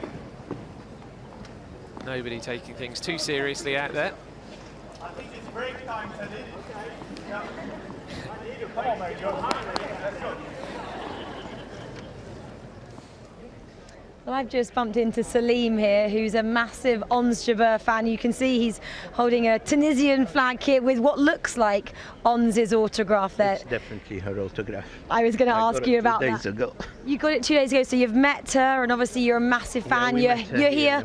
Yeah. What was it like to meet Ons in person, knowing how much of a fan you are? She's such a lovely person. We're very proud of her. She's a lovely person. What did you ask her, and what did she reply to you? Well, I just wished her to carry on and be the champion this year. I didn't ask her, I prayed for her. to be the champion this year. We say inshallah means God's willing in Arabic, inshallah. It's a religious word, but we hope she'll be the champion this year. But we hope that she'll take it one at a time. What did she say in response to you saying you hope she'll be the champion? Well, she said thank you very much, inshallah as well. And tell us about her run so far this championship. She's now in the quarterfinals. She's a trailblazer in your country, isn't she? She's all over Africa. I looked up the map, and she's one in a billion, I'll say, because she represents the whole of Africa and the Arab world, and we are more than a billion in population. So I'm going to make a slogan, Ons you one in a billion. Salim, I know you live here in the UK now, but what is the reaction like back in Tunisia for maybe family and friends that you have there who also know of her story? Well, let's face it, Tunisia, we are mad about football, and we love our football team, but they kind of average. They through to the World Cup. She loves football as well, she follows it. But the extent of Ons Jaber's achievement made coffee shops in Tunisia put tennis instead of football sometimes. So they usually, coffee shops in Tunisia like pubs in the UK, they'll put football and they'll put any sport, cricket, whatever. In Tunisia, they only put football. It's unheard of that we had tennis matches in the coffee shop, but now when Ons Jabeur is playing, there is tennis in a coffee shop. Have you seen more young girls and boys picking up tennis rackets because of Ons? I did, and actually I have my best friend in Tunisia. His son is doing well. He's only 8. He's got another girl as well. She's doing well, and they're all hoping and they all have a dream. If Ons Jabeur achieved it, that means there is a possibility they can achieve it. And they actually asked me to help them to come and visit in the UK and come and visit Wimbledon and keep that dream going for their kids. And Salim, tell me what it's like watching her in person play tennis here at this championship and on TV in other championships gone by. I tend to get very emotional. I don't know how I'm holding it on now, a few minutes before her match now. I'm quite not very worried for this one, but hopefully she'll reach the semi-final, and then it's everybody's luck, you know. It's going to be a big achievement. And did I hear a story that you gave her a flag as well, a Tunisian flag? Yes, last match I got my friend to give her the flag to sign, but what happened, he gave it to her, and then she gave him a towel instead. So I suggested to him that we sell it for charity in Tunisia, especially an orphanage or something. But we will see about that. Well, that would be a lovely touch. Well, Salim, have so much fun out there on court today, and we wish you, Tunisia and Ons Jabeur the best of luck. Thank you very much. Thanks to Wimbledon, fantastic organisation, and thanks to the BBC and everyone else. Thank you. Thank you. Thank you. Big Ons Jabeur fan there. That reminded me of, I remember when Simona Halep won Wimbledon a few years ago, and we were sent out tasked with finding some Romanian fans. There were so many of them here. And listening to them talk about their day, following Halep and getting on court and watching her. They were so full of pride of being able to watch someone from their country. And you have to remember, we're spoiled here in the UK. We've had Grand Slam champions. Wimbledon's here every year. We're used to this. But for a lot of these countries around the world, they've never had a player, in the latter stages of Grand Slam. Ons Jabeur is a pioneer for Tunisia and African tennis and tennis in the Arab world as well. And she is so loved by her people from her country when she is able to play on the world stage of the Grand Slams and here at Wimbledon. I just remember those interviewing those Simona Halep fans, and they said, the parade when she went back from Wimbledon, having won here, back to Romania, and it was in the national stadium there, absolutely packed, everyone going completely wild. To have someone who'd won Wimbledon was just a historic day for the country. I remember Goran Ivanisevic winning, and strangely, it made the British news to see the reaction he got when he returned home, and I don't remember exactly how long after he'd won it was, but he was on a platform and he was looking out to tens of thousands of people all going wild, and that is the effect of tennis. And yesterday I was tasked with the challenge of trying to find some Australians. 4 Aussies were through at that point, or how many would go through to the next round, and I couldn't find a single Australian. So that was the upshot of that one. It was a damp scuba ended on. We had a little bit of humour, and this is to surprise you, I ended on a pun. Did you? Yeah. What did you end on? Something that was Aboriginal. Okay. Aboriginal, original, no. Yeah, I hear the laughter in my head constantly, Clang. so it's fine. Right, let's have a look what's going on centre court at the moment. The fourth set has just been completed, and it ended in the way that we guessed, because Djokovic was running away with it. In the end, he won it 6-2. But these numbers here don't really tell the full story, Radzi, because Jannik Sinner, unfortunately for him, slipped over on the court in that fourth set. He is still playing, so he wasn't injured to the point where he wasn't able to continue, but it'll be interesting to see how that affects him in this crucial fifth set, how it affects his movement. But this was a comprehensive performance in that fourth set from Djokovic, taking it 6-2. Very, very solid in terms of all of those numbers. 94% first serve points won. Basically means if Djokovic is getting that first serve in, he is winning the point. And against a player like Sinner, whose returns are so strong, that is seriously strong numbers. So Djokovic, if he can keep this going, he's going to win this in 5. Well, fortunately, in the fifth set, which has now started, Sinner did win his first service game, so things are looking positive for him. And a little point that was made to us by producer Sean is that we've been busy speaking to you guys rather than watching the tennis behind us here. And there was a nice bit of sportsmanship from Djokovic. So when Sinner did fall over, Djokovic actually helped him up, I think, to the ovation of centre court. So it's a fantastic head-to-head, but there's respect at the heart of it. There certainly is, and we will keep you right up to date with what happens in that fifth set on centre court. Time for us now to catch up with Nick and Rachel once again.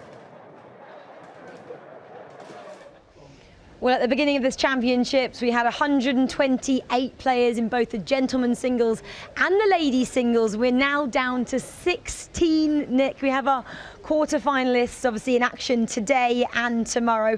We're looking to half that again, to 8 making it through to those really important semi-finals. And we obviously have a couple of players that are looking to go there for the first time in their careers. That's in the gentlemen's side. We'll talk about that in a moment's time. But as we're next to the ladies' draw, let's talk about our first semi-finalist already. Yeah, we were hoping that the tile would be updated for Tatiana Maria, who's into the semifinals, 34 years old, 35th major, winning that match today against Julia Niemeyer, and really inspiring, I think, not only a nation, but a tennis nation, the tennis world. The way that Tatiana Maria has used her variety this tournament, she has come back from deficits, including against Niemeyer. She's so inspirational. 2 kids, Charlotte is 8. She keeps saying, Mom, I want to stay, I want to play in the creche, I want to hang out with the other kids.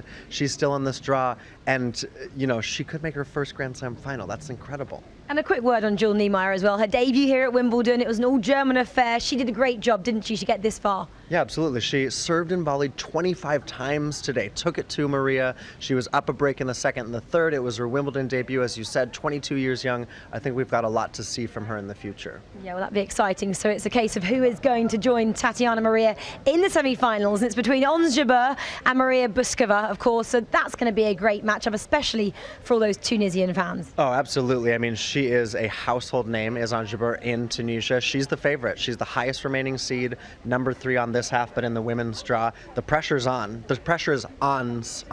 I think she is the one that we expect to come through, and that'll be a really crafty all-court semifinal, Maria versus Ons Jabeur. And Ons Jabeur definitely believes in herself. Well, we'll leave the top half because they play tomorrow. Let's go over to the gentlemen's singles then. And if you look to the top of this board, this is who is currently in action. Novak Djokovic taking on Jannik Sinner, the young gun, who obviously defeated Carlos Alcaraz. We didn't possibly expect that. The Italian is just doing so well, 20 years young. You said Jules was 22 years young, so I'm going to say 20 is even younger, Nick, up against Novak Djokovic. And it's a tight affair in centre. Oh, absolutely. And Jannik Sinner had never won a grass court match before this Wimbledon race, and the way that he has been able to come out and take it to Djokovic, I think that's been huge for him. This is a battle, and Jannik Sinner been working with Darren Cahill, who has been around for a long time as a top-level coach, trying to become the youngest semifinalist since Novak in 2007 on the men's side. But I think Sinner has really introduced himself to the Wimbledon crowd this year. He's a really fun, dynamic player to watch, and he's got a great future here in men's tennis. Do you think the eventual champion will come from that quarterfinal? Ooh, it's maybe. Put you on the spot there, Nick. Maybe. Djokovic, you know, if he's able to come through, obviously continue to be one of the favorites. But you've also got guys on the bottom half of the draw like Rafael Nadal, like Nick Kyrgios, and also there's the other quarterfinal on this half that's in action too. Yeah, that's in action. That's David Goffin taking on Cameron Norrie, the only Brit left in the singles side of things. I mean, he's obviously got all the fans behind him this time out, Nick. And from what I've heard, you know, he's mentally strong, he's got a well-rounded game, and everyone believes out here that he can do it. Well, I love the way that this Wimbledon has been the story this has been the story of expect the unexpected, right? And Cam Norrie, someone who asked himself this tournament, can I go to a 4th round? He's done it. That's the first time he ever went that far at a major. Now playing against David Goffin, who's come through a lot of injuries. He's 31 years young.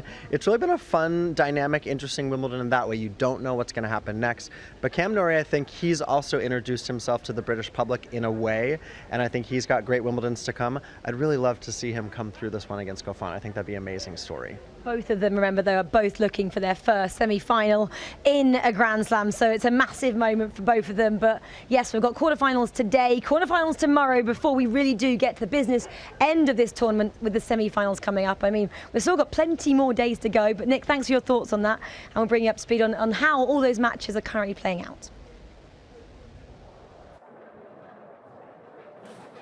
You've got to have a head for heights going up that scoreboard. You do. I love the fact that it's, as ever, it's just a ladder and people turning names over. It's amazing. And watching that in the morning is fantastic. As we said, all part of the Wimbledon tradition. And one of those names that is still on the scoreboard is this lady, Tatiana Maria. A brilliant performance from her today. We wondered how she would get on in her match. First up on court number 1 against Jules Niemeyer. She lost the first set 6-4 and took the second 6-2, 7-5 in the third as well. And I have to say, I bumped into a pessimistic German vegetarian on the way to Wimbledon. She feared the worst.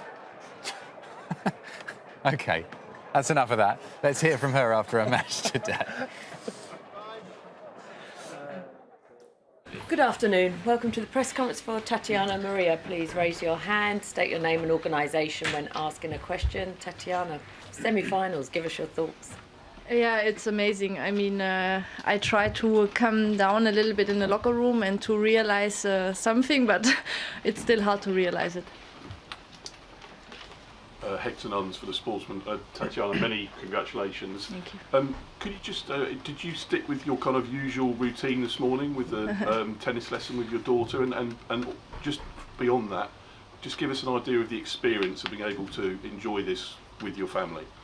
Yeah, everything was the same. This morning we arrived at 8:30 indoors, and Charlotte, she had a practice. So we keep going the same way. I mean, outside of the court, I mean, nothing changed for me for the moment. So I try to keep this going, everything the same, and we keep going even if I play semi-finals. Thank you. Hi, Tatiana. Matthew Lambert, Daily Mail. There was a little girl who was supporting you, who was previously in the tournament in Harmony Tan's box. Mm-hmm. How do you know her? Who is she? And but that's the friend who plays every morning with Charlotte, actually. Okay. So they are practicing together every morning, and yeah, she was supporting Harmony Tan, and she's supporting me. So yeah, she's amazing. Is she a good player? Yes, she's playing good. She's 2 years older than my daughter, but they are playing both amazing, and they are practicing every day. And what kind of, so first of all, obviously Harmony had some amazing wins, and now you. Yes. What kind of magic powers does the girl have? That's a good question. I mean, I have to ask her this. No, she's great. I mean, she's such a nice girl, and I hear her all the time. I mean, she's telling me all the time, "Ale, Tatiana, Ale, you can do this." So no, she's great. I mean, it's so nice for Charlotte too to have friends here to enjoy the time outside of the tennis court. So that's amazing. Hi Tatiana, congratulations, incredible win. I just wondered whether balance falls for you, because obviously there's lots of talk about the fact that you're a mother of two and how incredible that is. Do you like always being talked about in those terms, or is there a part of you that wants to say, look, I'm not just a mother, I'm a tennis player and a person too?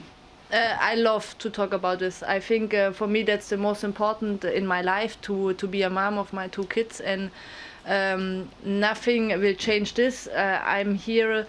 Yeah, I'm in the semi-final of Wimbledon, what is crazy, but I'm still a mom, and after this I will go out over there and I will see my kids and I will do the same thing what I do every single day.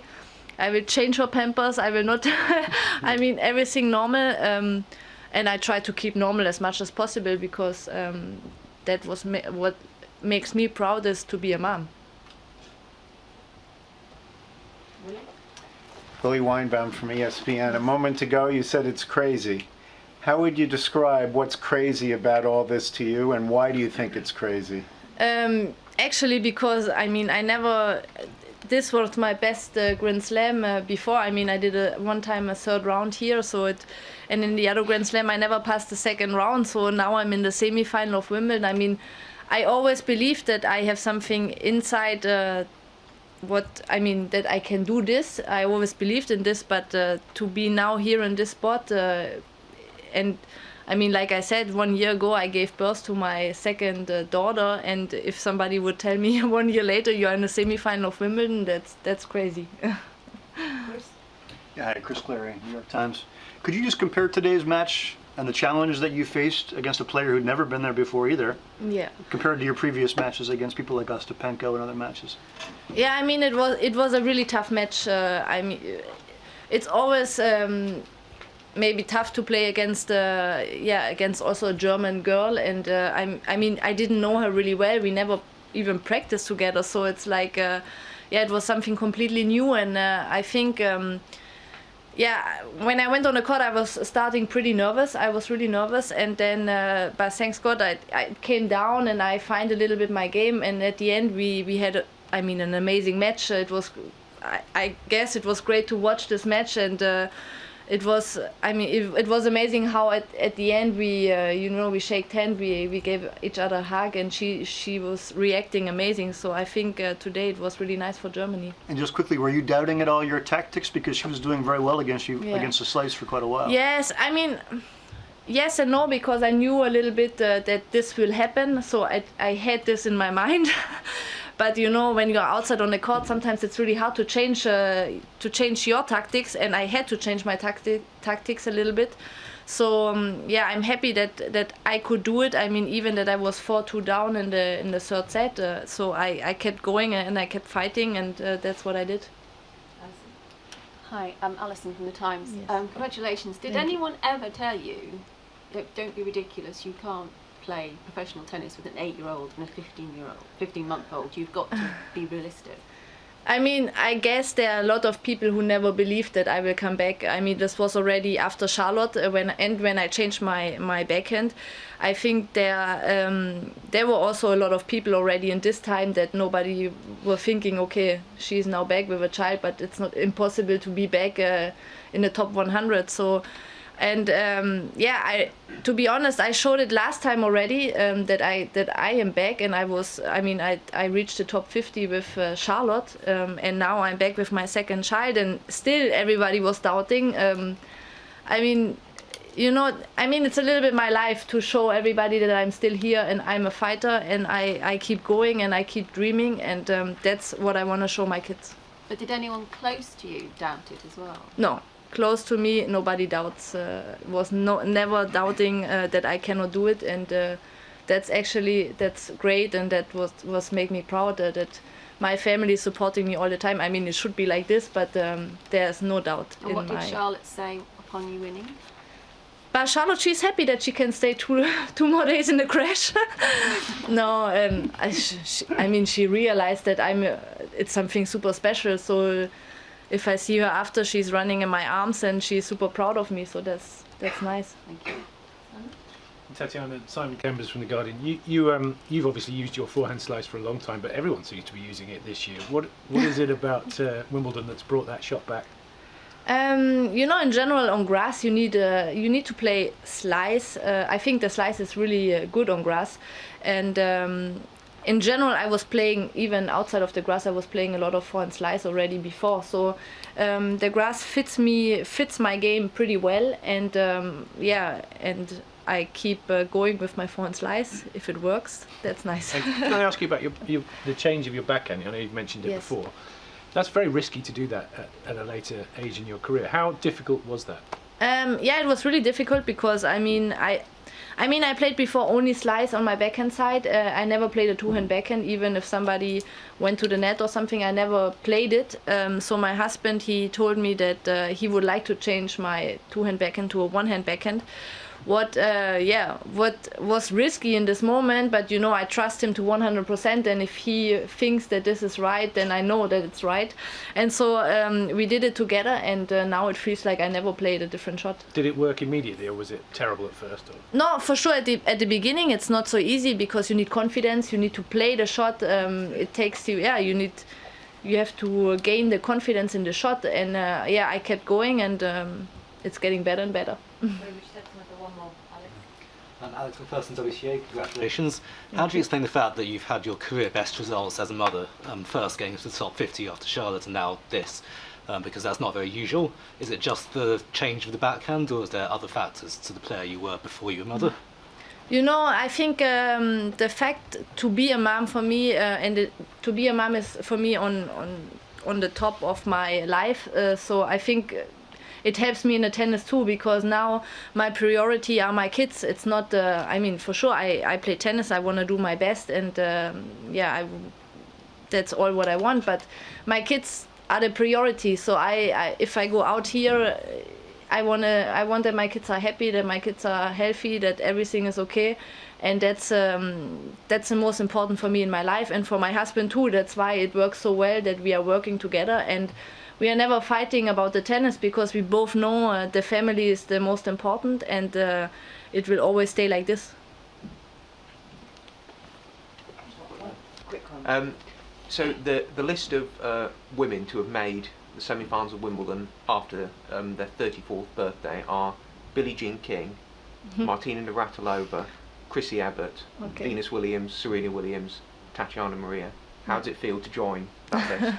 No, that's amazing. To be in a list of such great players, it's amazing. To have my name in the same spot. I still cannot believe it, really. So that's it makes me proud. Okay, we're going to change to German questions. Thank you. Lovely to hear from Tatiana Maria there. And she was speaking, there was a few questions about the fact that she's got 2 children, she travels around on the tour with them, they're here at Wimbledon supporting her on, and the perspective that gives, not just tennis players, but sports stars in general. I always find that really interesting, how changes in their life off the court or off the pitch or off the course can change them, whether it makes them better, whether it distracts them, whether it gives them a better sense of perspective. It's clearly helping her. I think another thing that it does is it gives people the opportunity to come back, because we were talking about John McEnroe in this fantastic film that's coming out very shortly. That was before our time. During our time, if somebody was basically a mother, you seldom heard of them coming back to the court. Now, you can have a child, spend 2 years away, and come back and almost not really miss a step. There is a number of examples who've done that, and that really is wonderful to see mothers on tour, especially bringing their children, and I'm envious of them, because I'd love my mum to have been a professional tennis player, that I could go, Mum, can I come to work today and watch you play tennis? Well, I remember, Andy Murray's got 4 children now, but I remember he was talking, I think, after the birth of his first child, and he was saying that actually he found in some ways it made him better because it made him more focused at practice. He knew, right, I've got 2 hours, I'm going to practice as hard as I can for 2 hours today, and then I go and have fun with my child. And it meant that he had a reason to dedicate his time closely and focused in as focused manner as he can to the time that he's got to practice, and then he doesn't think about tennis for the rest of the day because he's with his son or his daughter. So I think in some ways it can, as long as it doesn't provide too much of a distraction, it can be it can help a player. And I think you make a superb point, which is it might help them on the court, it might hinder them on the court, but the bottom line is it's probably making them happier as human beings, and ultimately that's so much more important. But just look at Henman Hill. The last few days, I'll tell you what, the numbers are absolutely fantastic. So many people enjoying watching the centre court action on the screens above, and that match, that Novak Djokovic-Jannik Sinner match, is delivering in bucket loads. It's gone to a 5th set, and I'll tell you what, Jannik is still in this one. He's still in this one, but it is Djokovic who has the edge. He has broken the Italian serve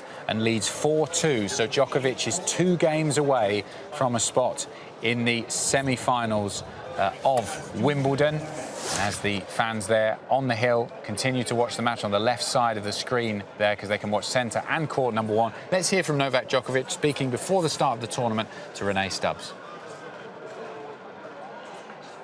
Novak, it's great to have you back here. Thank you. Wimbledon, how is it to be back on the grounds here? It's an honor. It's an honor to be on this court. As I told you before we started the interview, it's the first time that I'm doing an interview on the stands of a center court in Wimbledon. So of course, after many years and many interviews, it's nice to do something for the first time. I'm excited, you know, as really probably any player that is here in the men's and women's field to compete at one of the greatest tournaments. Of course, this year a bit different circumstances because of no ranking points included, but for me personally it doesn't change. You know, I value this tournament always greatly in my career, so hopefully I can have another successful event. So, from 7 years of age, I want to know why. Why Wimbledon of all the places? I mean, you are European, so some Yes. people say Roland Garros, some people US Open. Why here? The first tennis match that I've ever seen on the TV was Pete Sampras winning his first Wimbledon. I think it was 91 or 92, and that's something that draws so much attention, my attention to the sport. It made me fall in love with the sport. I asked my parents to buy me a tennis racket, and we were at this Koponik mountain resort in south of Serbia, and then my parents used to run the restaurant, so of course I was, you know, hitting the ball in the breaks when I had school breaks. So we spent a lot of time there, and I was hitting all day against the wall. And so the first image of tennis was Wimbledon center court, grass court. So that's something that as you can't erase. You know, it was something that I always had in my mind, or still do. So of course, having that kind of inspiration to become the best tennis player in the world and win Wimbledon was something that was always motivating me. And when I achieved my childhood dream here in 2011, it was the highlight of my career, of course, and something I'll cherish forever. So you've walked onto this court as many times as a lot of people. What is the uniqueness of this particular court to you? Well, everything I think is unique. I mean, the fact that until this year you got to play on the virgin grass as a defending champion, and you know, obviously the royal box. The fact that you don't have, first of all, the fact that you're playing on the grass, which you know used to be the most common surface in our sport and Grand Slams, but now we have it only for a month and a half, the entire season. And what I respect a lot and like about Wimbledon, it's that Wimbledon managed to keep the tradition, and there's no advertisements around the court. Mm-hmm. Everything is focused on the players and the tennis. So it's tennis in its purest form. I think that brings a lot of joy to the fans, but also to us players. So I've asked this question to every player. You know, it's the 100 years of this centre court in particular. But if there was one place that you could build a court and play a tennis match on another unique and incredible stadium around the world, where would that be for you? A stadium or anywhere? Well, anywhere. You can say a stadium or anywhere. I've had some very unique answers to this one. If it can be anywhere, I mean, probably on top of the world, you know, the highest point at Mount Everest. Well, that's a new we wouldn't survive 2 seconds playing there, but yeah, I guess, I mean, now you made me wonder, you know, to be creative, where would I put a tennis court? I played once with Nadal. We played an exhibition match in Argentina, and it was back in 2011 or 12, and we went to the southest point of Argentina to play, to see Perito Moreno, which is an iceberg. And it was during the summertime there. It was, I think, December. And we played, hit some volleys at one of the boats that was around with Perito Moreno behind us. So that was probably one of the most iconic, tennis images and tennis venues, if you can call them that way. And I've seen, of course, Nadal. I think was it Federer and Andre Agassi. I think back in the days played some balls at the Burj Al Arab in Dubai, those types of things. And I've seen also in Acapulco, I think in Mexico, they play as a pre-tournament advertisement. They play some tennis on the water. So it's, I think there was a lot of experimentation with that, and which is nice. But Wimbledon Centre Court is still probably the best place. Well, speaking of the Wimbledon Centre Court, if you could come here as a spectator. I mean, fortunately, you've played some of the greatest matches here yourself. But if there was one match that you could sit as a spectator and watch again over the last 100 years of this court, what would it be? Oh, wow. The match that already happened. It was already played. Yes. Oh, that's a good question. I'd love to see Borg McEnroe. Borg McEnroe, definitely.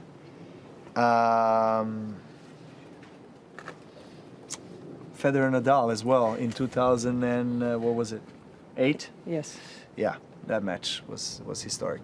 So, you've played, as I said, some incredible matches out here. What do you think? What match comes to mind for you, particularly that you have played here, that you feel like has inspired people around the world, or just even people in your own country? Against Federer in 2019, the one where we went the distance, 12-all. Super tie break for the first time. It was a really special match in every sense. He was serving for it, match points. Statistically, he was a better player in the entire match. I just managed to win every tie break that we played that day. And the match went on for almost, I think, 5 hours or something. And it was the first year that they introduced a super tiebreak at 12-all, and what are the odds of finals going the distance to 12-all? So, yeah, it was definitely the most exciting match that I was ever part of. Can you tell me something that you feel growing up inspired you to a point that made you either a better person, a better tennis player, whatever? That constant ongoing circular process of life and journey that we all go through individually, particularly in our sport as individual sport, is something that I feel for a player is very important to accept and cherish as the most important thing, which is the journey, because the final destination is, and your achievement of your goals, of course, are very fulfilling. But without that journey, it's hard to get to that place. So it's all about process. Well, as you can see right here, this is what you get when you win Wimbledon. Right here is a membership. This will get you in the lounge to have a cup of tea. That's right. And we look forward to you maybe picking some grass up and putting it back in your mouth again for another victory. I would love that. I'd best love of that. luck Thank over the next 2 weeks. Appreciate it. And Djokovic was obviously aware of our rundown and the timing that goes into Wimbledon Uncovered, because he has got himself to match point, and with that serve to the forehand, we saw Sinner not quite moving particularly well on that forehand side because of that slip in the last set.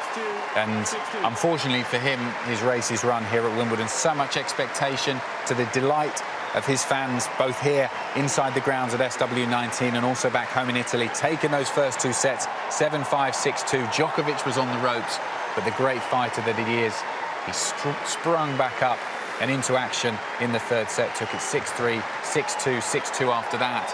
And relatively, those final sets were fairly comfortable. And comfortable with his back to the rope. I mean, a really wonderful performance. A word on Jannik Sinner. I mean, 20 years of age.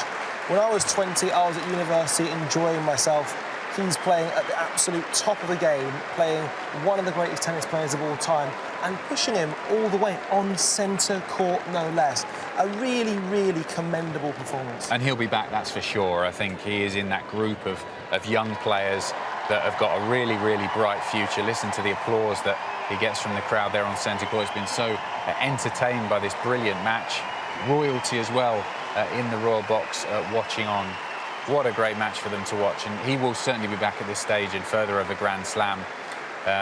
He is in that next group of players who will collect a Grand Slam title at some point. You have to commend him as well for the fact that coming into Wimbledon this year, he'd never won a match at Wimbledon. His best performance was losing in the first round. And so he's got rid of the, I suppose, the hoodoo that was around him on grass courts, the fact that he hadn't always managed to find his best tennis on grass, got through that first round match against Stan Wawrinka and rode that wave of confidence all the way through to the quarterfinals. But in the end, it was the immovable object of Novak Djokovic that was in front of him. I think it also says a lot about Alcaraz and his performance against Jannik, that he performed so well, and yet it took Novak to go to 5 sets to do exactly the same thing. In terms of Novak, if you are just joining us, one discussion that we were having was surrounding the idea of when it goes long, when it goes deep, it favours Novak. Could you kind of touch on that again, because it's a really fascinating point? Yeah, I think well, that is the huge difference between a best-of-3 set match and a best-of-5 set match. Best-of-3 set match, Jannik Sinner would have won this 7-5, 6-2, and we'd be saying it's one of the biggest wins of his career. As it is, they've been on court 3.5 hours, and Djokovic has won it. He's ready for his on-court interview. Let's listen in to what Novak Djokovic has got to say. Novak, huge congratulations. I think the crowd are saying it all. You are through to the semi-finals again here at Wimbledon. Just take us through this match. It was incredibly entertaining. Jannik put up such a good fight, but let's start at the beginning. Just take us through those first 2 sets. Can I take you through the 3rd, 4th, and 5th? We'll get to that point. No, first of all, I must say a huge congratulations for a big fight today for Jannik, and I'm sure there's going to be a lot of...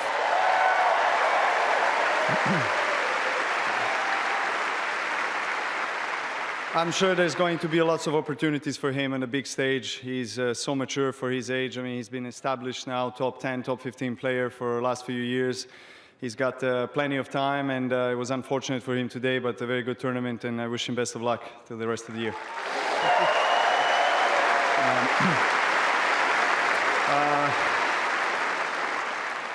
As for the first 2 sets, I think comparing to the last 3, we had probably 2 different matches, and you know, he was better player for 2 sets. I went out, had a little bit of a refreshment, toilet break, and a little pep talk in the mirror, trying to. It's actually truth, you know. But, yeah.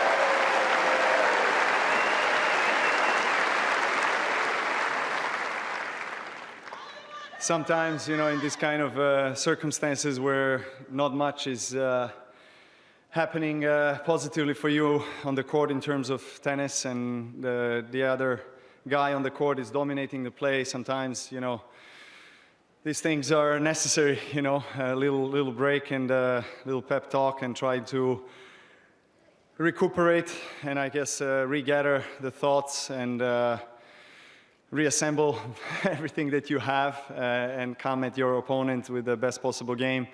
I was fortunate to start off the 3rd set very well. I broke his serve early in the set, and I think that has given me a confidence boost.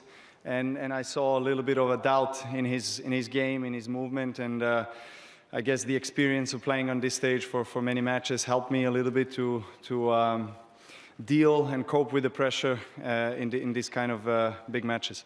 And that break of serve in the 3rd, as you said, was a turning point. And in those moments... Toilet break was the turning point. Well, I'm not going to say that. You can say that. But after the pep talk, and when you come back out, is it the experience, is it the mindset from what you've achieved here before that takes you through these moments, or was there a shift in play on the court?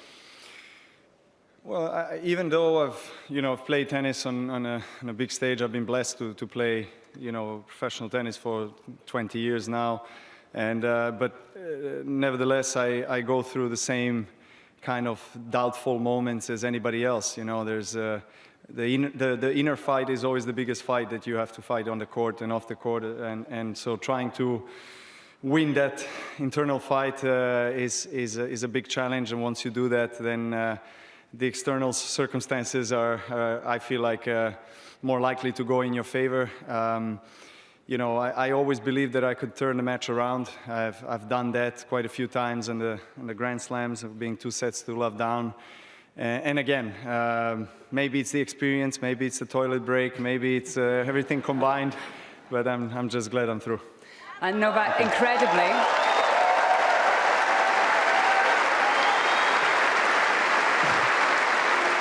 just before we let you go, there is an incredible stat. It is the 26th consecutive winning match you've played here at Wimbledon. You've got to go back 5 years. What is the overriding emotion as you leave this court? Is it pride with how you came back? Is it relief? Is it happiness? Because you are heading into the semi-finals now. Happiness, love, fulfillment, pride, everything on this court. I mean, I love it. I absolutely adore.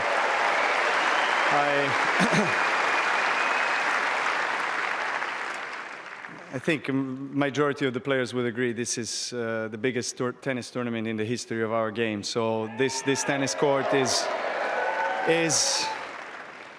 the most important one. I mean, definitely in my career, in my life. I've said this many times before. This court has inspired me to take the tennis racket in my hand for the first time when I was 5. So every single time I step on this court, the love affair keeps going and keeps growing. So hopefully I can maintain that run. Thank you so much. Well, let them have the last words. They love you. Novak Djokovic, ladies and gentlemen. Thank you. Thank you.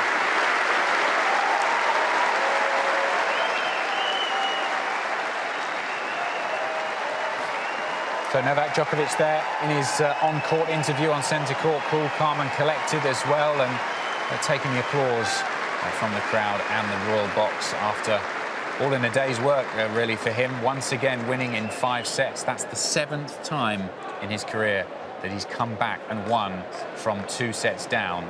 It is never over until it's over for Novak Djokovic.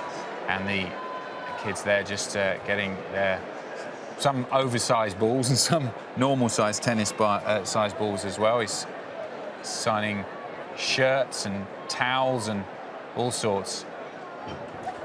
I think it possibly boils down to what you spoke about before that interview, and he alluded to it there. He always had that belief that he could turn the match around. At 2 sets down, there was no panic. Even when he crossed the line, you didn't for a second think that's oh, I thought we saw a first bow tie. Fair play to that young lad wearing a bow tie, doing double bow tie seams here. Dressed up for the occasion. And that's how we're learning there. We're learning about the autograph tips. Put an effort in, big smile on your face, ideally have single digits to your age, and you're almost guaranteed to get an autograph. I always wonder with these autographs is do they have a autograph that they will do when they're being asked for an autograph, and then when they sign their name on a what? He's giving him his cap on a heating bill or something. You're correct. You know, that signature and autograph, I think, are different things. Different things, yes. Look how flexible he is, by the way. When you're asked for an autograph, do you have two different? You have the signature for an official document, and then the. Well, they sometimes recognise me from my days on Crime Watch, and so I will always hand out my autograph, Your Honour, and that will be different to my signature, simply for reasons of copyright and fraudulent use. OK, well, he's signing a few there. He's getting used to it. Let's have a look at the match stats then from this one. Okay. Well, we can actually talk about stats, thankfully, courtesy of your arithmetic. There's so much respect, by the way, for Novak Djokovic. When you think just a year ago, the controversy surrounding COVID, that very much is behind him now. And something that I really notice about him is how relatively slender he is in comparison to something like Fritz that we were talking about yesterday, but yet he seems to somehow find this athleticism that's basically unrivaled. People cannot keep up with him for as long as he manages to do it. Yeah, and he's one of those players who, relatively so far in his career, hasn't had too many injury issues, Djokovic. He's been able to maintain such an incredible level of physical fitness and strength and movement. Whenever you speak to former players about what is it that Djokovic does so well, obviously he's got great ground strokes, he's worked on that serve, but they all seem to go to the movement. He moves better than anyone. And it doesn't really seem to matter the surface. He moves just as well on grass as he does on clay and a hard court.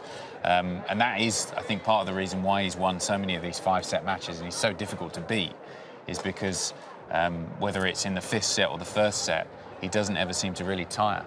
And something that actually you mentioned, sort of speaking to legends about him, speaking to Greg Rusedski about him and Roger Federer, I said, what is it about them that has meant they've avoided injury for so long? And he puts a lot of it down to their relatively light torsos. So you're not, say, for example, an Andy or a Fritz, where every serve you're having to break yourself and brace yourself, putting stress on the hips and things of that nature. So they're so beautiful and flowy in what they do, it just makes it effortless. And we ultimately saw an effortless last 3 sets there. Yeah, and we saw with those match stats, just from in terms of the tail of the tape, I think the big difference was over the course of the 5 sets, on the first serve, Djokovic was winning just so much of a higher percentage. And I think that's, as we were saying with Greg Rusedski earlier on, that's the big thing that Djokovic has improved in maybe the last 5 years. When he first came out on tour, that was the point of his game where experts said that's the weakness. His serve breaks down, it doesn't look particularly natural, he never looks that comfortable when he comes to the line. There was all that talk, remember, we're bouncing the ball hundreds of times. And that was something he worked on with Goran Ivanisevic, Todd Martin as well earlier on in his career, to just make that serve a little bit more comfortable. And now it is a genuine weapon. And when you look at the stats after a match like that, he is serving so brilliantly. And even against a player like Sinner who returns well, Djokovic is able to negate that great return with a good forehand and a good backhand as well, and a great serve. Shall we catch up with Nick, shall we? He's been standing outside centre court, catching up with some of the fans who've been watching that great match at Novak Djokovic against Jannik Sinner. We're outside center court. Novak Djokovic has just earned his 11th Wimbledon semifinal. I'm here with 2 fans who have just made their way out of the court. First off, tell me your name. Aaron. And you are? Rajinder. Okay, and first time to Wimbledon, is that right? Yeah. Okay. And how was watching Novak Djokovic on center court? The atmosphere was great. Yeah. But I only watched the last 2 games. And how did he, I mean, he probably looked pretty good at the end if he was the winner, right? Tell us a little bit about how he was playing. He was just better. Just simply better? Yeah. Yeah? Yeah. What did you think watching Novak on court? Initially, when he started playing, I thought he's definitely going to win and win very comfortably. But Yanni was magnificent. I have so much respect for him. The way he fought back, his resilience. It was one of the most outstanding matches I've ever seen. Yeah, 5 sets. Djokovic had to come back from 2 sets to love down. Were you impressed with Sinner at all today? Yeah. Yeah, so, like, the people there were really great. Yeah. A lot of hecklers. Were there? Yeah. Well, it's always tough to play against a center court crowd. Do you guys think that Djokovic can go all the way? Yeah, definitely. Because, like, most of the crowd, like, were against him. And he just powered through it. Djokovic did? Yeah. Yeah, nice. You think Djokovic can win? I think he can most definitely. I mean, if you saw that almost 4-hour sort of play, the stamina and the way he fought back, he's capable of anything. I think he'll win. All right, you guys, thank you so much. We appreciate it. Thank you. Thanks. No problem. Thank you.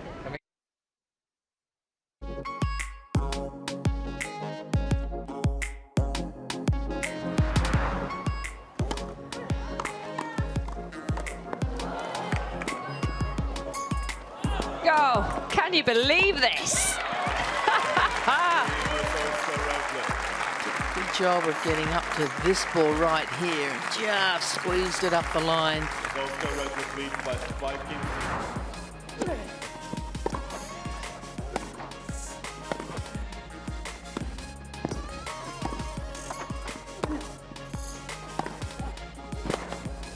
Great shot. That is the shot of the match. Garin went there and thought, I've got this. And Dimmelby said, no, you haven't. It's a quality approach from Garin. This looked impossible. Oh, extraordinary to do that in that position of the court. Was it a drop shot? Was it a half volley? Just caress the ball over the net.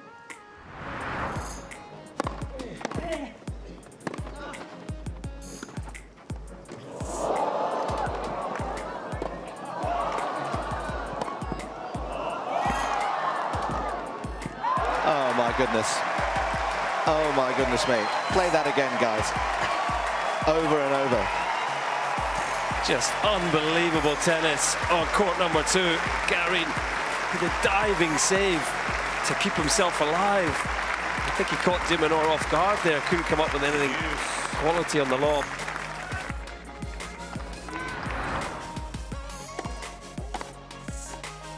Oh. Well, that's half volley of the week. Kyrgios leads 3-2. Second set, first set, Nakashima. Very well controlled.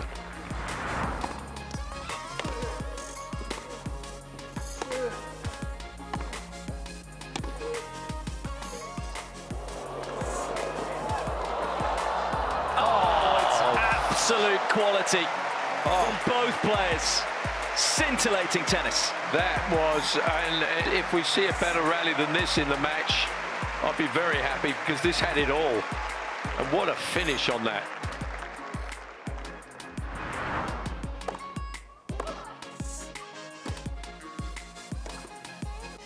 Oh, what a winner. Didn't look like there was any room down there, but somehow she found some. Halep, please. And Halep gets the break early on here and goes 2-1.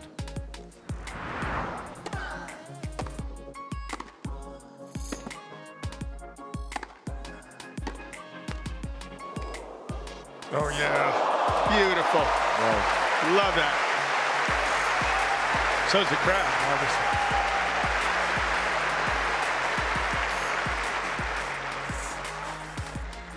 obviously. 30 long.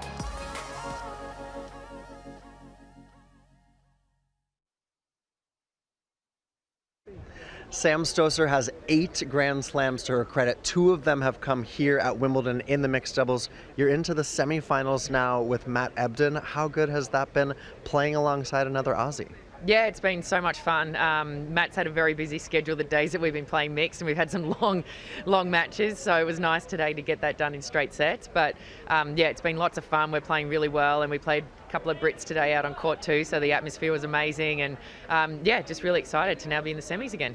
I mentioned those 8 Grand Slam titles that you have. This is your 18th Wimbledon. What's kept you out on tour? I mean, you've been here for a long time. You just retired from the singles, but still going strong in the doubles. Yeah, look, it's just good fun. I think while you've got a chance to do it, I wanted to. And the singles was getting pretty tough physically and everything else that you have to do that goes along with that. And I thought, oh, you know, try playing doubles only, and it's been really enjoyable. I've really enjoyed myself. So, and I think any opportunity to come back here and play at Wimbledon year after year, why not? I'll put my hand up every single time. So don't know how many more I got left, but right now I'm just enjoying this year, and yeah, hopefully I get a couple more matches. Well, we're absolutely enjoying having you still on tour, and you've got now a traveling circus. You've got your partner and your daughter Evie. How do you manage the 3 of you, the whole team, traveling the world, and what are the challenges? How fun is that to have Evie with you? Oh yeah, it's lots of fun. I think there's definitely challenges, different challenges to, you know, what I've been used to, but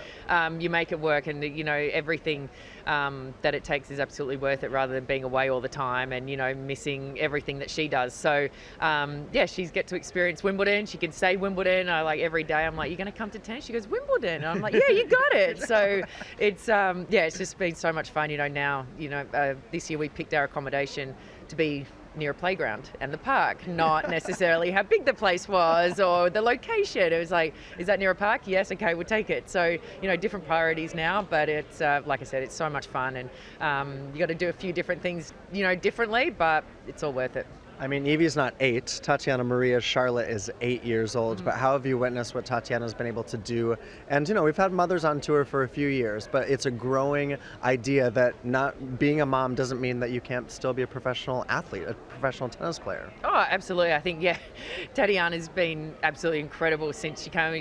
Not only did she have a baby, she came back on tour, she changed from a double-handed to a single-handed backhand. That's crazy in itself. So, and now she's got 2 little ones. And, yeah, I mean, the list of mums on tour goes on, and I think it's just awesome to see. I'm so happy for her run here, and yeah, it does prove that you can do it, but obviously you need a good support base around you, and yeah, but like I said, this is just an absolute privilege to be here playing. So I think if anyone's got that opportunity, you try and make it work, and if you can bring your family, it's even better. 18 Wimbledons. I mentioned that to you. You chuckle a little bit, but what sort of memories come back? And you mentioned how special this place is. It obviously holds a good piece of your heart. Oh, absolutely. I remember my first junior match actually was on court 14. No way. And I played Martina Babakova from Slovakia. I won 9-7 in the third. So Really? I'll never forget that. I hadn't won a match On that court 14. So I hadn't won a match the whole junior trip, which was 10 weeks. Wimbledon was the 10th week, and I finally won a match, and it happened to be here. So yeah, I mean, right from then, that was my first memory. And then yeah, but every year coming back here, you walk in, you get your accreditation, you come through the grounds. There is just something special about coming back here every single time. And yeah, very lucky to have the success that I've had here in doubles and mixed. I remember playing Lindsay Davenport in one of my first Wimbledons on court 1. I lost 6-6 and thought that was incredible playing, you know, someone like Lindsay on that court. So I've had many, many great moments here, and yeah, just feel very privileged. Awesome. Thanks, Sam. Thank you.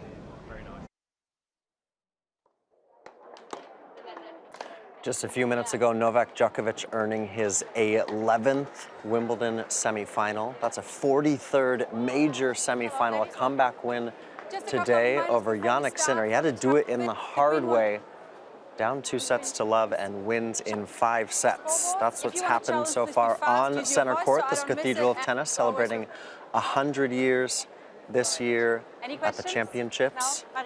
And here we have Bouzkova and Jabeur just going through the coin toss. Heads it is. Receive.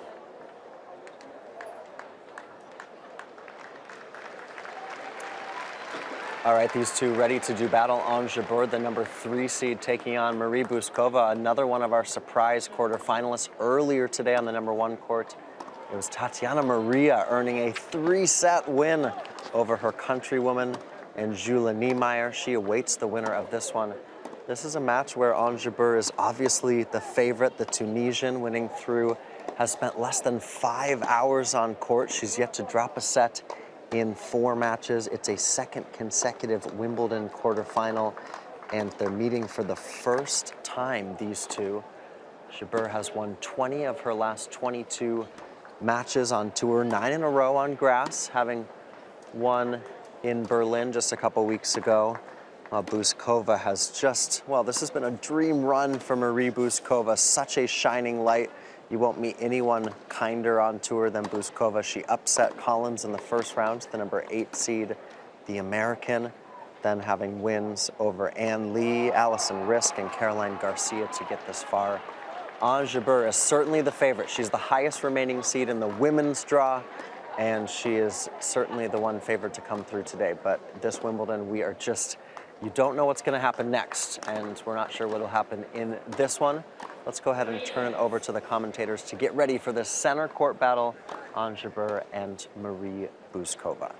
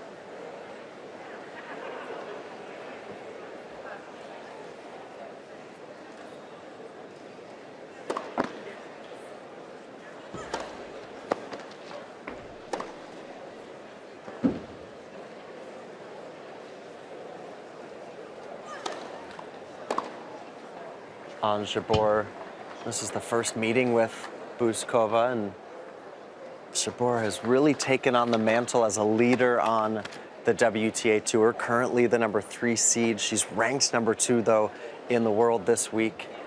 And that's the highest ever for a Tunisian woman, highest ever for an Arab woman. And she's taken that on with gumption, has Jabeur. Happy to be a leader in that space, and actually spoke very openly about losing in the first round of the French Open just a few weeks ago, and was talking confidently about coming into Wimbledon and wanting to be champion here. She's earned her way into the last 8 in a tournament that has just had so many upsets. For her to be able now to be in this position, to be the favored player on the bottom half of the draw, she certainly knows what's at stake, and she's going to try to give it her best today. Marie Bouzkova, one of many Czech players who have gone far at Wimbledon. Of course, Petra Kvitova, a 2-time champion, who was part of the centenary celebration just a couple days ago on center court.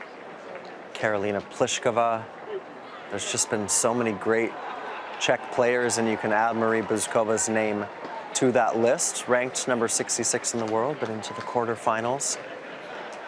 Playing on center court today against the number 3 seed. You can carry on watching this on any of our host broadcasters around the world, and they'll have the action for you. But let's go ahead and check in with Ons Jabeur. She's got great insight. She chatted to our very own Renee Stubbs prior to Wimbledon getting underway on center court. Well, Ons Jabeur, first of all, I want to welcome you. Second of all, what's it like for you to be back here at Wimbledon?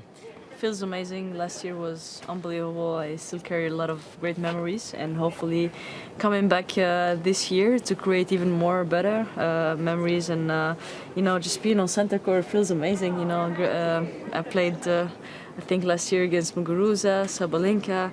It was really amazing, and hopefully you know, this year will be much better. Obviously, I love the nature here.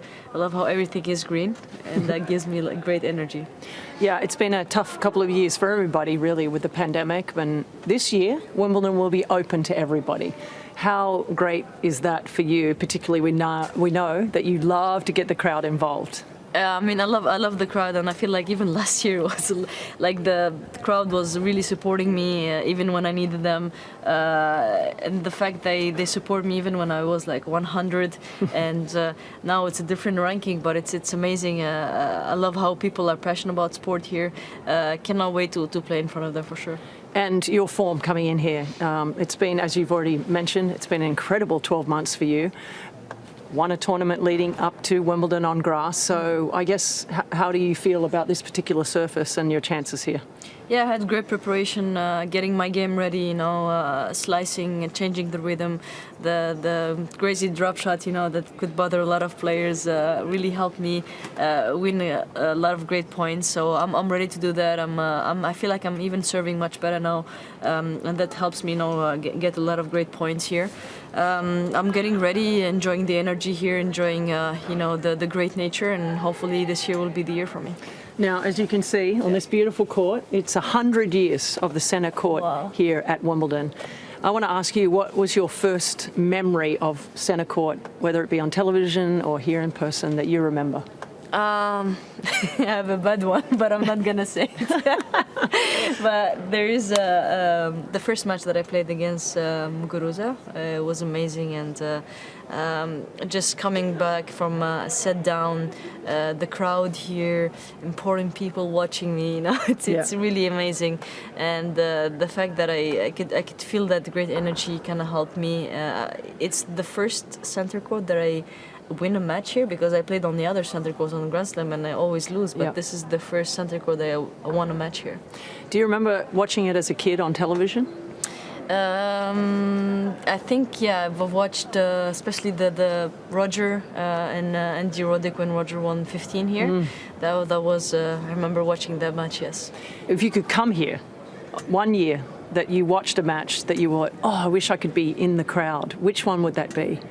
Over the last 100 years? Over the last 100 years, I think it will be, that match, Andy Roddick and Roger Federer. I think it was a crazy, crazy match. I remember watching it because I love both, you know, but Andy always had something, and I wanted him to win, but I also was happy for Roger for getting the 15 Grand Slam. This court, so unique. Wimbledon, so unique. But what is it about Wimbledon centre court that is so unique, than sort of more than any other Grand Slam? I think to start with, the entrance it's kind of different from other Grand Slams, and it's very classy. You know, you feel like maybe you have to be like really prepared and get ready to give like the best shot you have. I don't think there is any bad matches on center court because, you know, the great pressure that you feel to come play on this court, you really have to give your best, and I personally enjoyed playing there a lot. Well, uniquely this year, instead of coming around the outside like you normally do, you're actually coming right through the middle of the court there. They're going to open up the back. How interesting is that going to be if you have an opportunity to play out here on centre court? It's really amazing, and I cannot wait to walk through. I'm going to create the opportunity to play on the centre court, hopefully. This court, so special, so unique, something on everybody's bucket list to come to. But if you could put a tennis court anywhere in the world on a different stadium, where would it be that you would like to play a match? I'll put it in a historic place called El Jam in Tunisia. I'll show you the picture later. It's from way back. My dream is to play a match there, hopefully. Wow, I'll show you a picture. I'm going to make sure that happens. Yeah. If you could go back to your personal experience on this court, what's so unique about playing tennis on grass that's different to anywhere else in the world? I think you know, you have to get used to the bounce here. You have to you know, adapt kind of your game from the beginning, because, you know, coming also from clay, the reaction is kind of slow to comparing to here on grass. But for me, for myself, I think the fact that I can change up the rhythm, the fact that I can make the players play the ball on different height, that kind of helps me, you know, get the balls that I want, or get free points for maybe like changing the rhythm as a slice or drop shot. And playing the matches that you've played on this court, and they were incredible last year. You know, I've spoken to a bunch of players about the inspiration of the moments for them on this court and how they've inspired other people. What about the matches that you played on this court that maybe inspired kids from particularly Tunisia? Honestly, I hope I did, but I know there is so many people that watch my match here when I played, and I know there's a few Tunisians that came to watch me on this court. My dream goal is to inspire a young generation. If they saw me one day playing here, I hope they can be dreaming about coming to play on this amazing court, and I can tell them that the experience here is so great. Across the road, Wimbledon are doing great things here. We're trying to expand the grounds. They're building more courts over there, so they're going to have qualifying over there. They're going to have more practice courts. It's going to be an incredible venue. What do you think that will do for the players going forward? I think it will be amazing to play the qualification here. It's kind of, you know, different, and also a great, let's say, goal for the qualifiers to qualify and come and play here. Yeah. Now, you know, they will have the chance to play right away here, which is amazing. And if they make this happen, I'll be jealous, because I always played qualification on the other side. But it's great also at the same time to have more courts as well. Is amazing for all the players. Give me one thing that has inspired you throughout your life. We've spoken to a lot of local people here about what has inspired them, whether it be their kids or, you know, something that they've done. But what about you? What's inspired you throughout your career and your life? I think my mom always inspired me to be the player that I am today. It was actually her dream to become a tennis player, and maybe I'm trying to do that for her. She's the one that introduced me to tennis, and I'm really grateful, because I promised her once, I told her, I'll take you, it was Roland Garros, you can have a coffee there. And I took her once, and she had a cup of coffee there, and it was very important to me, because we always watch that on TV, and hopefully one day she will grab her coffee here at Wimbledon. What did you tell her about Wimbledon that you would take her for? And now she will have to come and lift the trophy with me. Well, we are so happy to have you, and thank you. We love you playing on this court and using all your different variety of shots, and we wish you all the best for the next couple of weeks. Thank you. Thank you, my friend.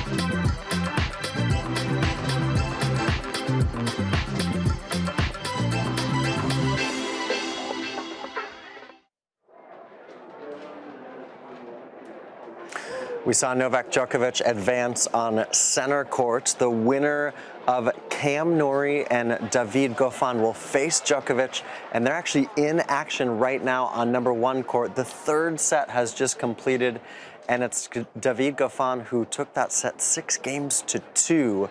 He now leads the match 2 sets to 1, and you can see the numbers there from that set. Actually, Goffin winning 82% of his first serve points. And what about the service numbers on the right hand of your screen for Cam Norrie? Did not get a lot of pop off that first serve, and then only won 17% of second serve points. So that's going to be disappointing for Cam Norrie, who's now got a bit of a mountain to climb as he trails 2 sets to 1 with David Goffin leading in that one, hitting 9 winners in that set.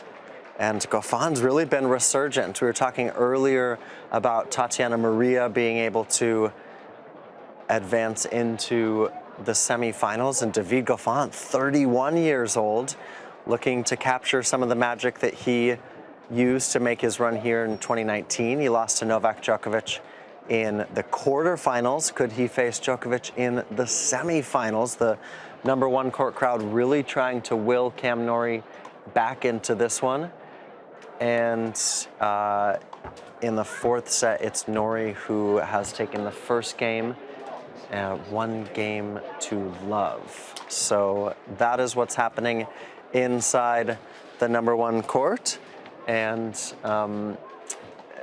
it's going to be a tough one for Norrie to come back on, but Goffin, some vintage David Goffin, which we, I don't think I was going to be saying vintage David Goffin this Wimbledon, but I am. The 31-year-old, a set away from a semifinal with Novak Djokovic.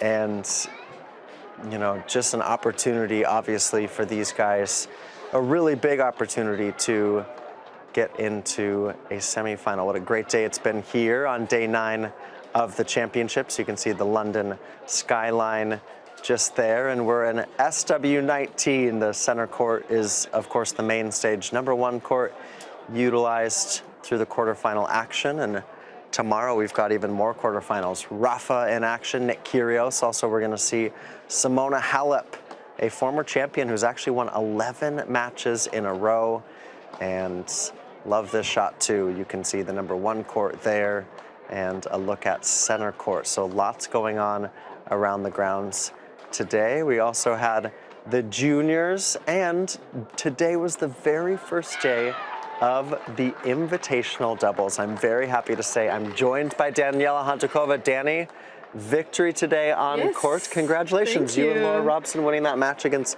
Alicia Malik and Casey Delacroix. How did that feel to be out there? It was such fun, and it's just nothing like being on a grass court and hitting some balls. Look what we've got. Yeah, we look pretty relaxed. I mean, we really faked it big time because we were so nervous before the match. Actually, all 4 of us, we were ready to go like 11:45. Our is this match the number was the 3 first. court, or is this 2? Yeah, well, there was a lot of explosion in that move. I mean, if you get lobbed and the ball lands on the service line, that's not a good sign. So I was then trying to make it up with that volley, but it was such fun, and we were lucky with the weather. The sun was still out. Such a beautiful court to play on, and yeah, like I was saying, all 4 of us, we were ready to go 15 minutes before the match because we just wanted to get out there. And you know, once you move, you kind of get rid of the nerves, but it just makes us realize when you are not in the competition all the time, you just get so tight on big points. But it was such fun. No, it looks like fun too. And I mean, you know, for those of us who have never stepped foot on a Wimbledon court, there's nothing like it, even for you having played here so many times, to have the opportunity to be back out there. And, you know, it's the invitational doubles, but you still want to be competitive and have some fun with it. Yeah, it's nothing like stepping on the court here at Wimbledon. That's why it makes it even more special and probably even more tight. I would say, you know, we play these legend competitions. That was incredible. We said that was the shot of the day. It was kind of a forehand topspin winner in the middle of the course. Oh, that's too good. Yeah, it was just such fun, and we were joking a lot before coming on the court, and that's what it's about, you know, just having fun. And all of us, we were so keen to get out there and finally compete. You know, when you talk about tennis so much, you actually want to go out there and do it yourself, and then you're thinking, okay, you always analyze other players, oh, they should have done this, they should have done that, but then if you have to do it, it's like, oh, I can't actually do that anymore. So it's just about accepting that, you know, in our brain, our levels of expectations are somewhere else compared to what we actually can do on the court as far as our fitness goes. Yeah, and I also love too that they've expanded. I mean, you've got the women's doubles, which you're playing in. There's the men's as well, but then there's a mixed doubles draw for the Invitational this year too. Finally, we've been saying that for quite some time because it's such fun, you know, to be back with the boys as well. So I love the fact that now it's combined both doubles and mixed doubles, and hopefully other slams will do more of that because I believe for the fans it's fun, you know, when you have the legends mixed in together. But what I was trying to say is that we do play this kind of events in Australia, in Paris as well, but I think just the respect to the tradition and to the club, there's nothing like stepping on the court, and I think that's why all of us are a little bit extra nervous for that. And also, you know, we've been talking obviously about the tennis, and you've been commentating, you've been with us here on Wimbledon Uncovered as well as elsewhere. But how did the court feel? I mean, did the court surface itself feel any different than you thought it would?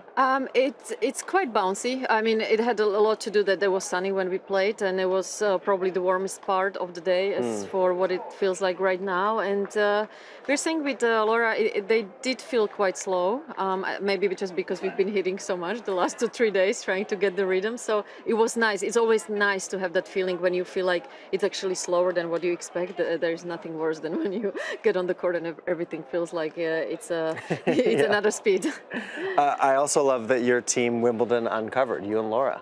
Yeah. You're two of our Yes, contributors. exactly. I mean, we have Anne Kjathavang, we have a few others, but you and Laura both repping the channel. Yeah, we are really enjoying it. And ever since we found out that we were playing together, we tried to get in as much practice as possible. We played the Harlingham exhibition the week prior to Wimbledon, so we were trying to hit there as well. And you know, Laura just retired, so for me, it's heaven to be able to practice with someone like that gives you such a good pace. And I was telling her, thanks to her hitting, I felt like I could actually manage the match quite well. But it's nice to have this kind of a fresher, younger legends teams, and it's such fun. Absolutely. Okay, well, we were talking about Anne Kjathavang. Let's take a look here, Danny. She's playing in the mixed doubles, so give us some analysis here. She's playing with Greg Rusedski, Ivanisevic, and Pierce on the near court, but a good point here from Anne, running to the side to get that forehand, and then going toe-to-toe with Mary Pierce. I love it.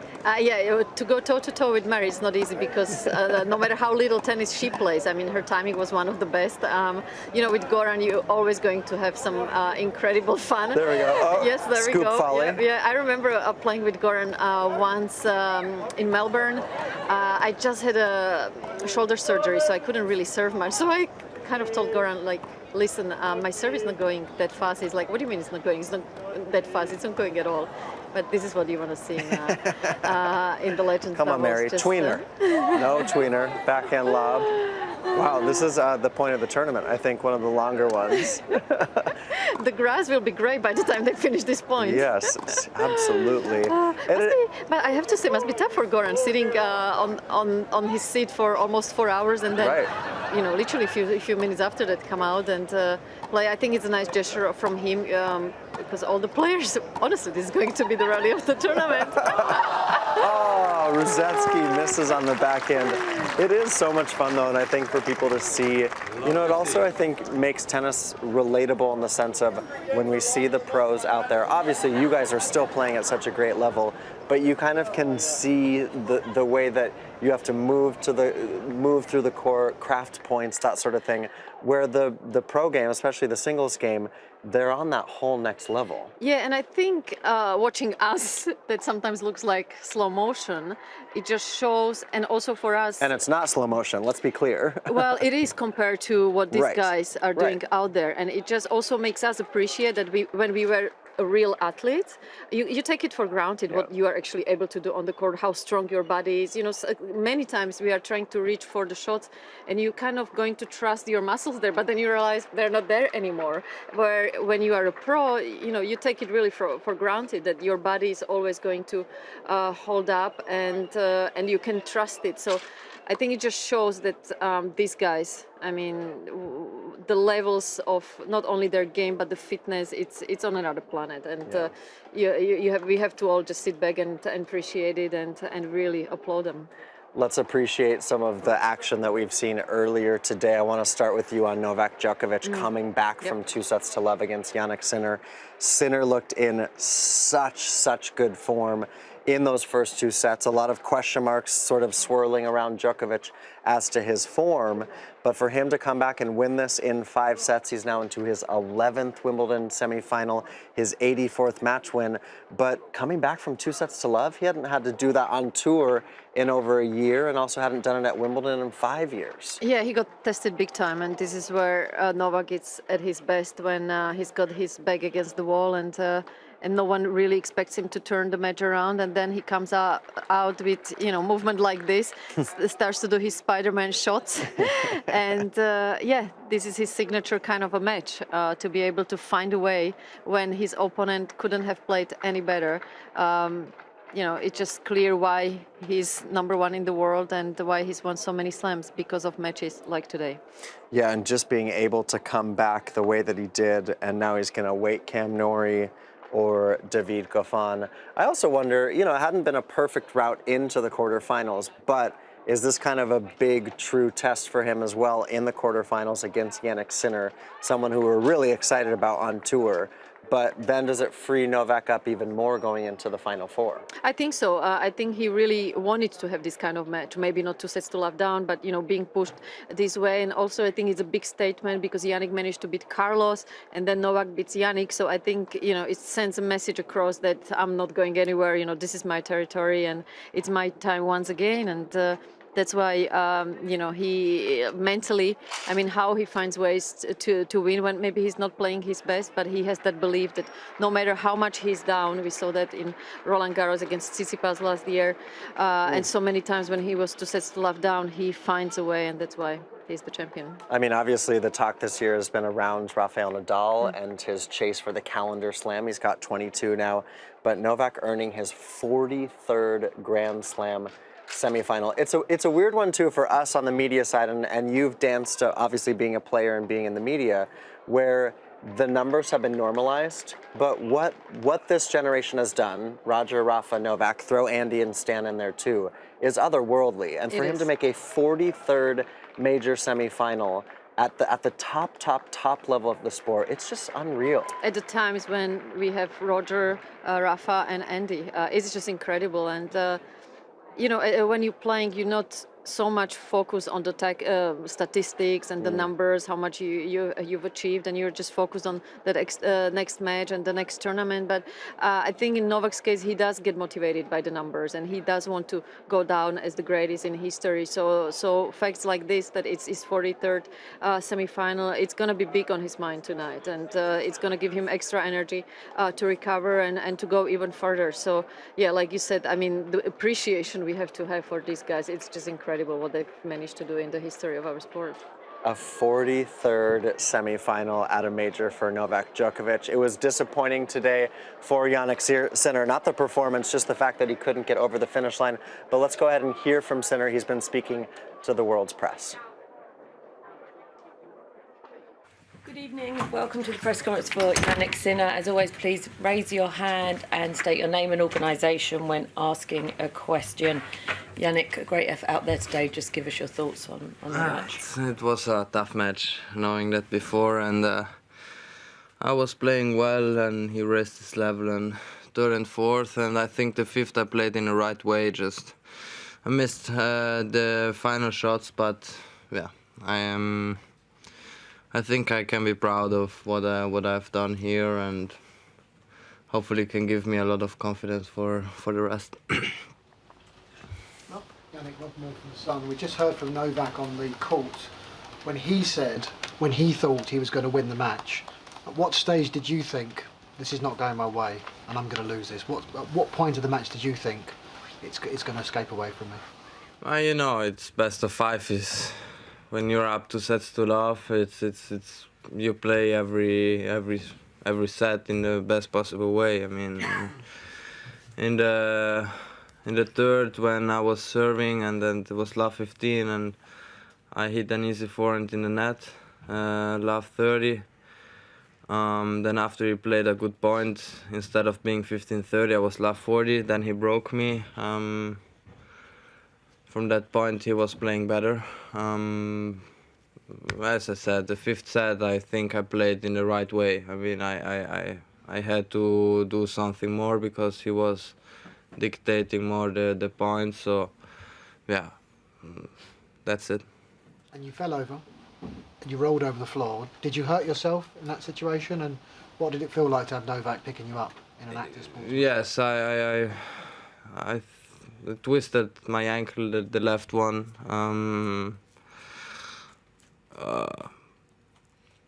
In the beginning, I felt pain. I was a bit scared in that point, but after when I made the first steps, I felt it was okay and nothing. Then I was a little bit careful the first 2 points, but then I was good. So I was, yeah, that's the most important thing, that my body feels good. So yeah. Hector, as a sportsman, very bad luck today, Yannick. With the way that you've played here at Wimbledon this year and the very good players that you've beaten, and then taking the best player all the way today, does it give you confidence that you can come back here, do very well and maybe win it one day? I mean, it's I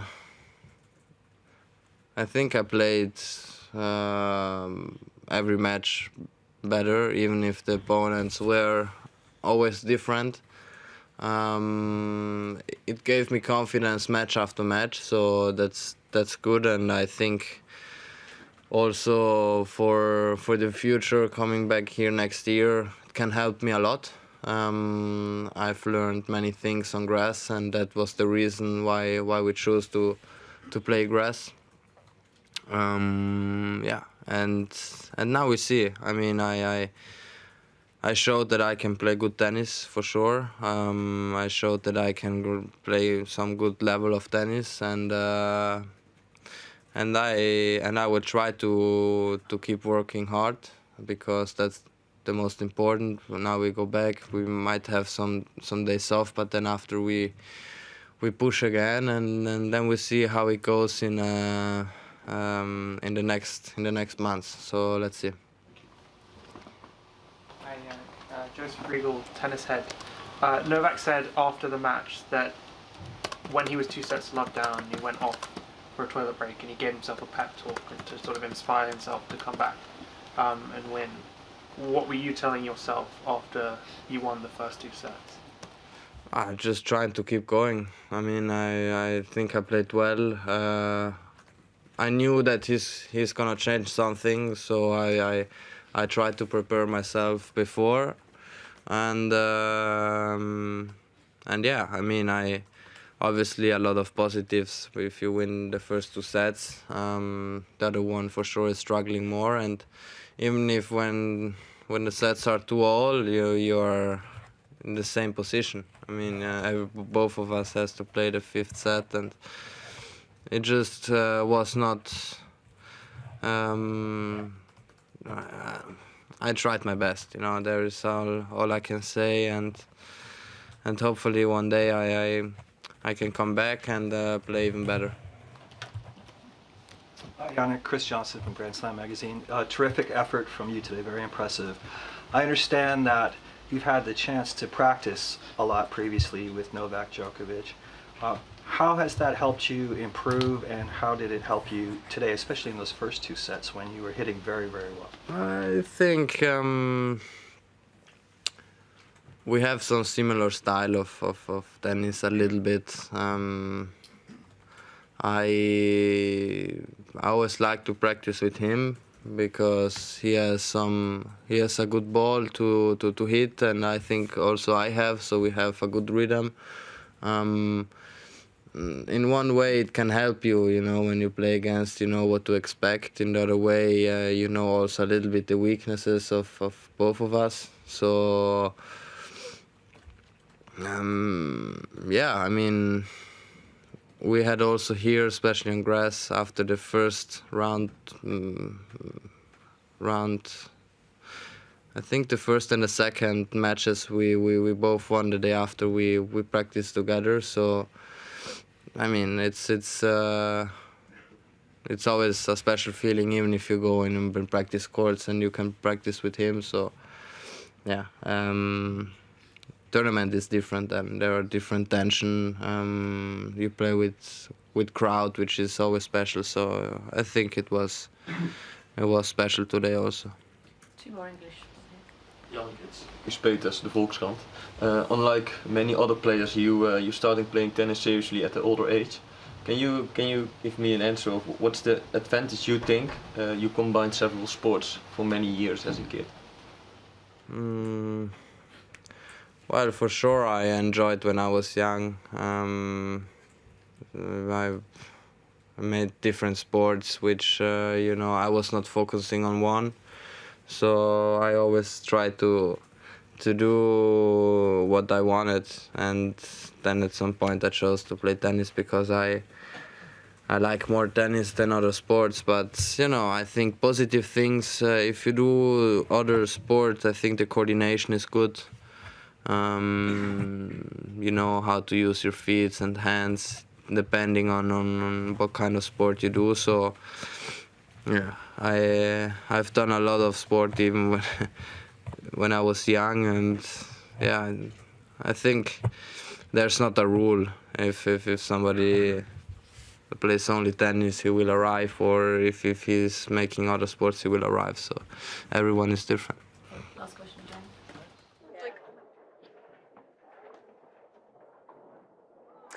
All right, so Jannik Sinner, they're asked about that loss to Novak Djokovic, and this is now live on the #2 court. Barbara Schett in action in the Natalie Deci. They're taking on Martina Hingis and Kim Clijsters just in the warm-up. And Danny, I think a lot of people actually would think that Martina and Kim would make a good doubles pairing in this year's Wimbledon. Oh yeah, 100% if they wanted to. And honestly, when we saw that team, everyone was freaking out, like, let's not play against them in the first match, because that could be easily very embarrassing, especially Martina.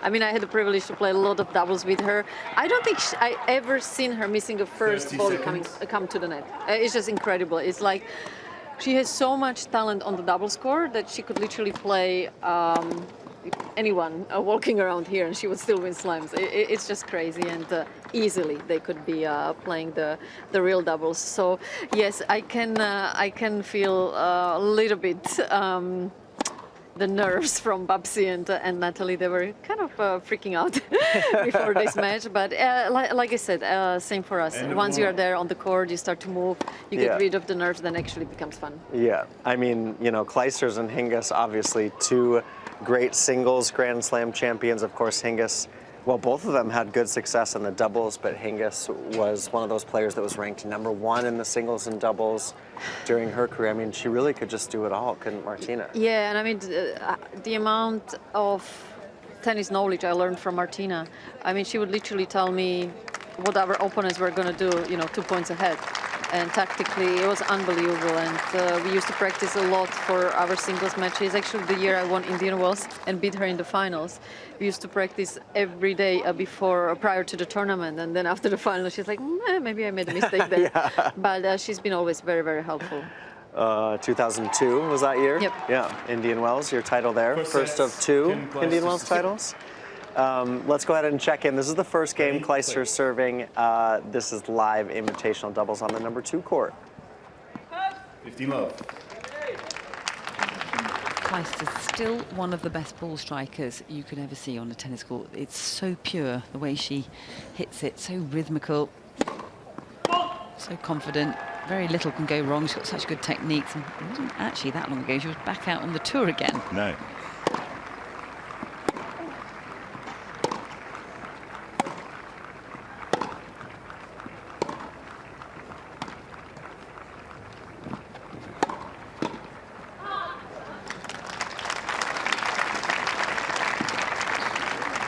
50-all.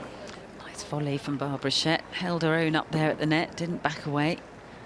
She's also got really good techniques on her ground strokes.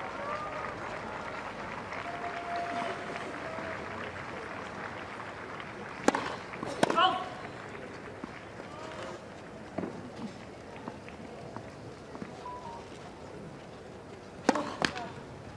15-13. Interesting looking at Clijsters given what Tatiana Maria has achieved in the last couple of hours. Yeah, amazing, isn't it? What an amazing story.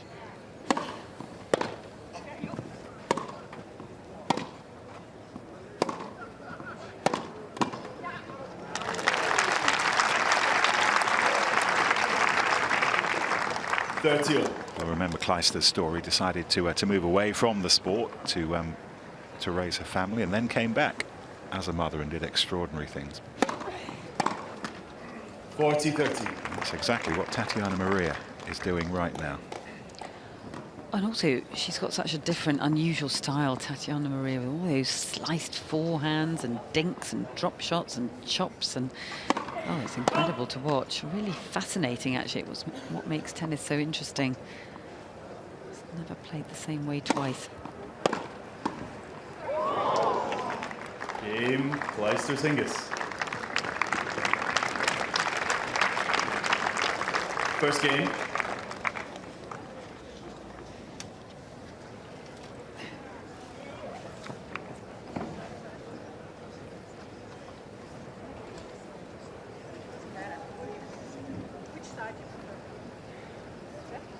Well, very good cross there from Martina Hingis, one of the best doubles players in the world at her best. She just has such a great understanding of the angles on a court, you know, where to position herself and how to make things awkward for the opposition. I always used to say that racket looked like it was just an extension of her arm. Barbara Schett.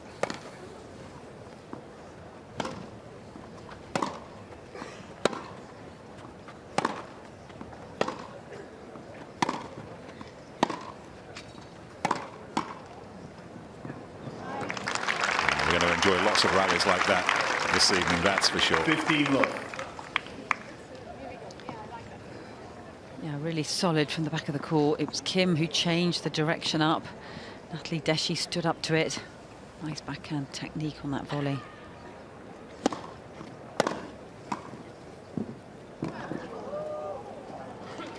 $30-love.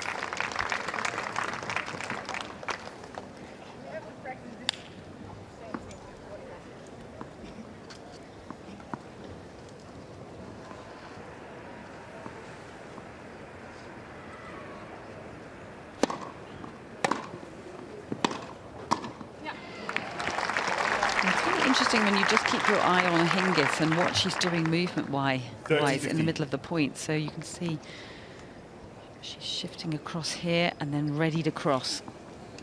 Always got a great sense of where to position herself.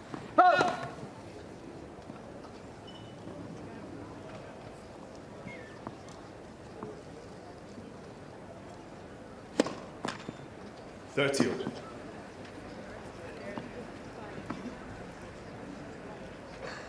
Barbara Schett, who rather followed your career path. Yeah. Top tennis player, top broadcaster. Oh.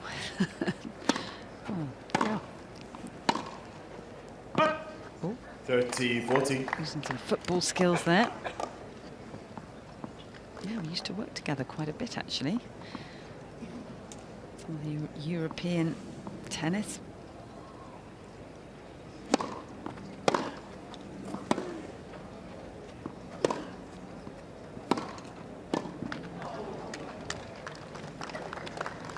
Deuce. I don't know how often these players still get to play, but you don't have to look at them long to suspect they're playing still very regularly. They're hitting it beautifully. I must admit, I mean, I think they're so natural, all of them, but I don't think they need to play that much to be able to come out and just smack the ball around, and it's all just second nature to them. Yeah.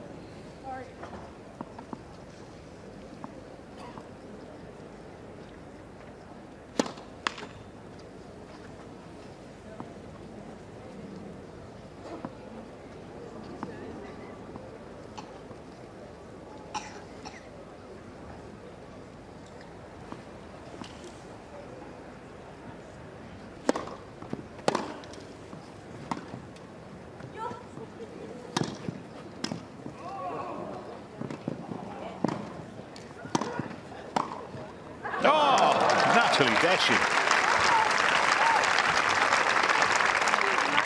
Deuce.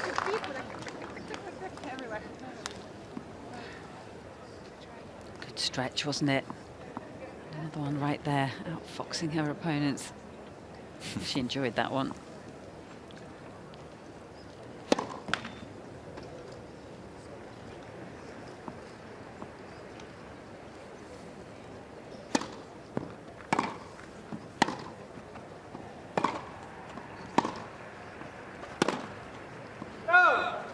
Slightly hooked that forehand. Advantage, Shet.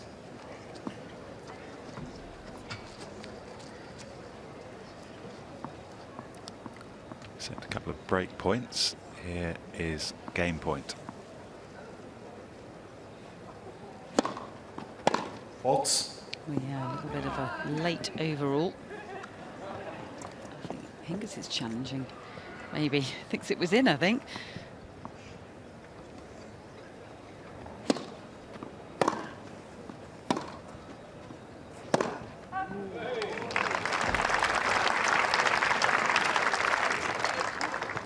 Deuce.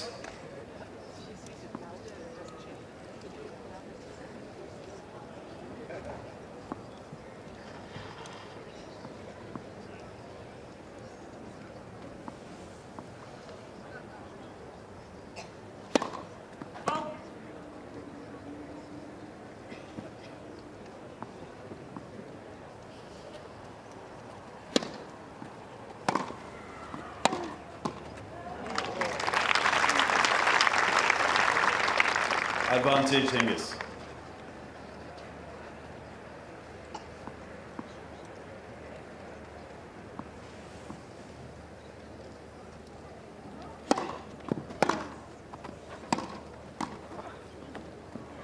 Game Clijsters, Hingis. Two very good players at the net. Clijsters, Hingis lead by 2 games to love for sets. And they break first. Here's a thought. Should more be made of these great names being out here on a court like this? I just wonder how many people within the grounds know that these four are here I think it's a good point. right now.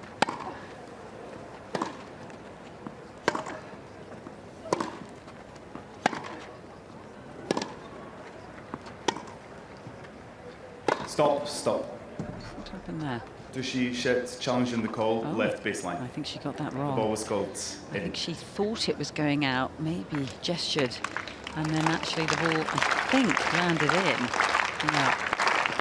I think it's a good point, Nick, because obviously had the two centre court or court one 15 matches gone very quickly, Should which have they 2 didn't, challenges remaining. they were holding matches like this back just to think about maybe putting them on court, but you know, then it's a late decision to then put it onto court two. And as you say, probably a lot of people in the grounds don't really know that it's on. 30 love. I noticed a gentleman fast asleep in the stands. He's actually laying horizontally. You know when you get an airplane and there's a few seats next to you free and you want to lie out? He's obviously had a really good day.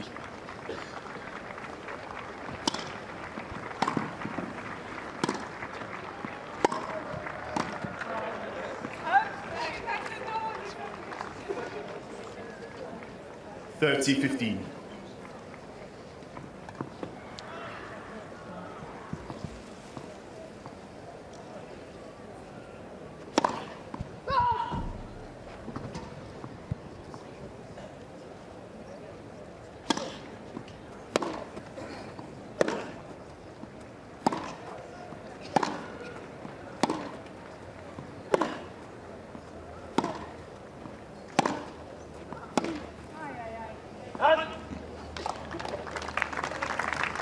$40-15. Well, there's our gentleman. I wonder whether he queued up all night. Do you think that's what it is? Or maybe the tennis was too exhausting. Possibly. There might be another alternative, but... Well, that's true.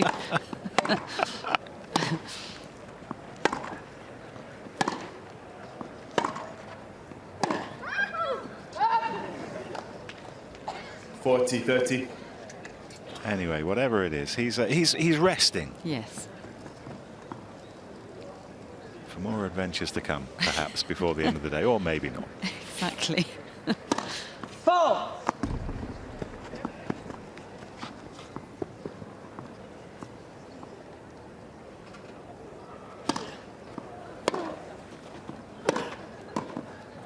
Game, Kleisters Hingis. Very strong start. Kleisters and Kleisters Hingis leads by 3 games to love for set. with the break. 3 love.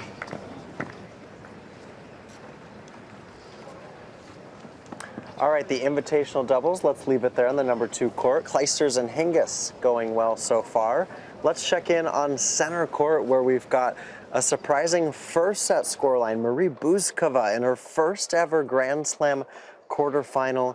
She has a set to the good against the number 3 seed Ons Jabeur. Here's the stats, 6-3 for Buzkova and Daniela Hantakova. You and I were just looking at these two. Those service numbers for Jabeur struggling. She's broken a couple times in that first set. Yeah, 52% on grass, it's just not good enough for Ons, so she will have to definitely pick that up big time in the second set. Also, 14 unforced errors. Yes, she's aggressive. There are 10 winners as well, but Buzkova 9 and only 6 unforced errors with that. So it's very obvious that she was much more dominant, more solid, and very impressive given this is Buzkova first quarterfinal, how she's dealing with it. Amazing, and it's the first set that Jabeur has dropped this entire tournament. She's only been on court for under 5 hours in 4 rounds. How much, you know, when you are in such good form like that coming into a quarterfinal to Grand Slam, how much is she going to have to mentally really lock in the second set? Yeah, it's such a good point because she's so used to just sailing through the matches that it takes a little bit extra mental energy to adjust, to accept that she's actually set down. So a new territory for her, that's for sure. Yeah, certainly. And for Jabeur, you know, the favorite too. I'm also curious. I know every player is different, but the fact that we had Niemeyer versus Tatiana Maria, and then today she's taking on Buzkova, Ons Jabeur would be very, very aware of the opportunity for herself in this moment. Yeah, it is an opportunity, but at the same time, we must not forget quarterfinals, especially at Wimbledon. Everyone is going to play unbelievable tennis, and having the experience Ons has, she understands that other players, maybe they are not favorites on the paper, but this second week they are big favorites because they are playing the best tennis, and there is a reason why they were in the quarterfinals. So yeah, it's tricky. You have to really take it not only one match at a time, but 1 point at a time. Literally, not think about what happened in the other quarterfinal and what the opportunity this is, because if you do that, you are going to be very quickly out of the tournament. I mean, we hear players talk about that all the time. I'm seeing the ball, I'm taking it 1 point at a time. But when you face situations where you had pressure, opportunities, or you saw a draw and thought, oh my gosh, this is mine to win, were there techniques that you tried to employ? You never think that is mine to win, because I think you have that respect and the humbleness that it doesn't matter who is the favorite on the paper, no matter if you beat someone 10 times in a row before, you still have to go out there and get the job done, and most of the time it's going to be even more so difficult because of what a favorite you are on the outside. So I would say all the top players, you never look at a match saying, okay, I've got this. It's really that humbleness to be focused on what you have to do. What helped me was just trying to think about tactically or what I have to do to execute every point the best way. Yes, of course, sometimes your mind is going to wander, especially when you are close, when you have the opportunity to do something special. I think it's important to also accept that it's normal. I mean, we are humans, and kind of not go with it, but go back to, okay, what I have to do, what has been working for me throughout the match so far, to me was always the tactic, maybe few technical things like staying down on grass or, you know, using my wrist on the return, turning my shoulders, just anything to keep my mind occupied with the tennis and not thinking what the occasion this is. Ons Jabeur does have a break to start the second set, so at least starting to try to get back onto track against Buzkova. But, you know, the opportunity is there, and we saw it with Tatiana Maria earlier today. She was down a break both in the second set and the third set against Julia Niemeyer and just stayed in it. And that's what Tatiana Maria has done this whole tournament, trailing Sorana Cirstea in the second round, coming back and beating Jelena Ostapenko, saving match points. You always have to back yourself when you're backed into a corner. And also to understand that your opponent is going to get tight at some point. I mean, this is quarterfinals of Wimbledon, so Buzkova is going to start to feel the nerves in case, say, she's serving for it, and that's where Ons has to be there for every single point mentally, not to give anything away to her opponents. Big points, she has to make her play, just not go for too much, you know, stay within the lines. I would say even a good meter away from everything, half meter about the net. You know, those are the basic things. Yeah. But actually, the bigger the match, the more important it is just to go to the basics and literally what has worked for you when you were 12, 13 years old, that's what you got to use in matches like this. I love it, going inside the brain of a tennis player, especially in those pressure moments. Thanks for that, Danny. Actually, let's go inside the team of Tatiana Maria. Here is her coach and her husband speaking with our very own Adam Hunt. Well, one of the storylines of the championship so far has been Tatiana Maria's brilliant run to the semi-finals. I'm delighted to say we're joined by her husband and coach, Charles. Now, Charles, thanks so much for joining us. How are you feeling after that performance today? I'm feeling super proud of my wife, and she really deserves it, because Tatiana, she's a big fighter, like everybody can see, and she works really hard. And we are so proud to be able to show this to our little girls, Charlotte and Sissi, and that is the most important. A lot has been made about the fact that she's a mother and playing so well. How do you find that family balance, being on tour and achieving such great success as she is here at Wimbledon? But I think it's because we are traveling all together. We're super happy. Charlotte, our first daughter, she's 8 years old. She plays tennis really well. So every day we are on court indoors, playing 1.5 hours in the morning before to start the day for Tatiana. So, but everything it's really easy and really relaxed, and we cannot be more happy that with what happened and with our girls, and so it's only a joy every day.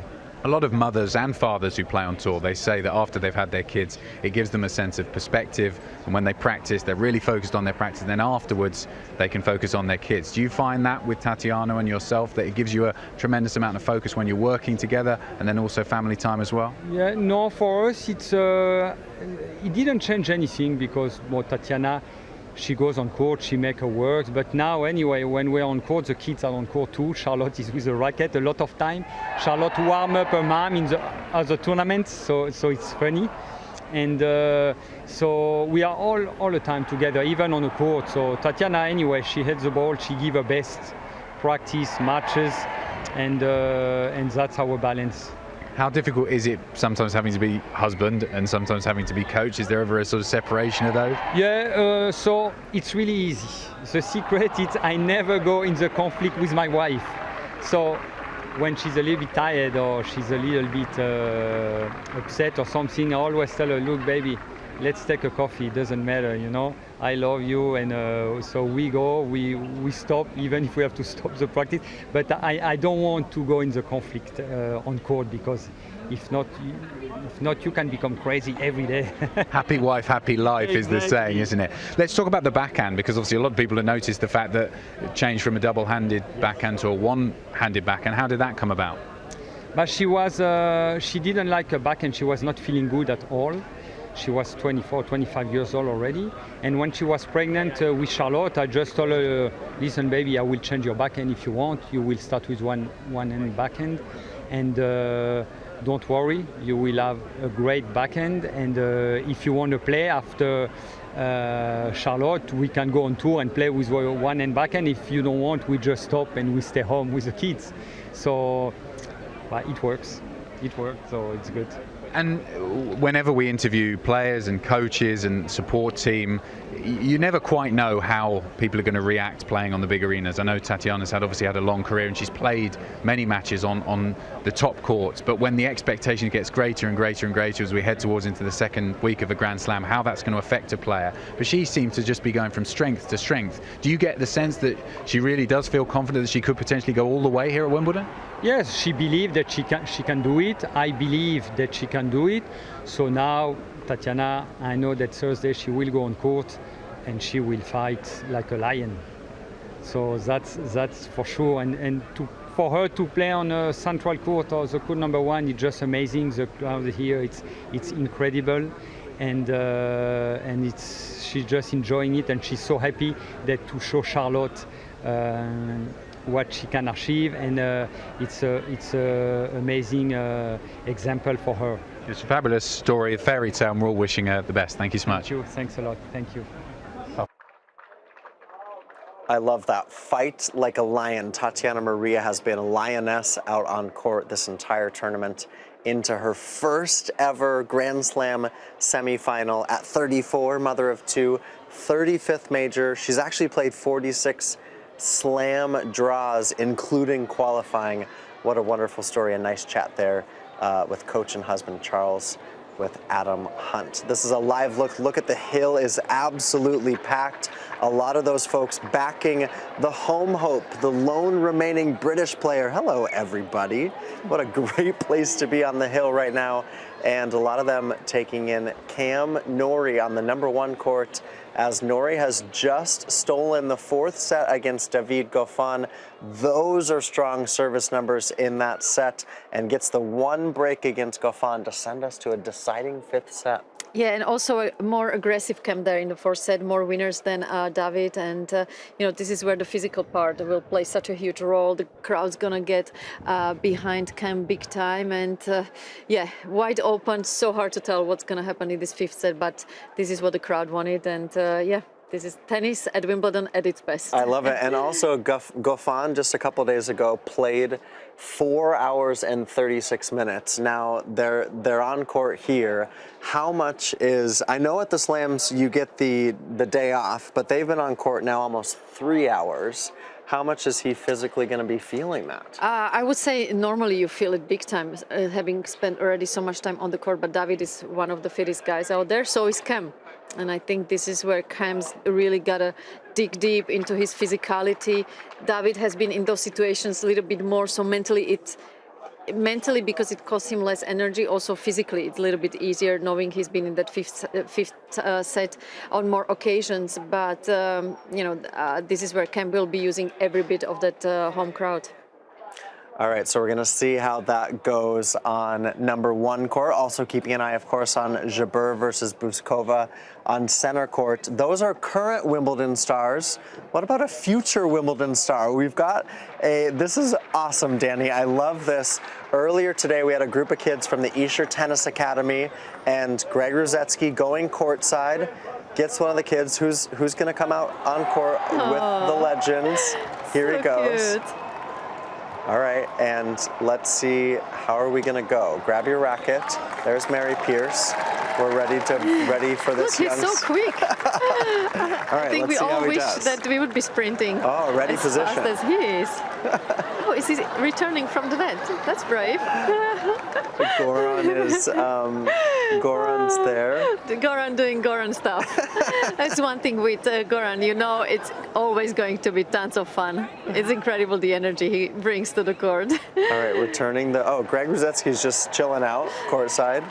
And I love this. This is the fun part of the invitational doubles and too, right? This is what it's about. Experience like this is going to stay in his life forever. And who knows? Because of moments like this, he might be playing himself one day on the Wimbledon center court. You just never know how much he can be inspired. Nice.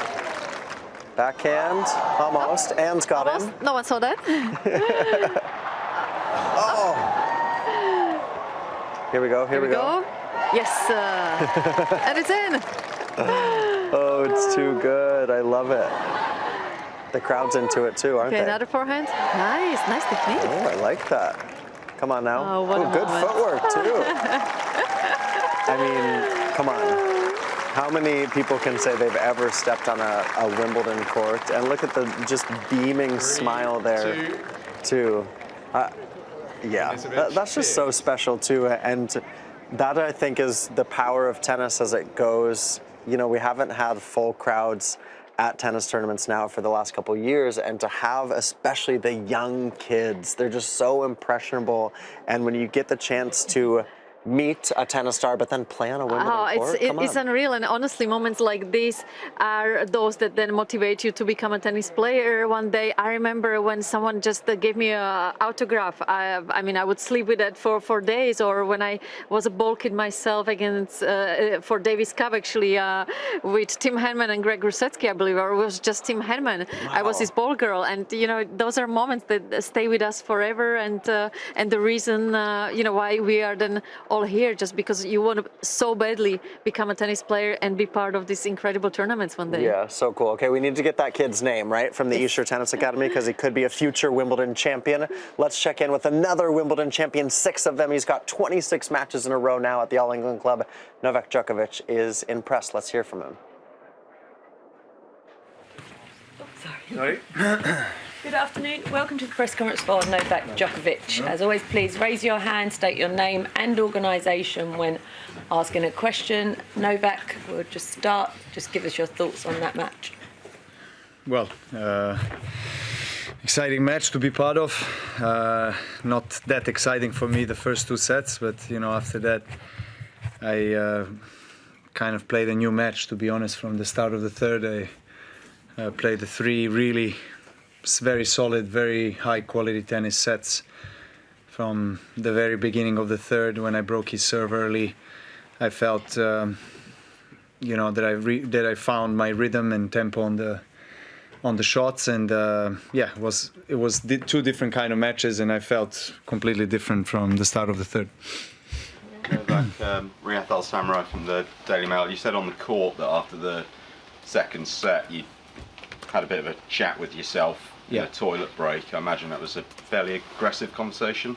Not really. There was no aggressivity there. It was just a pep talk, positive talk.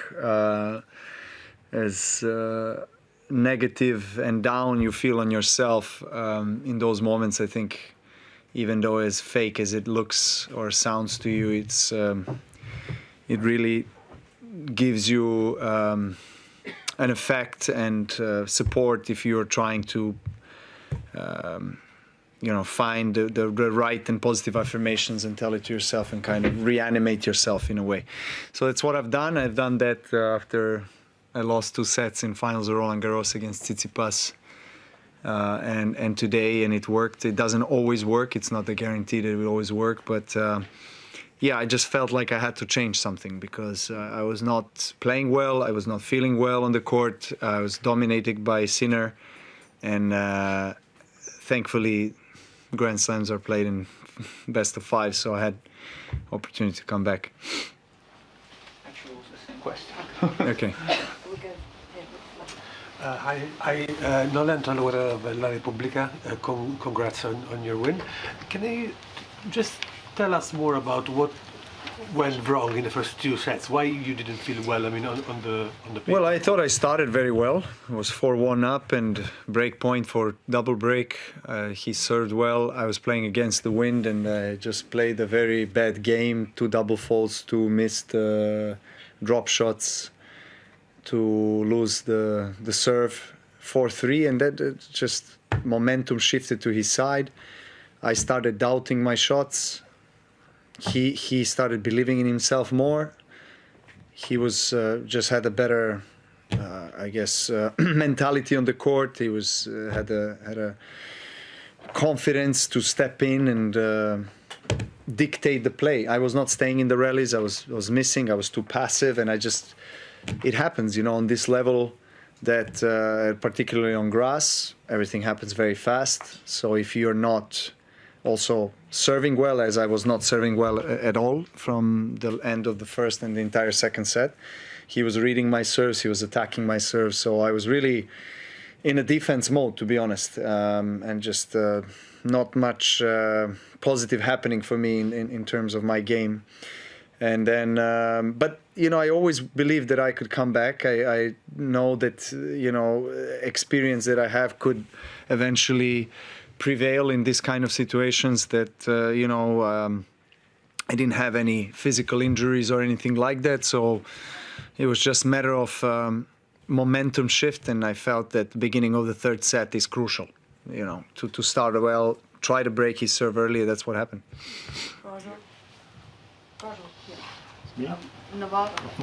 Rajwal Hegde from the Times of India. I just wanted to ask you if when you come into matches in a Grand Slam, knowing that you probably unlikely to play another slam for some time, is there added pressure? Do you feel like you're playing more than your opponent at times? I wouldn't necessarily say that, I have completely new motivation because of the circumstances. I feel always very motivated and inspired to play the best tennis on the Grand Slams, particularly here. I mean, this is, arguably the most important tournament in the history of our sport. So, I mean, definitely for me it is. I mean, I've said it before that this tournament in this center court has inspired me to start playing tennis. So, of course, it was always my childhood dream to be here. And every time I step out on that court, I feel obliged to give it all, and really, but also inspired by the amazing setting, of the center court and of Wimbledon as most traditional historic tournament. So what happens after Wimbledon is really, is unpredictable at the moment. So I don't, pay attention too much to that. I try to focus my thoughts here, and then we'll see what happens afterwards. Chuck Culpepper from the Washington Post. I think that's your 42nd 5-set match in Grand Slams. Does when the 5th set starts, does it feel like normal life to you? Well, it depends of the opponent and of course the surface, but the better your record in the 5th set, the better you feel every next 5th set you play. Of course, it's logical. Particularly if you play against the young players like Sinner, who didn't have too many 5-set matches in his life, and it was first quarterfinals for him. Not too many matches on the center court, I guess, for him in his career here in Wimbledon. So all these things play a role. How big of a role, that really is dependent on both players. I don't think it plays a decisive role. Even though it does look like that if you see the scoreline today. But it does definitely help knowing mentally that you've been in these particular situations and you had success in the past. So, of course, you approach these particular situations when you're 2 sets down a bit more calmly, a bit more, confident, with more self-belief. If that could be a definition of it, whereas when you don't have the experience there, you're just, maybe sometimes you don't have anything to lose and you're feeling like you're not thinking about various scenarios in the future. But most of the times, in these kind of occasions for the young players, they get to experience maybe something they've never experienced before. And I feel like Sinner, coming into the match didn't have much to lose, but he had a lot to lose when he was 2 sets to love up. So, that probably, I could feel that mentally with him, So I'm sure he's gonna get better as the time passes by, because he's a fantastic player and very mentally present, devoted, professional. So I'm sure we're gonna see a lot of him on the big stage. One more English. Delighted to say we're joined now by Italian Davis Cup captain Filippo Vallandri, ruminating over Jannik Sinner's performance on centre court. Filippo, thanks so much for joining us. Obviously he's lost and he'll be frustrated, but it was ultimately a coming of age and a great performance out there on centre court. Yes, we are all really happy about it. I just spoke with Bagnozzi and Darren Cahill. We are happy because he gets closer, First time he played Nole last year, he lost 2 straight sets. Same thing for Rafa, but now he get closer. I mean, they both made an unbelievable performance. The attitude of the both guys is unbelievable, and I like when I see Jannik jumping on the 5-2 down in the 5th, 2 breaks down. That's the attitude the players need to get up there. You said a lot has happened and a lot has changed since that first performance against Novak Djokovic. I think it was in Monte Carlo, wasn't it, the last played? Correct. What did he get right today to make it that much closer? Yeah, he get closer. He took off the time from Nole. He played unbelievable fast. He made Nole in the position to make wrong decisions, which is not easy with Nole. Obviously, he need to work out again, have a a longer attitude. The performance when you play five set has to be longer. He has to work physically a lot. But now he built up the team again. He has a great team. He just needs the time to work. You've played at this level. You've played long matches against the top players like Djokovic. Give us a sense of just how difficult it is to beat someone like Djokovic over 5 sets compared to a best-of-3 set match that we see the rest of the year. Because they never die, and you have to win maybe 2 or 3 times against these guys. Unbelievable today again. He came back from the toilet in the 3rd set. And he said, I want to win this tournament, and if I want to win this tournament, I have to play better. So they never die. The thing with Jannik Sinner, coming into Wimbledon here, he'd not won a match here at Wimbledon, and there were obviously question marks over his suitability of his game to grass because he's had so much success on all the other surfaces. Do you think that win against Wawrinka in the first round, people say, oh, is that potential for an upset? How much confidence did he get from that he can perform on this surface and modify his game to have success on grass? Yeah, a lot, because he never won a match here, but he never won a match on grass. The first match was like Bambi on ice. It was moving like, I don't know, I have to feel a little bit more comfortable, but after the first match, it took a lot of confidence. He started better in the match against Niemeyer, and the unbelievable thing is the attitude they put on to be more comfortable on court. They get so fast, him, Alcaraz, they get so fast to get comfortable on court, like movement, which is really tough on grass. You mentioned there Alcaraz, and Jannik is part of that group of young players. They're going to be the next ones lifting these Grand Slam titles. Do you sense, working closely with him, that is how close he is to that, and the desire for him to one day be able to lift one of these famous trophies, wherever it may be, whether it's Wimbledon or one of the other ones, that would cap off so much hard work that's gone into getting to this point? Yeah, they're going to be the future. They both be really great players. One day, those guys like Rafa, Nole or Roger, unfortunately, they're going to leave this sport, so they are really ready to take up those plays, and yeah, they're going to be the future for sure. Thanks, Filippo. Great insight there from Filippo Volandri. Great effort today from Jannik Sinner, 5-set loss against Novak Djokovic. Let's go live to Court 3, where the Bryan brothers, the greatest doubles team of all time, taking on Fernando Gonzalez and Sebastian Grosjean. And great to see, a little surreal to see the Bryan brothers, obviously, who have extended their career into their early 40s out there, also taking part in the invitational doubles. Love it. Yeah, I think a little bit similar story to Hingis Kleisters on the women's side. The talk of the locker room is definitely going to be those girls on the women's side and the Bryan brothers on the men's side. I mean, if you are any other legend, you just don't want to see your name facing them, because, you will be sweating a lot out there to be winning games.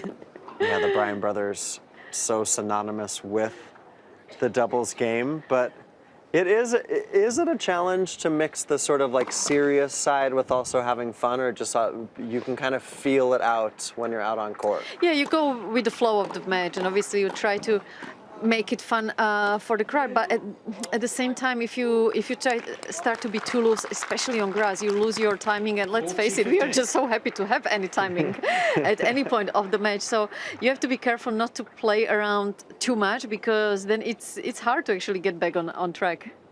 Yeah, it certainly is. So Gonzalez and Grosjean, we were talking about Fernando Gonzalez, because he's the last Chilean to be this far to slam since, well, he was the last one, and Christian Garin has now done it. He's going to be in action tomorrow. Yeah, I spoke to Fernando yesterday, and he just had a second baby. I said it was really tough to get on the plane and make it here, but also said once I came here, it's just so nice to be here. But yeah, priorities change, and we were just saying, it's such a privilege, I think, for all of us to have tennis as a kind of keeping up with our fitness, because you don't want to embarrass yourself when you step on the court, and it gives you a reason to wake up and go in the gym and go for that extra runs, just so that you can actually move to a decent level. Let's put it that way. Very good. All right, so good plays being made on the invitational doubles court, but let's check out our HSBC play of the day.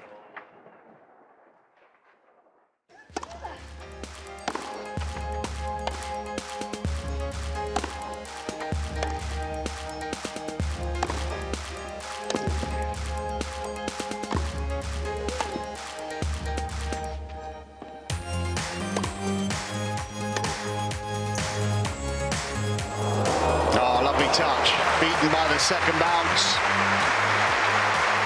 Touche. It's usually Maria who's able to hit these fine, deft drop shots.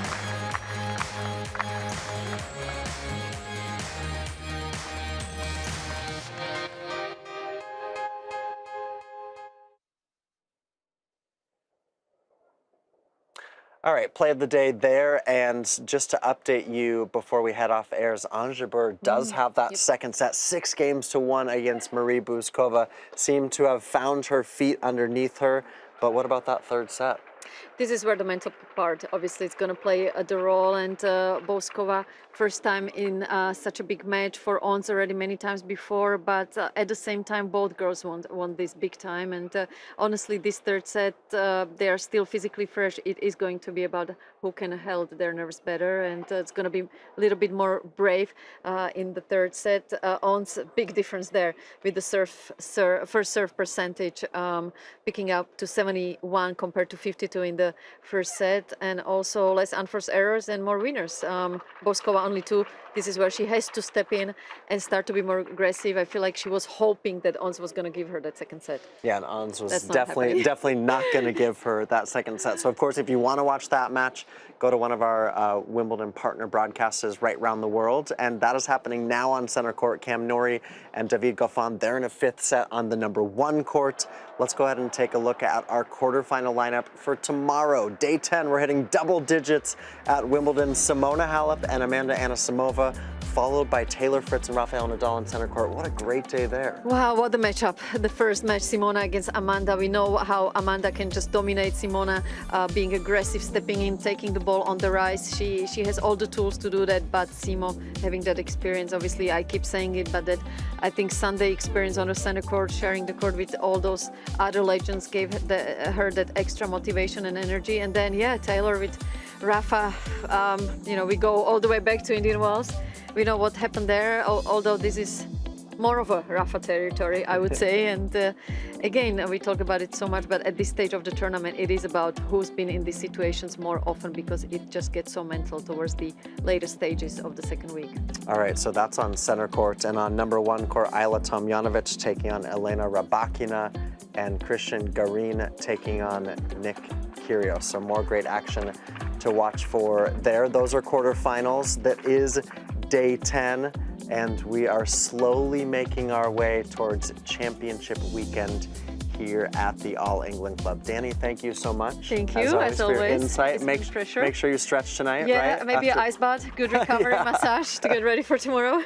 There's still live tennis. Find your broadcaster to find those quarterfinal matchups now. The folks on the hill, they're staying put.